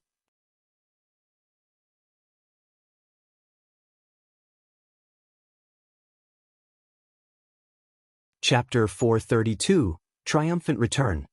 It might look like Lu Yi had gouged the Raving Bladesmen when he forced them to give up 20 blade technique insights, but he knew full well that that wasn't the case. In fact, he was certain that the Raving Bladesmen would only give him the basic stuff. That was fine though. That was what Lu Yi wanted. Lu Yi felt inspired as he studied the books. His study lasted until he came in with a basin of water and wiped his face with a wet towel. A while later, Lu Yi sat opposite Wuxia and chowed down the tableful of food in front of him as usual. After lunch was over, Lu Yi asked, "I'm going back to the outpost. I should be ascending to the Cloud River realm very soon. What are your plans?" "Nothing for now," Wuxia replied carelessly while putting away the dishes. "You're not planning to stay here forever, are you?" Lu Yi asked in a puzzled voice. "Just focus on your own cultivation and don't worry about me. Who knows, I might still progress faster than you even if I remain in the Spirit Creek battlefield," replied Wuxia before winking at him. Lu Yi snorted. "I shall do my best not to fall behind then." He rose to his feet and brought out his spirit boat. After he leaped onto it, he said, "I've left behind some cultivation resources for you. I'll be waiting for you at the Cloud River battlefield. Be seeing you." Lu Yi nodded and shot into the sky. He was gone just like that. A smile cracked on Huaxi's face before she continued to clean up the table. It would be a long time before they met again, but she did not feel too bitter about the parting. Temporary partings would only make the reunion sweeter. When Lu Yi first entered the core circle, he had taken turns flying a flying spirit artifact with Wuxia. Despite this, it still took them 10 days to make it from the Crimson Blood Sect's outpost to the Devoted One's outpost. But now that he was Heaven 9, both his telekinesis speed and his endurance were far greater than before. He had reached the Crimson Blood Sect's outpost in less than 3 days. A legate could pass through their outpost's grand ward completely undetected and without resistance, but he was spotted by a sentry immediately after he made an entry. They immediately recognized Lu Yi and cried out in pleasant surprise, "Fifth's senior brother is back." The news immediately spread like wildfire. Countless people began swarming him from all sides. Lu Yi swept his gaze across the crowd and noted in astonishment that most of them were unfamiliar faces. In fact, some of them looked to be only 12 to 13 years old. Lu Yi guessed that these younglings were probably the latest batch of disciples. The older ones were mostly made up of acolytes and associates. There were countless sects in the outer circle, but no one could top the Crimson Blood Sect's World Spiritual Qi because Lu Yi had maxed out the relevant upgrade during his last return. Associates would kill to join their outpost because the concentration of their outpost's World Spiritual Qi was 11 times stronger than the wilderness. This was an advantage no other outer circle possessed. If the Crimson Blood Sect wished to grow further, then they must increase their tier to tier 6 so that they could move their outpost to the inner circle. Also, the Crimson Blood Sect was easily the most famous sect in the Spirit Creek battlefield right now. The 1,000 Demon Ridge sects neighboring them only wished they were located somewhere else. This meant that joining the Crimson Blood sect not only gave them the best cultivation efficiency, but also security. Their allies were perfectly happy to send their weaker disciples over to cultivate in their outpost as well. Perhaps the only flaw of their outpost was that their means to earn contribution points were limited. In the outpost, countless people were staring at him with curiosity, admiration, respect, and other emotions. Lu Yi abruptly discovered that the cultivators he knew were almost all gone. For example, Kong Niu, Ruan Lingyu, He Lingxi, Gu Yang and more had already entered the inner circle. The Spirit Creek battlefield had always been like this. The new constantly replaced the old, and the old constantly chased after new heights. Cultivators were constantly fighting to improve their cultivation and their future. Only those who could survive this endless push could become the ultimate winner. He didn't even know who the current prolgate was. First things first, Lu Yi entered the Sanctum of Providence and converted all the blessings he had plundered into sect contribution points. The number began skyrocketing in his vision. He had conquered 23 core circle outposts before coming to an agreement with the 1,000 Demon Ridge. Although there was a massive loss during the plundering, the final number was still astronomical. An incense stick later, the Divine Opportunity column sat at an astounding 30 million sect contribution points. Right now, the Crimson Blood sect might be the only sect in the entire Spirit Creek battlefield with this many sect contribution points. They could increase their territory by at least 10 times its current size with this sum. Lu Yi wasn't going to perform the upgrade though.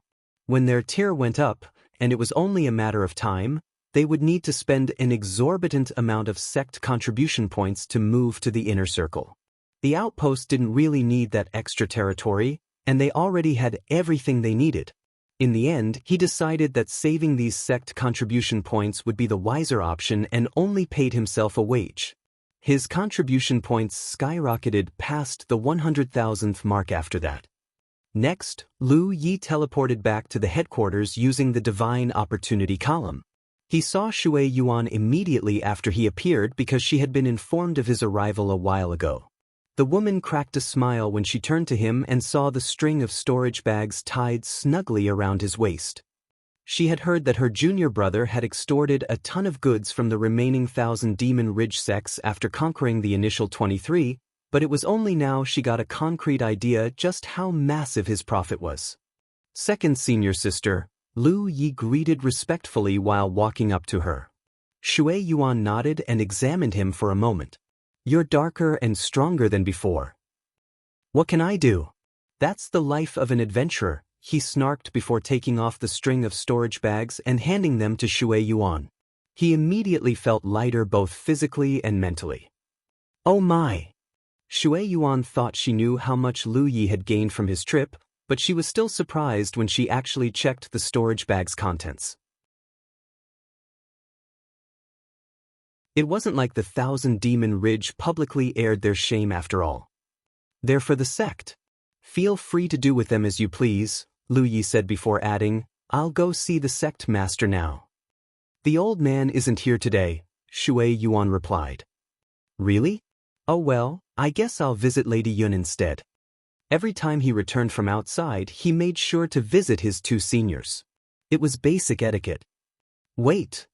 Shui Yuan stopped him before pulling out a wooden box from her storage bag. Lu Yi accepted it and checked its contents. There were 2 jade bottles inside the box. They both contained what looked like amber-colored spirit pills the size of a soybean. "I made it using the honey you asked Jia to bring back. It has beautifying properties, and I'm sure Lady Yun will love it." Most women cared deeply for their appearance, and this was doubly true for women who had reached a certain age. They wanted to hold on to their beauty for as long as possible after all. That was why beauty products were popular even among female cultivators. Lu Yi exclaimed in surprise, "The honey is also a beauty product." Lu Yi had no idea.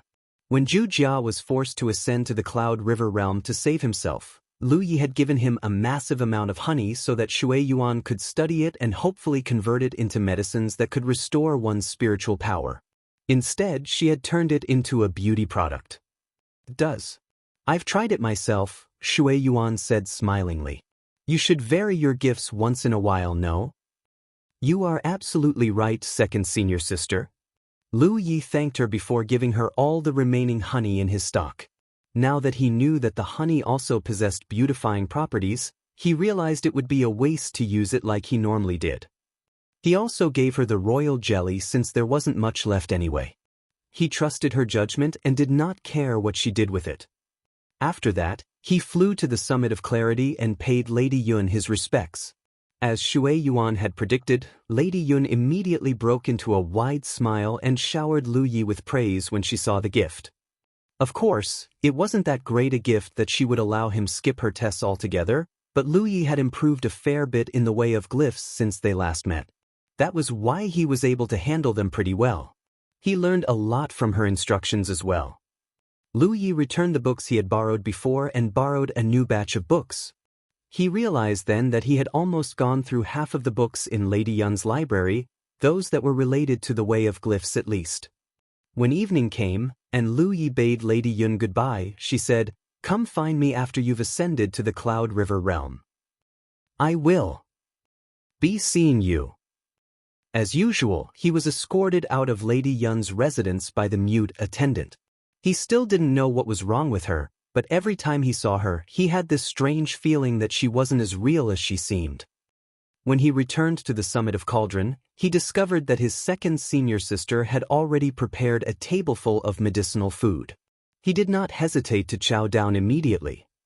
"Oh right, why did you want me to return to the headquarters before I ascend to the Cloud River realm, Sister Shui?" Lu Yi asked while eating. "It's nothing. I just want you to ascend in the outpost where everyone can see you. According to the old man, your ascension may be a tad different compared to others." "Different?" "Yes. I'm not elaborating because even the old man isn't sure what will happen. You'll know when you ascend," Shui Yuan replied while putting more food in his bowl. Lu Yi nodded before saying, "Please tell me what you know about the Cloud River battlefield, Sister Shui." He would be entering the Cloud River battlefield after ascending to the Cloud River realm. Naturally, he would like to learn more about his next destination. The Cloud River battlefield. Shui Yuan looked wistful as she continued. "It's completely different from the Spirit Creek battlefield in the sense that it is both far more interesting and dangerous." Shui Yuan had obviously trained herself in the Cloud River battlefield before. Lu Yi made sure to memorize her experiences and the rules. When he was done eating, Shui Yuan warned, "Remember that the Thousand Demon Ridge isn't necessarily our sworn enemy in the Cloud River battlefield. Sometimes, cooperation is the only way to achieve your goals." "Understood."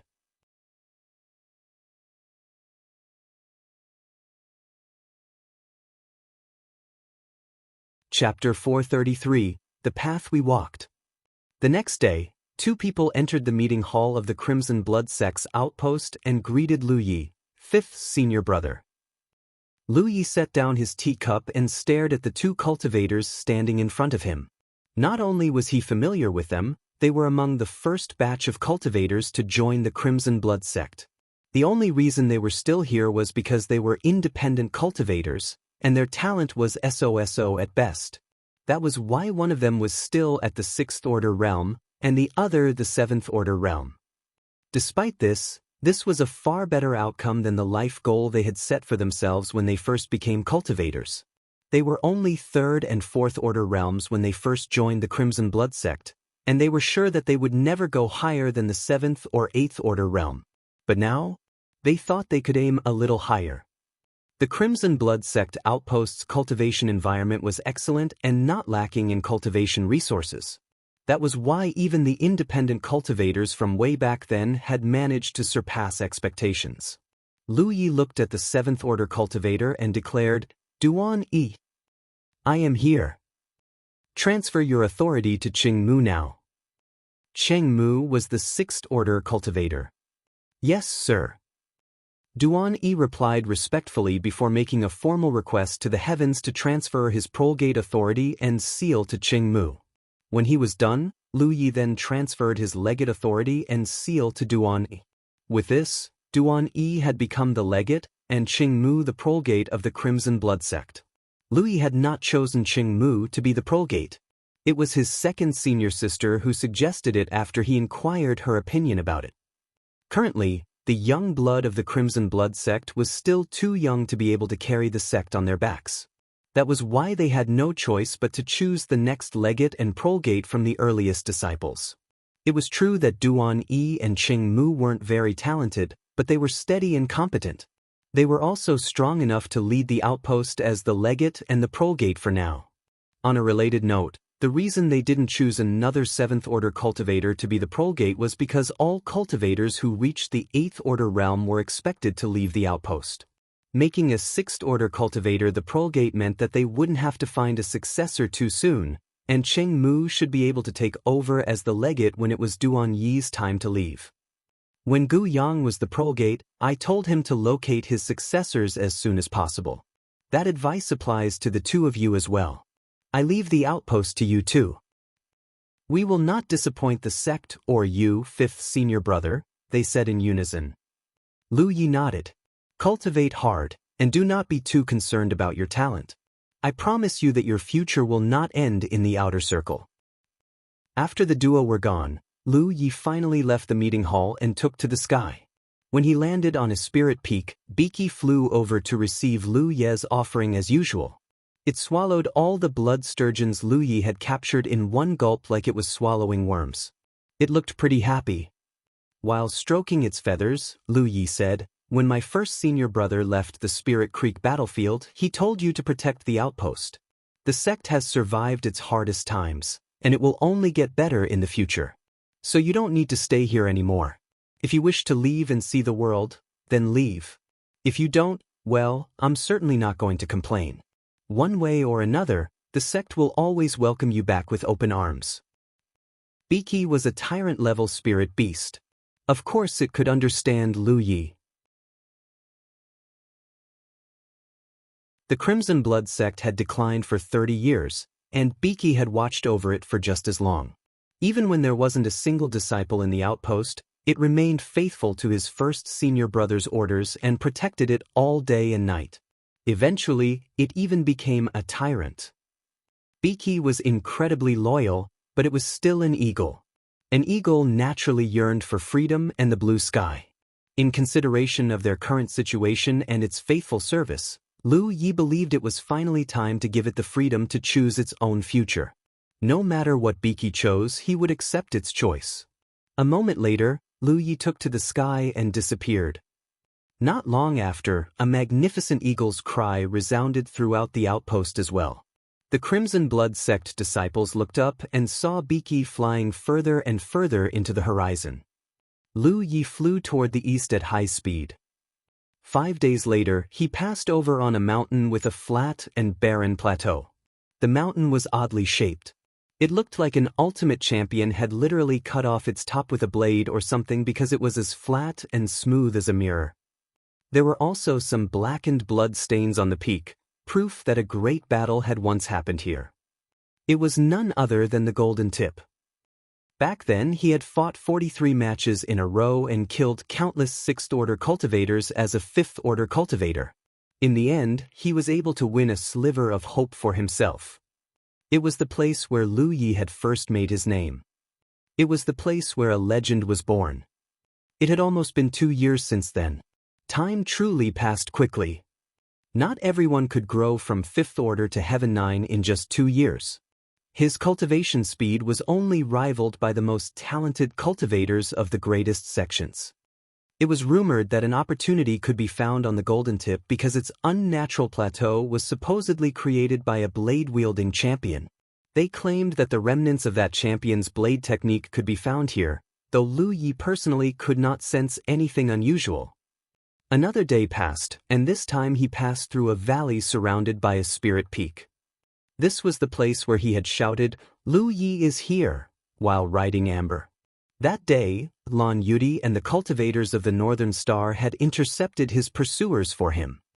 He was retreading the path he had walked 2 years ago. 2 years ago, he was as weak as an ant. He and Amber had departed from the Green Cloud Mountain and journeyed toward the Crimson Blood Sect's outpost with a 10-point map to guide them. It was one of the most difficult journeys of his life. 2 years had passed since. Today, it only took him a day to retread a path that the old him couldn't have trod on foot in 2 months. Today, he had grown strong enough to be labeled a tyrant. All kinds of thoughts and feelings passed through his mind.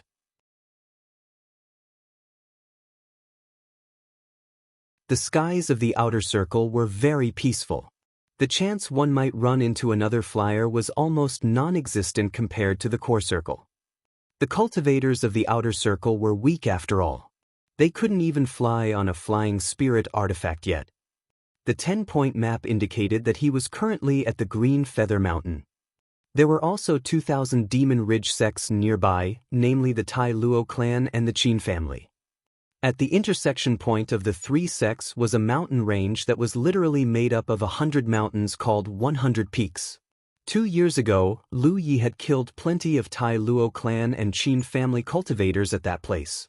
He landed outside the Green Cloud Mountains outpost and observed their Grand Ward for a moment. The Grand Ward of an Outer Circle sect was way lousier than a Core Circle sect. Not only that, their sentries were far less perceptive. When Lu Yi attacked a Core Circle outpost, the sentries would always discover him at first notice and panic. But here, they never even realized he was there until much, much later. Finally, a cultivator who happened to be passing by the area caught sight of Lu Yi and grew alert. Lu Yi was just about to identify himself when suddenly he felt the mysterious power of the heavens enveloping him. It was time for the heavens' reward yet again. This would be the 4th time he received the reward after becoming champion. Judging from his experience, it probably wouldn't do much for him. He did not resist. He allowed the heavens to teleport him to the pool of heavens. It was exactly as Lu Yi had predicted. The spirit mist in the pool of heavens was as thick as ever, but its effects on his person were minimal at best. It was the same for Yi and Amber. They had gained as much as they possibly could from the pool of heavens. In other words, Lu Yi could stay at the Spirit Creek realm for another month, and it wouldn't do him any good. He had gained absolutely everything he could in terms of reward, cultivation level, and rewards. It was time to ascend to the Cloud River realm. At the same time, the cultivator who caught sight of Lu Yi before he disappeared had summoned some reinforcements to his side. Among them was the legate himself, Su Zining. "Where is this strange man you speak of?" Su Zining looked around but couldn't find anyone. "He was here a moment ago before he suddenly disappeared," the cultivator who saw Lu Yi explained while pointing at the location he was at. "He suddenly disappeared?" Su Zining frowned. Could it be a ghost cultivator? Only ghost cultivators could suddenly vanish into thin air. "Did you see what his cultivation level was?" Su Zining asked. "No. He vanished before I could check." Su Zining turned serious. "Tell everyone to stay alert. They are to report to me immediately if they notice anyone or anything that is suspicious." Until he knew who this mysterious person was and what his intentions were, the only response to such an incident was to prepare for the worst. The cultivators responded to his order affirmatively. Hundreds of Green Feather Mountain cultivators immediately got ready for battle. Lu Yi hadn't expected his appearance to alarm the Green Feather Mountain so. The timing was just too coincidental. He had just caught the attention of a Green Feather Mountain cultivator when the heavens whisked him away to the pool of heavens. An hour later, when Lu Yi reappeared outside the Green Feather Mountains outpost once more, he looked up and saw a couple of cultivators looking at him warily. One of them yelled, "Who are you?" Lu Yi reported, "I am Lu Yi of the Crimson Blood Sect. I have come to visit the Green Feather Mountain." The Green Feather Mountain was a Grand Sky Coalition sect. That was why he hadn't entered their outpost without permission, not to mention that he owed them a favor. "Lu Yi of the Crimson Blood Sect?" A cultivator repeated with a frown. He thought that the name sounded very familiar, but he wasn't able to recall it immediately. It had been over a year since Lu Yi left the outer circle. While they were aware of his exploits, They didn't remember him nearly as well as a cultivator from the inner circle or the core circle. That was why the cultivator wasn't able to recall Lu Yi immediately. It only took the cultivator a few extra seconds to put 2 and 2 together though. He pointed a shaky finger at Lu Yi and stuttered, "Why, you're the champion of the Scroll of Supremacy, Lu Yi." That was another reason he hadn't made the connection immediately. Everyone knew him as Lu Yi, not his real name. Yeah, it is him.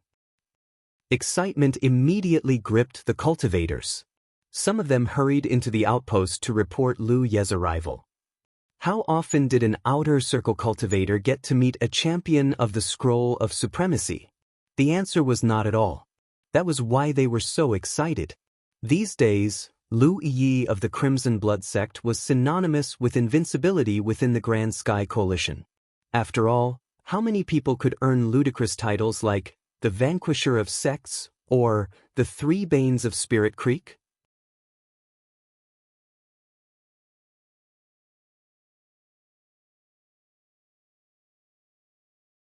Chapter 434, Visiting the Dragon Spring once more. A while later, both Lu Yi and Su Zining took a seat in a guest room. Although Su Zining was the host and the legate of the Green Feather Mountain, it was clear that he was acting more reserved than normal. Naturally, everyone else only fared worse. The Green Feather Mountain was just a Tier 8 sect with a real Lake Realm cultivator as their champion. They did have a couple Spirit Creek Realm cultivators in the core circle right now, but they would never make it to Heaven 9 because of their talent. One could even say that they had never had a Heaven 9 cultivator since their sect was founded. Understandably, having a Scroll of Supremacy champion in his outpost like Lu Yi put a lot of pressure on Su Zining. He didn't even know why Lu Yi had suddenly decided to pay them a visit. After an exchange of pleasantries, Lu Yi asked, "How is Senior Brother Tang Wu doing?" "Senior Brother Tang Wu has ascended to the Cloud River realm," Su Zining answered. Lu Yi wasn't surprised. Tang Wu was already a 9th Order cultivator 2 years ago. He should have ascended to the Cloud River realm some time ago. Lu Yi was pretty sure he had ascended as a Heaven 7 or Heaven 8 cultivator though. He also asked about Xie Jin, Xiao Xiao Er, Song Xie, Tao Tiangang, Mu Ling and more. They were all people he had fought alongside with and were indebted to in some ways. Su Zining answered, "Brother Xie, Sister Qiao and Sister Mu have entered the inner circle. Unfortunately, Brother Song and Brother Tao have passed away." Lu Yi was silent for a while. It had only been 2 years, and some of his acquaintances were already gone forever. Unfortunately, constant danger was the price all cultivators must pay to grow stronger. Su Zining was beyond curious. "If you don't mind me asking, how do you know so many of my senior brothers and sisters, Senior Brother Yi?" Lu Yi smiled. "Haven't they told you about the battle at the 100 Peaks 2 years ago? Your senior brothers and sisters and I fought side by side back then." Su Zining exclaimed in wonderment. He really had no idea about this. No wonder Lu Yi had purposely paid their sect a visit. He immediately felt much closer to the Scroll of Supremacy champion. "Should I inform my senior brothers and sisters of your arrival and tell them to come back?" "It's okay," Lu Yi waved him off immediately. "It is a long journey from here to the inner circle. I don't want to waste their time when they can be cultivating. I really came today to make a request. I'll take my leave once I'm done with my business." "What is it that you need, Brother Yi? We will do our best to fulfill your request." "I very much appreciate that." Lu Yi said slowly, "I would like to enter the Dragon Spring." Su Zining looked puzzled. "But Brother Yi, you're already at Heaven 9. I do not think the Dragon Spring will be able to help you much." Lu Yi shook his head. "I have my reasons." He then untied a storage bag from his waist and pushed it across the table. "I'm sorry to trouble you, but I would like you to return to your headquarters and speak to your elders about my request. I'm aware it's not time for the Dragon Spring to open yet, so this is my payment for disrupting your schedule." Su Zining hurriedly said, "This is but a simple matter, Brother Yi. You do not need to pay me anything." Lu Yi smiled and slapped the storage bag on his hands. "Treat this as my gift to the Green Cloud Mountain then." Leave it to your elders to decide what to do with it. Su Zining thought for a moment before nodding. Very well, Brother Yi. Please wait a moment while I return to the headquarters. Thank you again for making time for me. Lu Yi waited patiently in the guest room while Su Zining left to convey his request. Just an hour later, the legate returned with an old man. Lu Yi rose to his feet as Su Zining introduced the old man. Brother Yi, this here is Elder Yi Yang. Lu Yi saluted him respectfully. Well met, Elder Yi. Barring exceptions like the Crimson Blood sect, all elders must be real Lake Realm cultivators. The old man looked like he was Heaven 8 only because he was at the Spirit Creek battlefield right now. Yi Yang looked Lu Yi up and down once before stroking his beard. Your reputation precedes you, Lu Yi of the Crimson Blood sect. I can see that you more than deserve your reputation. You praise me too much, Elder Yi. My apologies for making you come all the way here, Lu Yi returned politely. He was aware that Elder Yi was treating him with the utmost respect because 1, he was deserving of that respect, and 2, the storage bag he gave to Song Zining contained 300,000 contribution points worth of goods. He had prepared it specifically for this visit. Why else would an elder purposely come to the Spirit Creek battlefield to meet him in person? It wasn't cheap for a real Lake Realm cultivator to teleport into the Spirit Creek battlefield. Now you're the one who's being excessive, young friend. In any case, let us sit before we talk about business, shall we? Yi Yang said. After they had all taken a seat, Yi Yang started, I heard that you wish to enter the Dragon Spring. Yes. Is that okay? Yi Yang answered smilingly, if you were someone else, then my answer would be no. But since it's you, it is no problem at all. Oh, why is that?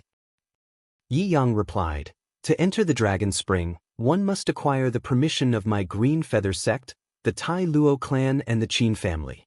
If any one of us disagrees, then the Dragon Spring cannot be opened. Naturally, most people would be turned away no matter how prestigious they are. You are a different story though. I'm sure they'll agree if they know that you're the one who made the request. The Tai Luo clan and the Qin family would need to have a death wish to say no to the vanquisher of sects. While it was tacitly agreed that outer circle business should be handled to the outer circle, the Thousand Demon Ridge had broken this unspoken rule multiple times in their attempts to kill Lu Yi. As a result, they did not have a leg to stand on even if Lu Yi overtly broke that rule and bent the Tai Luo clan and the Qin family to his will. I see. Lu Yi nodded. I suppose I will have to visit the Tai Luo clan and the Qin family then. That's right. Yi Yang nodded. You already know our answer. All you need to do is to get a yes from them as well. Yi Yang didn't even ask why Lu Yi wanted to visit the Dragon Spring because of the gift. He was a wise old man. Every cultivator had a secret or two they must keep, and only an idiot would openly ask about it.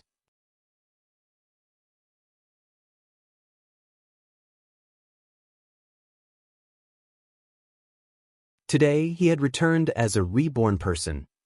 There was a great hall on the peak of Dragon Spring Peak. The Green Feather Mountain and the Tai Luo clan had built them together. The passage leading to the Dragon Spring was hidden beneath the Great Hall.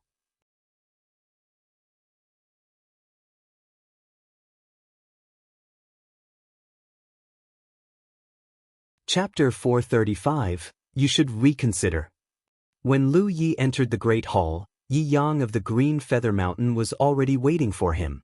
The old man greeted him with a chuckle when he saw him. You work fast, young friend. I'm just impatient. Lu Yi walked to a corner of a great hall.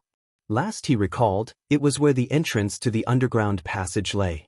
Right now, though, it was like the entrance never existed in the first place. Clearly, it had been hidden using some sort of enhancement or other methods. Lu Yi watched for a moment but couldn't find anything. He then applied insight to his eyes and checked again. He did not know if the Tai Luo clan or the Qin family's elders would show up. If they decided that it was too risky to appear in the Spirit Creek battlefield, then he would have to open the Dragon Spring himself. If there was one thing he was confident at, it would be his skill in breaching wards and enhancements. Unfortunately, he had overestimated himself this time. Despite his vision being empowered by insight, he still could barely spot anything that was out of the ordinary, much less breach the enhancement. Elder Yi, did this enhancement already exist before the sects were founded? Lu Yi asked suddenly. Yi Yang nodded. That is correct. How did the Green Feather Mountain and the other two sects learn how to open it then? Yi Yang chuckled. In fact, we did not know how to unlock it at the beginning. It was all thanks to a control jade that our ancestors found at this place. According to the records, the Green Feather Mountain and Tai Luo clan were initially drawn to this place by a strange phenomenon.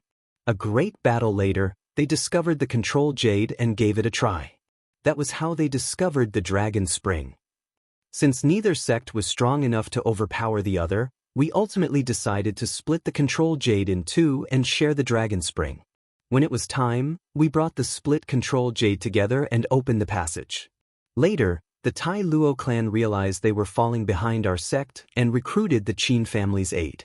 That was how they were able to maintain the balance to this day. In order to recruit the Qin family, they split the half of the control jade in their possession in half and gave one half to the Qin family.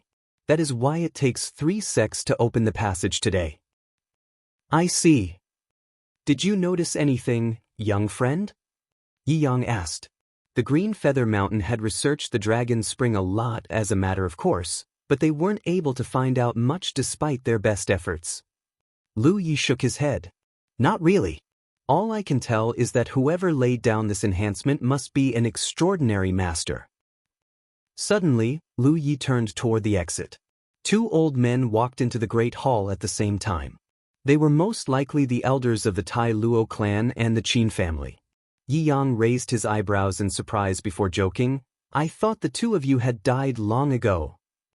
The old man to the left replied, How can we die when you're still alive?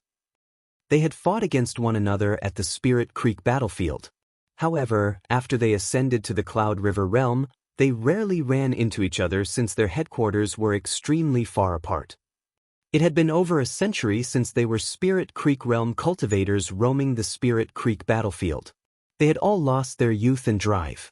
Although they were enemies, they could not help but think about the old days fondly. I'm assuming that this young friend here is the infamous Lu Yi? The old man to the left asked while staring at Lu Yi. Yi Yang ignored him. Young friend, this bullshitter here is Zhao Xen of the Tai Luo clan, and that mute to the right is Qin Ming of the Qin family. Qin Ming harumphed to indicate that he was no mute. Zhao Xen continued to stare at Lu Yi. You must believe that you're on top of the world, young friend. Why has the champion of the Scroll of Supremacy come to bully outer circle sects like us when you should be honing yourself in the core circle instead? Both Zhao Xen and Qin Ming were only Heaven 8 in the Spirit Creek battlefield, but they didn't look afraid of Lu Yi in the slightest. It was because they knew that there was no escaping Lu Yi if he really meant them harm. The young man had literally slaughtered his way up to the champion spot after all. Moreover, Lu Yi was only Heaven 8 when he became the champion of the Scroll of Supremacy. Now that he was Heaven 9, there truly was no one in the Spirit Creek battlefield who was a match for him anymore. They might really be real Lake Realm cultivators, but here in the Spirit Creek battlefield, they did not think they could even withstand a single attack from Lu Yi. I want to enter the Dragon Spring. Zhao Xen nodded. I thought that might be the case. When Zhao Xen had received his disciple's report, he immediately thought that Lu Yi had come for the Dragon Spring. There was no other reason the Heaven's Dam champion of the Scroll of Supremacy himself would visit their humble cave otherwise. Qin Ming, the elder who had been silent all this day, finally spoke up. May I know why you're entering the Dragon Spring, young friend? At your level, forget tempering your body with the Dragon Spring, I'm pretty sure it wouldn't do anything for you at all. Zhao Xen wanted to know this as well. Lu Yi thought for a moment before asking a strange question. Once upon a time, there was a mortal who lived to 100. Despite his age, he was healthy and of sound mind. Why is that? Zhao Xen frowned but gave his answer. A mortal who lived to 100 is almost at the end of their lifespan. The only way they might remain healthy is if they cultivated some sort of wellness technique. Lu Yi shook his head to indicate that his answer was wrong. Qin Ming then answered, then he must have consumed a spirit medicine that could extend his age. However, Lu Yi shook his head yet again. What is the answer then? It's because he never meddled in other people's business. It was only now Zhao Xian and Qin Ming realized what Lu Yi was trying to say. Zhao Xian argued, how is it none of our business? The dragon spring tempers the body of our disciples. It is a matter that affects not just their future, but our sex as well. If you don't give us a proper explanation, I'm afraid we cannot comply with your request. Lu Yi simply brushed his finger across the inviolable's hilt and said, if you're so concerned about your disciple's future, then you should consider how many futures will be lost if I decide to swing my saber. Zhao Xian changed his tune instantly. Did I say you cannot go in? If you were anyone else, then the Tai Luo clan would not agree to this no matter what. But since it's you, you are welcome to come and go as you pleased. What do you say, Brother Qin? Qin Ming nodded. I do not have an opinion. A smiling Yi Yang took a step forward and asked, shall we begin? Sure. All three men took out their portion of the control jade and channeled their spiritual power into it. The split halves started shining and attracting one another until they were finally joined as one. It looked like a dragon. The control jade vibrated as if it was resonating with some sort of invisible power before a rumble came from inside the mountain. Then an entrance leading to the underground appeared on the floor just like that. After the trio had retaken their portions of the control jade, Zhao Xian clasped his hand and declared, that's that then. Goodbye. He then left the place immediately. Lu Yi looked at Yi Yang inquiringly, and Yi Yang explained, their presence is no longer necessary after the dragon spring is opened. The entrance will close on its own in a few days. Lu Yi nodded. The second Zhao Xian and Qin Ming had dashed out of the Great Hall, they immediately brought out their flying spirit artifacts and vanished into the sky. They might act calm and confident in front of Lu Yi, but they would be lying if they said they weren't nervous. If they weren't afraid of triggering the vanquisher of sex, they would never make this trip no matter what. Please enter, young friend. I'll guard the entrance for you. Sorry for the trouble. Lu Yi stepped into the entrance and went underground. Just like last time, below the entrance was a spiral staircase that led deep into the underground. He walked for a long time before he finally reached the bottom and arrived at a large bronze door. The door was thick, ancient, and heavy. The image of a massive dragon was engraved on its surface. It looked lifelike enough to be real. The door was already opened. Thin red mist could be seen surging behind the door. Lu Yi felt a moment of vertigo when he set foot into the chamber. When he came to and looked around, he found himself in a chamber around 10 meters in radius. The chamber was filled with thin red mist. At the center of it was a spring. Lu Yi tried to absorb the mist into his body, but he discovered that the blood qi contained in the mist was so thin that it was practically useless to a Heaven 9 cultivator. This was why cultivators that had advanced beyond the 6th or 7th order rarely frequented the dragon spring. It was because the blood qi in the mist was too thin to improve their body. Yi flew out of Amber's body and examined their surroundings for a bit. She asked, why are we here, Lu Yi? To see an old friend, Lu Yi answered carelessly. An old friend? Yi looked confused. Amber hadn't accompanied him the first time he entered the dragon spring. Naturally, Yi hadn't entered the dragon spring either. That was why she didn't know what he had encountered during his time here. Lu Yi sat on the floor and recalled what he had experienced last time. When he was tempering his body, he had felt as if a pair of massive red eyes were watching him. There was a long time where he thought that he was just hallucinating until his cultivation grew stronger, and his understanding of the cultivation world of Jianghu deepened. Now, he realized that it probably wasn't a hallucination. Even if it was, how could he explain the dragon scale he obtained from the dragon spring? He was almost certain that it belonged to a true dragon. After he obtained the true phoenix flame, Lu Yi had asked his second senior sister about the 4 sacred beasts. They were the azure dragon, the vermilion bird, the white tiger, and the black tortoise. Their stories were spoken throughout Jianghu as a myth, but Lu Yi knew that the vermilion bird was real. The true phoenix flame he obtained was the proof of it. In fact, his second senior sister speculated that Amber was probably a descendant of the white tiger. It was because there had never been a tiger spirit beast who could transform an apparition into a ghost spirit until Amber. The fact that Amber possessed many unique talents that other tiger spirit beasts did not possess supported the theory as well. Since the vermilion bird and white tiger existed, then the azure dragon and the black tortoise must exist as well. Now, Lu Yi was certain that he had obtained a true dragon scale from the dragon spring. The reason the blood in the dragon scale had powerful body tempering effects was because it contained the blood of a true dragon. The spring before him was the dragon spring, and he had obtained the dragon scale from it. That was why he speculated that a true dragon laid beneath the dragon spring. There was only one reason he came all the way to the 100 peaks, and that was to obtain more dragon scales. The blood chi it contained was incredibly useful for him, Amber, and Jujia. The real question was, how should he do this? Last time, the dragon scale had abruptly appeared in front of him. In other words, it was a gift from the true dragon who was imprisoned at this place.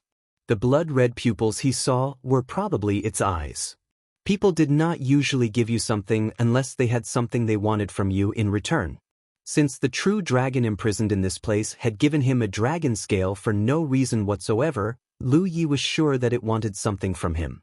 That was one angle he could use.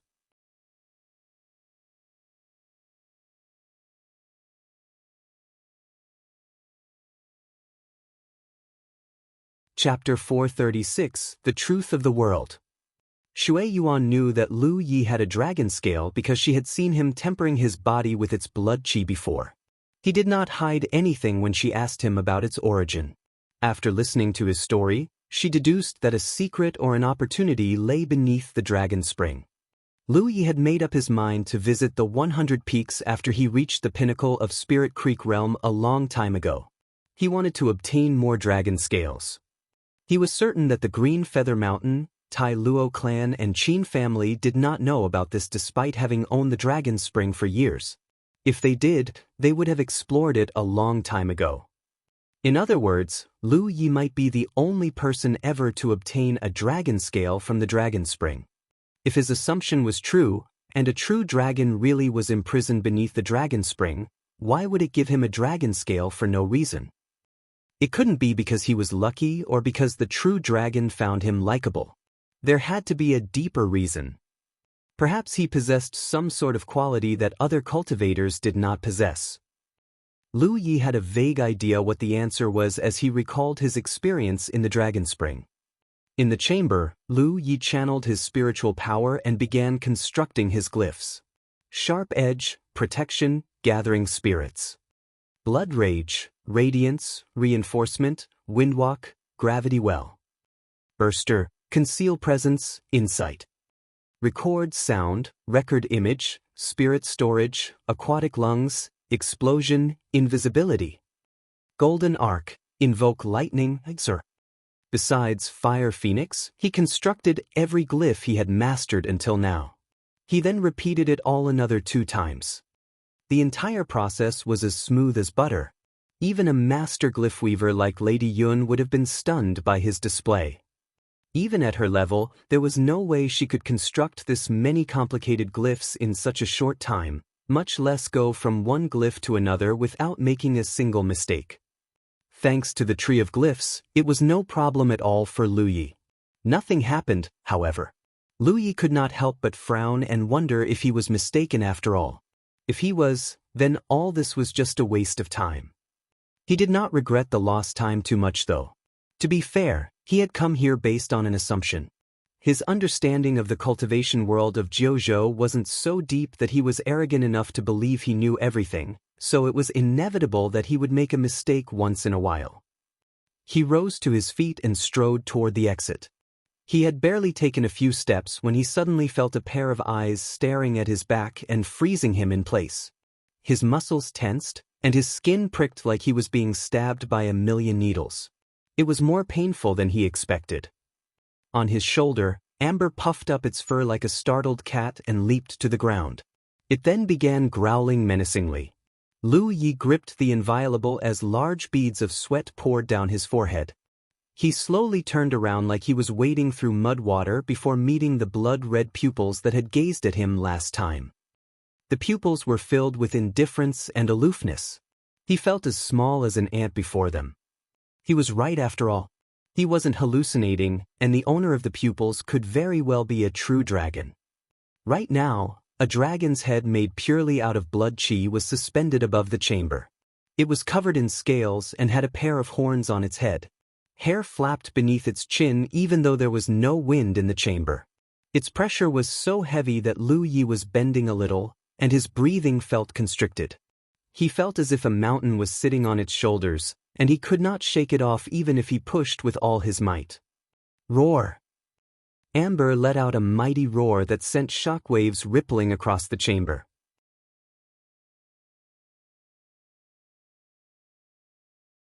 At the same time, the fire phoenix on the tree of glyphs suddenly let out a clear phoenix cry as if it was alive. Surprise replaced the indifference in the dragon's eyes. The next moment, Lu Yi unsheathed the inviolable, shoved his vitality into his right arm, and swung down on the head. Flash! The attack could have killed even a Heaven 9 body-tempering cultivator in a single strike, but it did no damage to the dragon's head whatsoever. It wasn't a physical presence after all. It was just a manifestation of blood chi. Despite this, Lu Yi felt like he had severed something. The heavy pressure pressing down on his shoulders abruptly disappeared. Lu Yi let out a sigh of relief and looked at the dragon's head. He asked, "Did you choose me because you want me to save you?" If he was only guessing before, now he was certain that that was the case. Lu Yi might not know why the dragon was imprisoned in this place, but he knew that it wanted to be free if at all possible. Naturally, it would try to find a suitable candidate. Most of the cultivators who came to the Dragon Spring were not up to the dragon's standards. However, Lu Yi was a different story.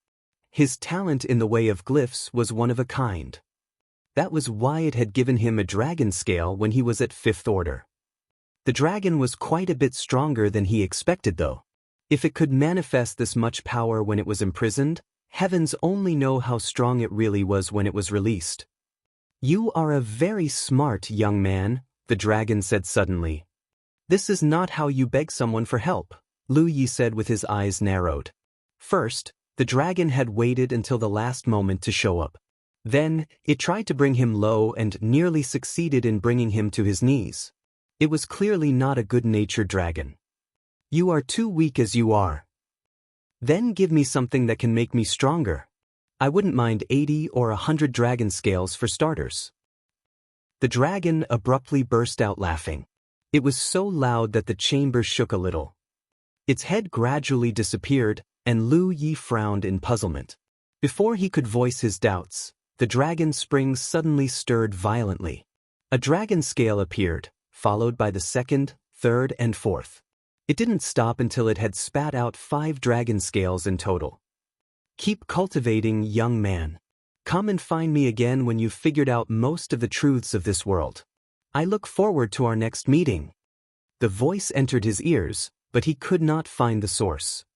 For whatever reason, the dragon seemed certain that Lu Yi was going to seek it out again. Lu Yi muttered, "Stingy," under his breath before he picked up the 5 dragon scales.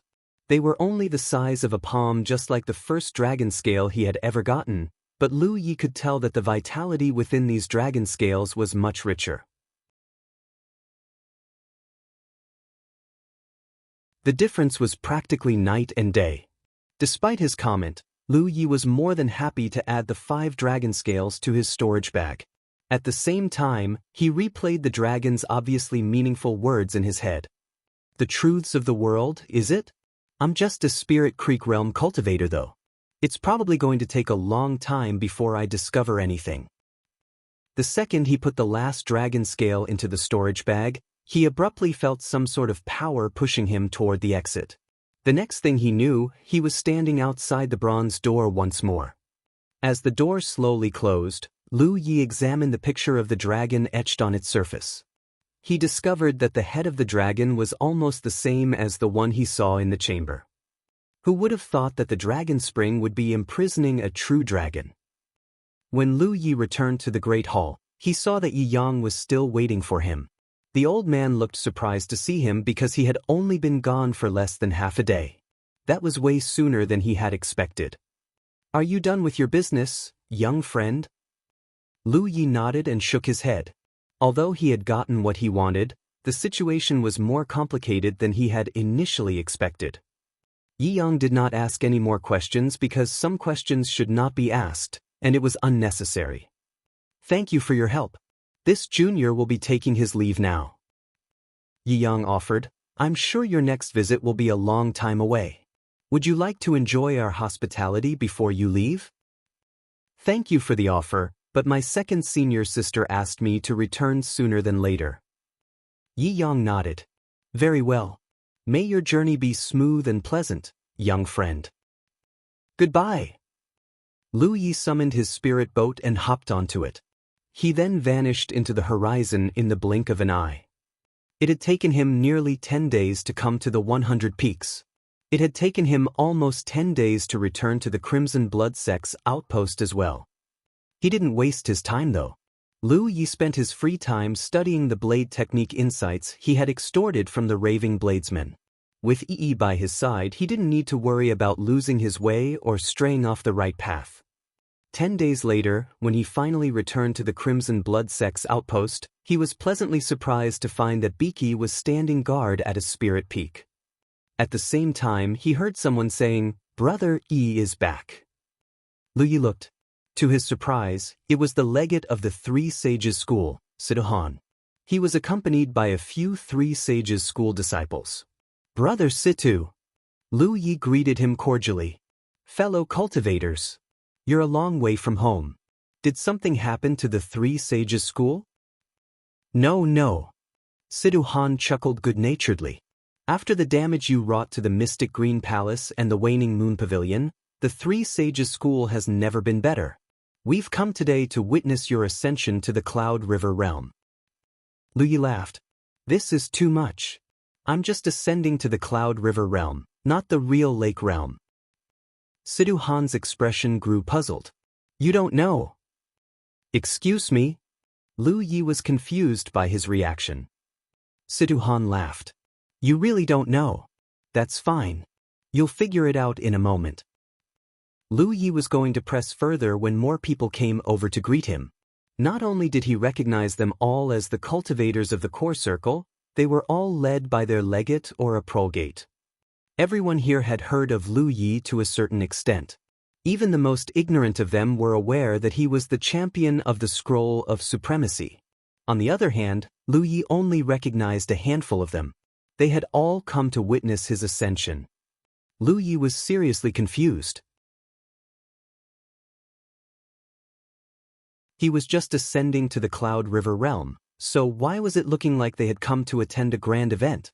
He might be one of a kind, but he did not think that his ascension warranted the presence of the legates and prolgates of the core circle sections. It was to the point where he thought something had happened to his outpost at the beginning. Right now, the Crimson Blood Sect's outpost was jam-packed with people. Their disciples might only number a couple hundred, but nearly 2,000 people had traveled all the way from the core circle to visit them. Duan Yi had no choice but to spend some contribution points and enlarge their territory after asking for permission from his second senior sister. That wasn't all. He noticed that a platform had been built at the Sanctum of Providence. According to the people around him, that was where he was expected to break through to the Cloud River realm. As the platform was 40 meters high, it was guaranteed that everyone would have a clear view of him. Lu Yi was completely confused at this point. He had left for only 20 days at most, so why did it feel like he had returned to a different reality?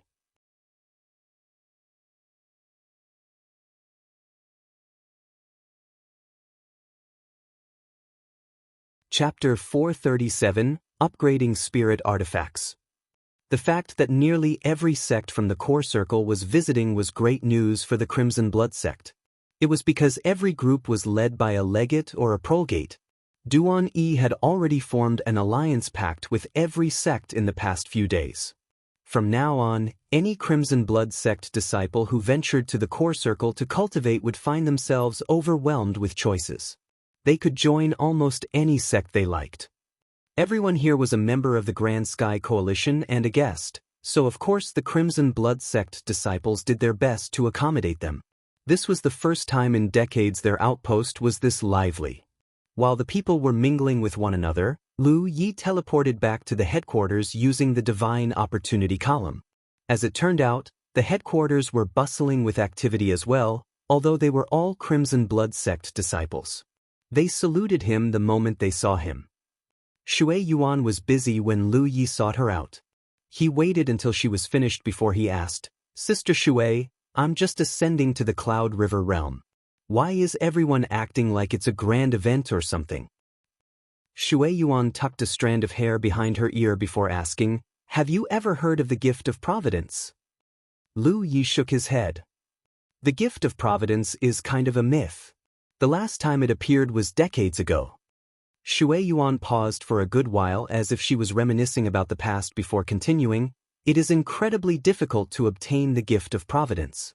First, the cultivator must slay enemies above his cultivation level repeatedly to garner the heavens' attention.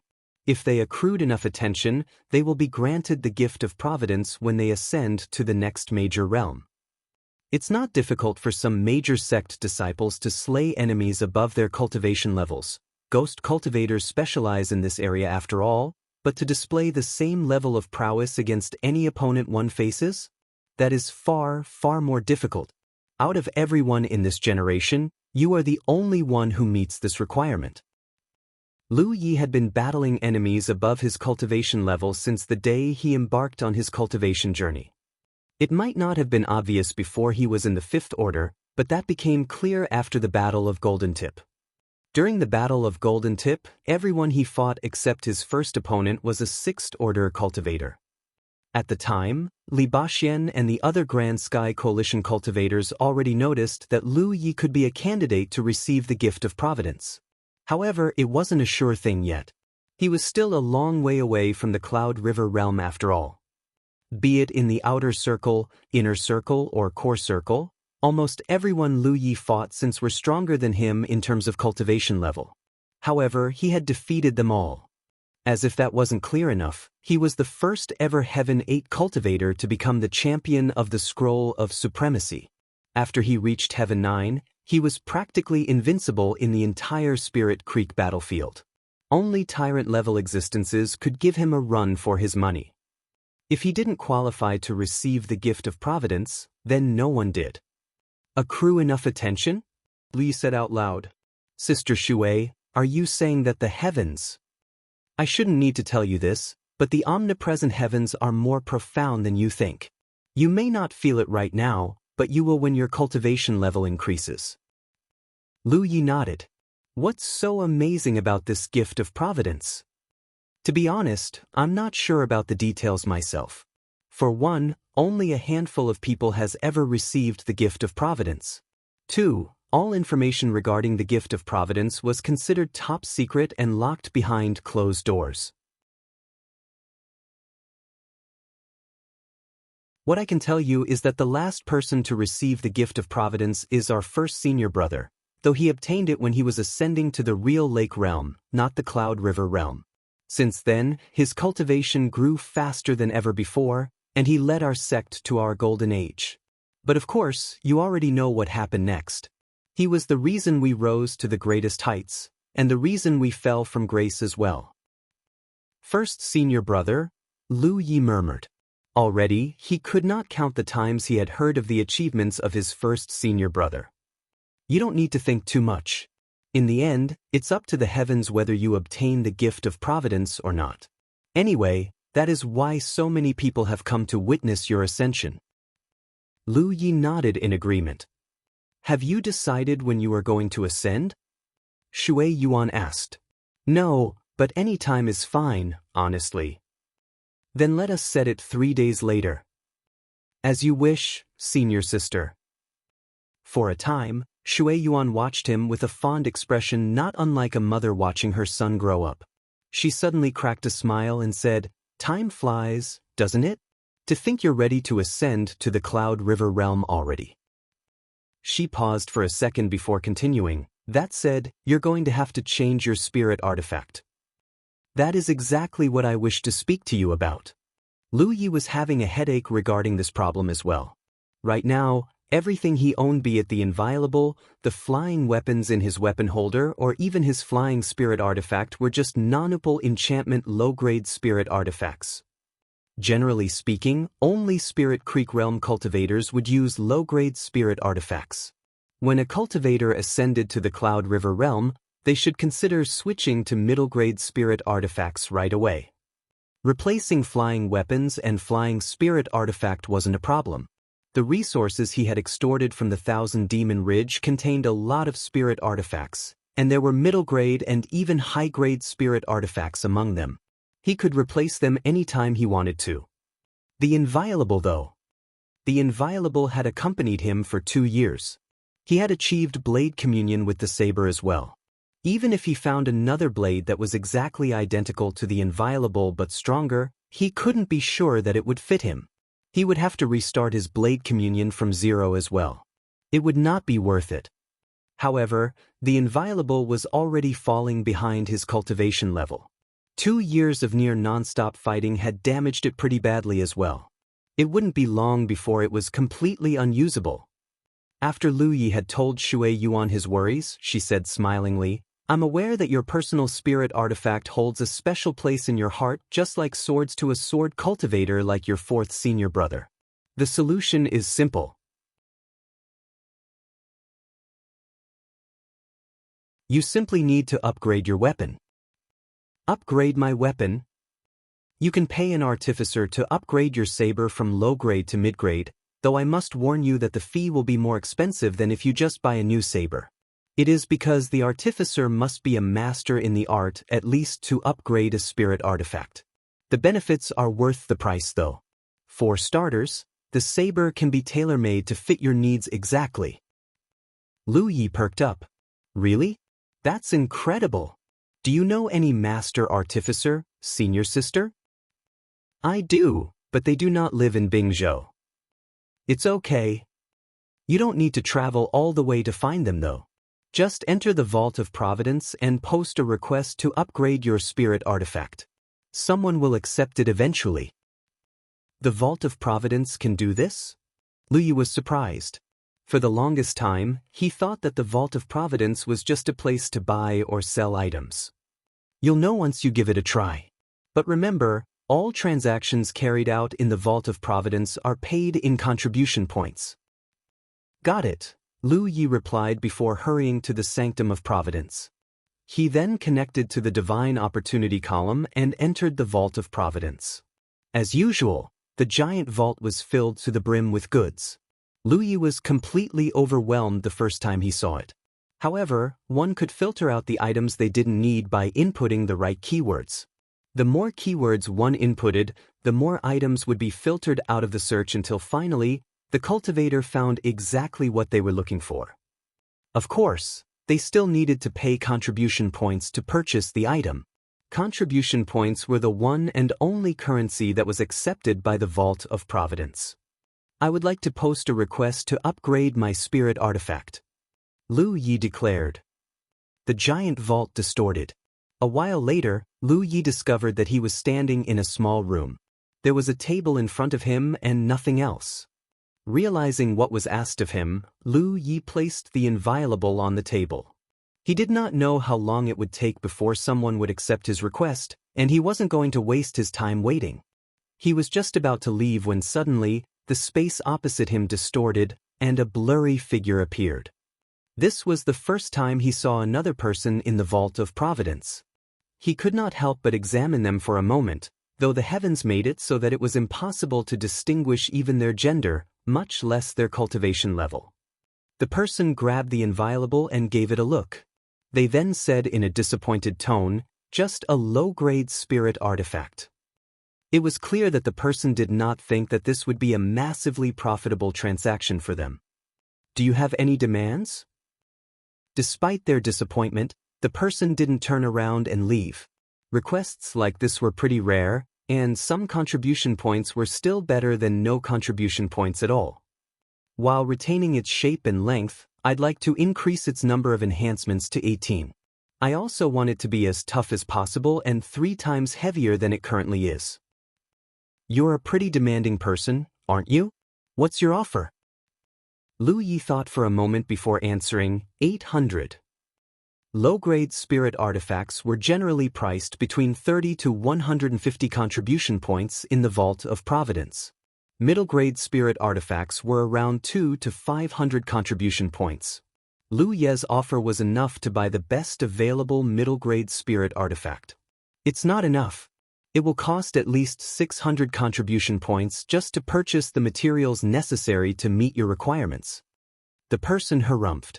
Upgrades are not the same as purchases. How much do you want then?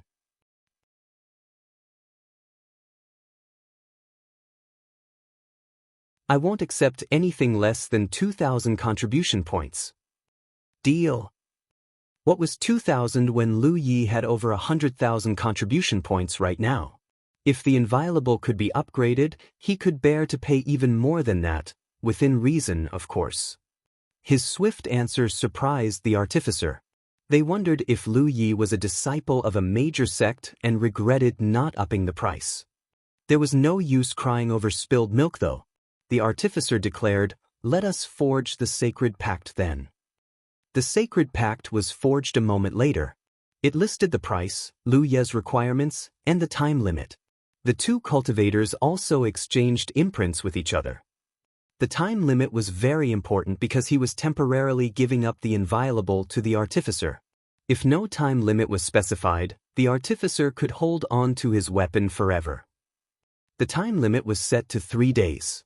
Lu Yi could not help but think that artificing was a wonderfully profitable business.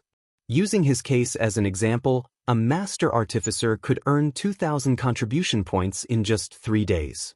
Lu Yi went back to his second senior sister after exiting the Vault of Providence. Now that the problem regarding the inviolable was solved, he only needed to replace his flying weapons and flying spirit artifact.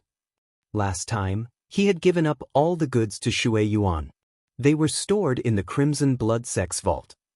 He took the key from his second senior sister and went to the vault to make his pick.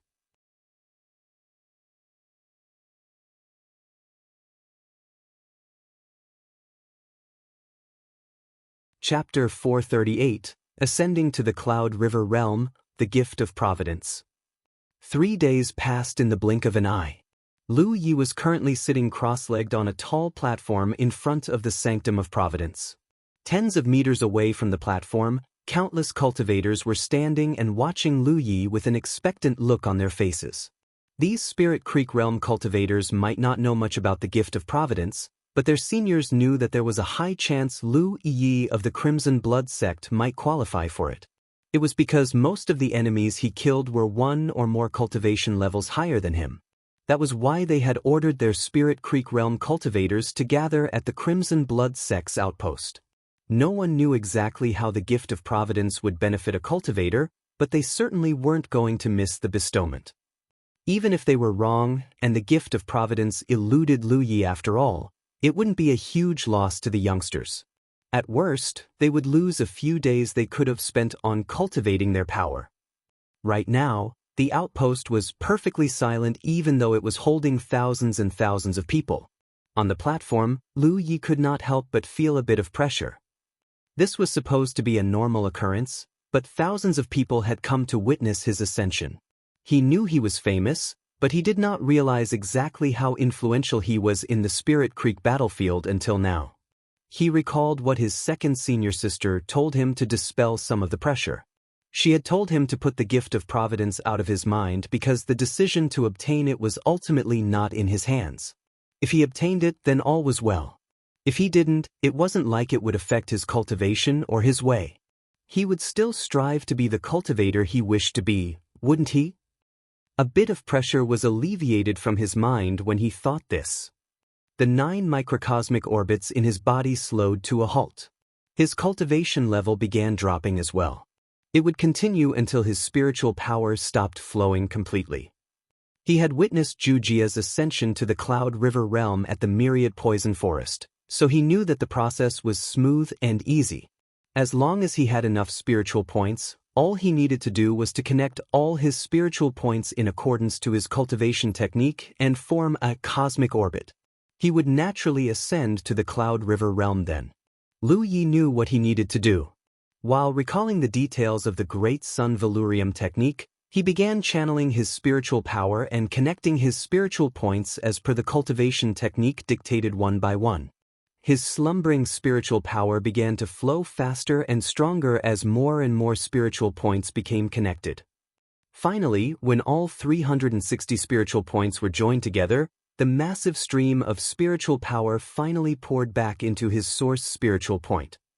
With this, he had officially formed a cosmic orbit inside his body. A buzz came from within Lu Ye's body. The flow of spiritual power sounded like that of a rampaging river. An invisible shockwave that spanned the entire outpost swept out of his body, and just like that, he had ascended to the Cloud River realm. When Wuxia had ascended to the Cloud River realm, the heavens had immediately booted him out of the Spirit Creek battlefield and to headquarters Sanctum of Providence. Lu Yi was feeling the same thing right now. He suddenly felt as if he was shoved into a tiny hole, and the very space around him was trying to eject him from the Spirit Creek battlefield. Suddenly, a mysterious power descended from the heavens. The next thing he knew, the rejection was no more. It really is the gift of Providence, someone exclaimed in shock. Although their elders had already informed them about the possibility, there was no telling if Lu Yi would actually receive the gift of Providence until it happened.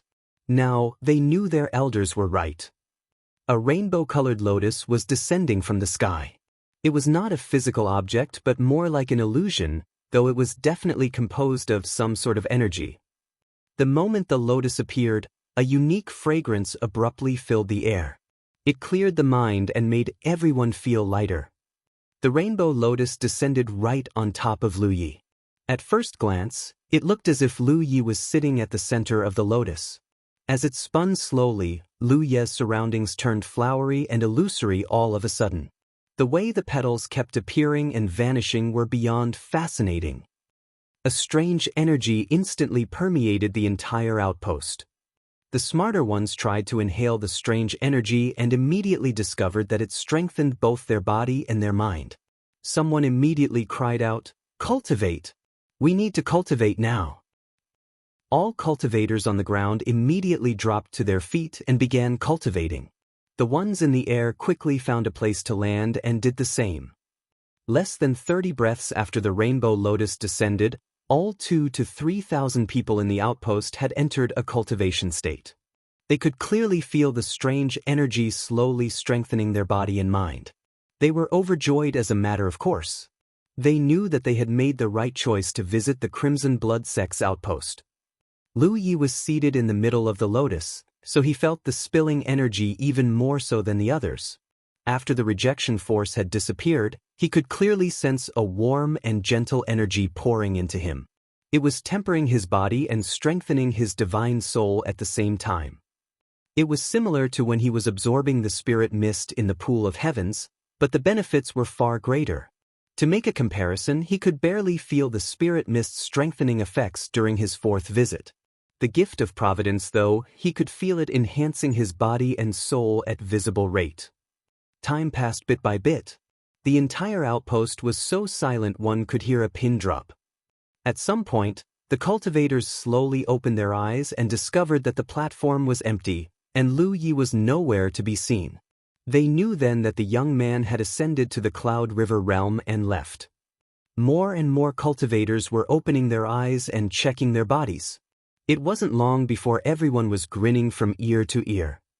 Practically everyone had benefited from the gift of Providence. Not only were their bodies and minds stronger than before, some of them had even unlocked spiritual points that had remained locked for a long time. Even more people discovered that the concentration of pill poison in their bodies had decreased, and their spiritual power was purer than before. For a time, they could not help but wonder just how much Lu Yi had benefited from the gift of providence, as he was its main target. One thing was certain: Lu Yi was stronger than ever before. The Grand Sky Coalition cultivators weren't the only ones who were celebrating Lu Yi's ascension. The Thousand Demon Ridge was cheering and dancing like crazy as well. And why were they in a celebratory mood? It was because the one leaf of the three Banes of Spirit Creek had finally left the Spirit Creek battlefield. Just now, Lu Yi's name had suddenly vanished from the Scroll of Supremacy before being replaced by Lan Zi of the Infinite Island. There was no chance in hell that Lu Yi had died a sudden death, so the bastard could only have ascended to the Cloud River realm. Countless Thousand Demon Ridge cultivators felt like crying when they learned this. Finally, the Sanuvabich was gone from the Spirit Creek battlefield. No longer did they have to worry about a single cultivator dominating the entire battlefield anymore. It was like an oppressive mountain had suddenly been lifted off their shoulders. For the longest time, it felt like their spines were broken, and every action they took must factor Lu Yi into the equation. But they could finally stand straight and do whatever they wanted.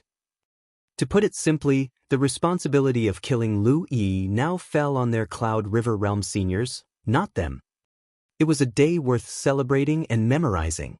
Countless people suddenly remembered how to smile again, and some people nearly almost cracked out the musical instruments to celebrate his departure. Unfortunately, their cheer was dampened all too quickly. It wasn't long before they heard that Lu Yi had obtained the gift of providence when ascending to the Cloud River realm. The gift of providence represented the attention and acknowledgement of the heavens themselves. Since ancient times, only a handful of cultivators had ever obtained the gift of providence, and every single one of them was incredibly accomplished in their cultivation journey. In fact, the last cultivator to receive the gift of providence had come from the Crimson Blood sect. The Sanuvabich had even crushed them so badly that their own parents couldn't recognize them. If he hadn't been too straight-laced and inflexible in the end, they would still be hiding in a corner of the world and jumping at their own shadows. The news soured the Thousand Demon Ridge's good mood immediately.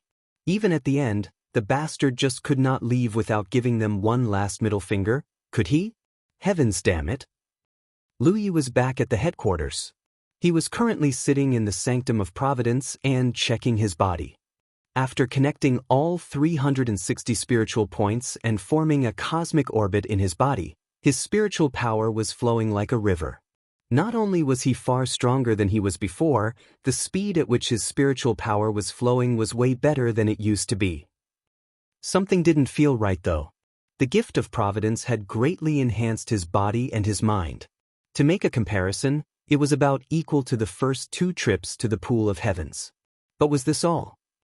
He did not know what his first senior brother had gotten when he had received his gift of providence because there wasn't a detailed record of the event.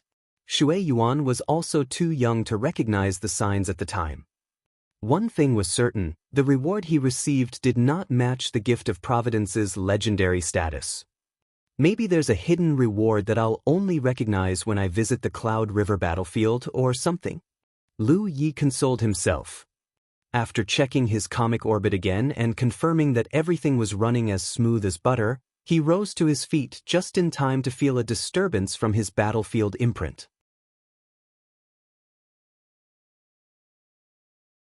He checked it and realized that it was time to meet his artificer. He hurriedly pressed a hand to the Divine Opportunity column and connected his mind to the Vault of Providence. He quickly appeared in the small room once more. You're tuning in to the Han Li's Immortal Journey YouTube channel. Don't forget to subscribe and join us on this journey to catch the most captivating stories.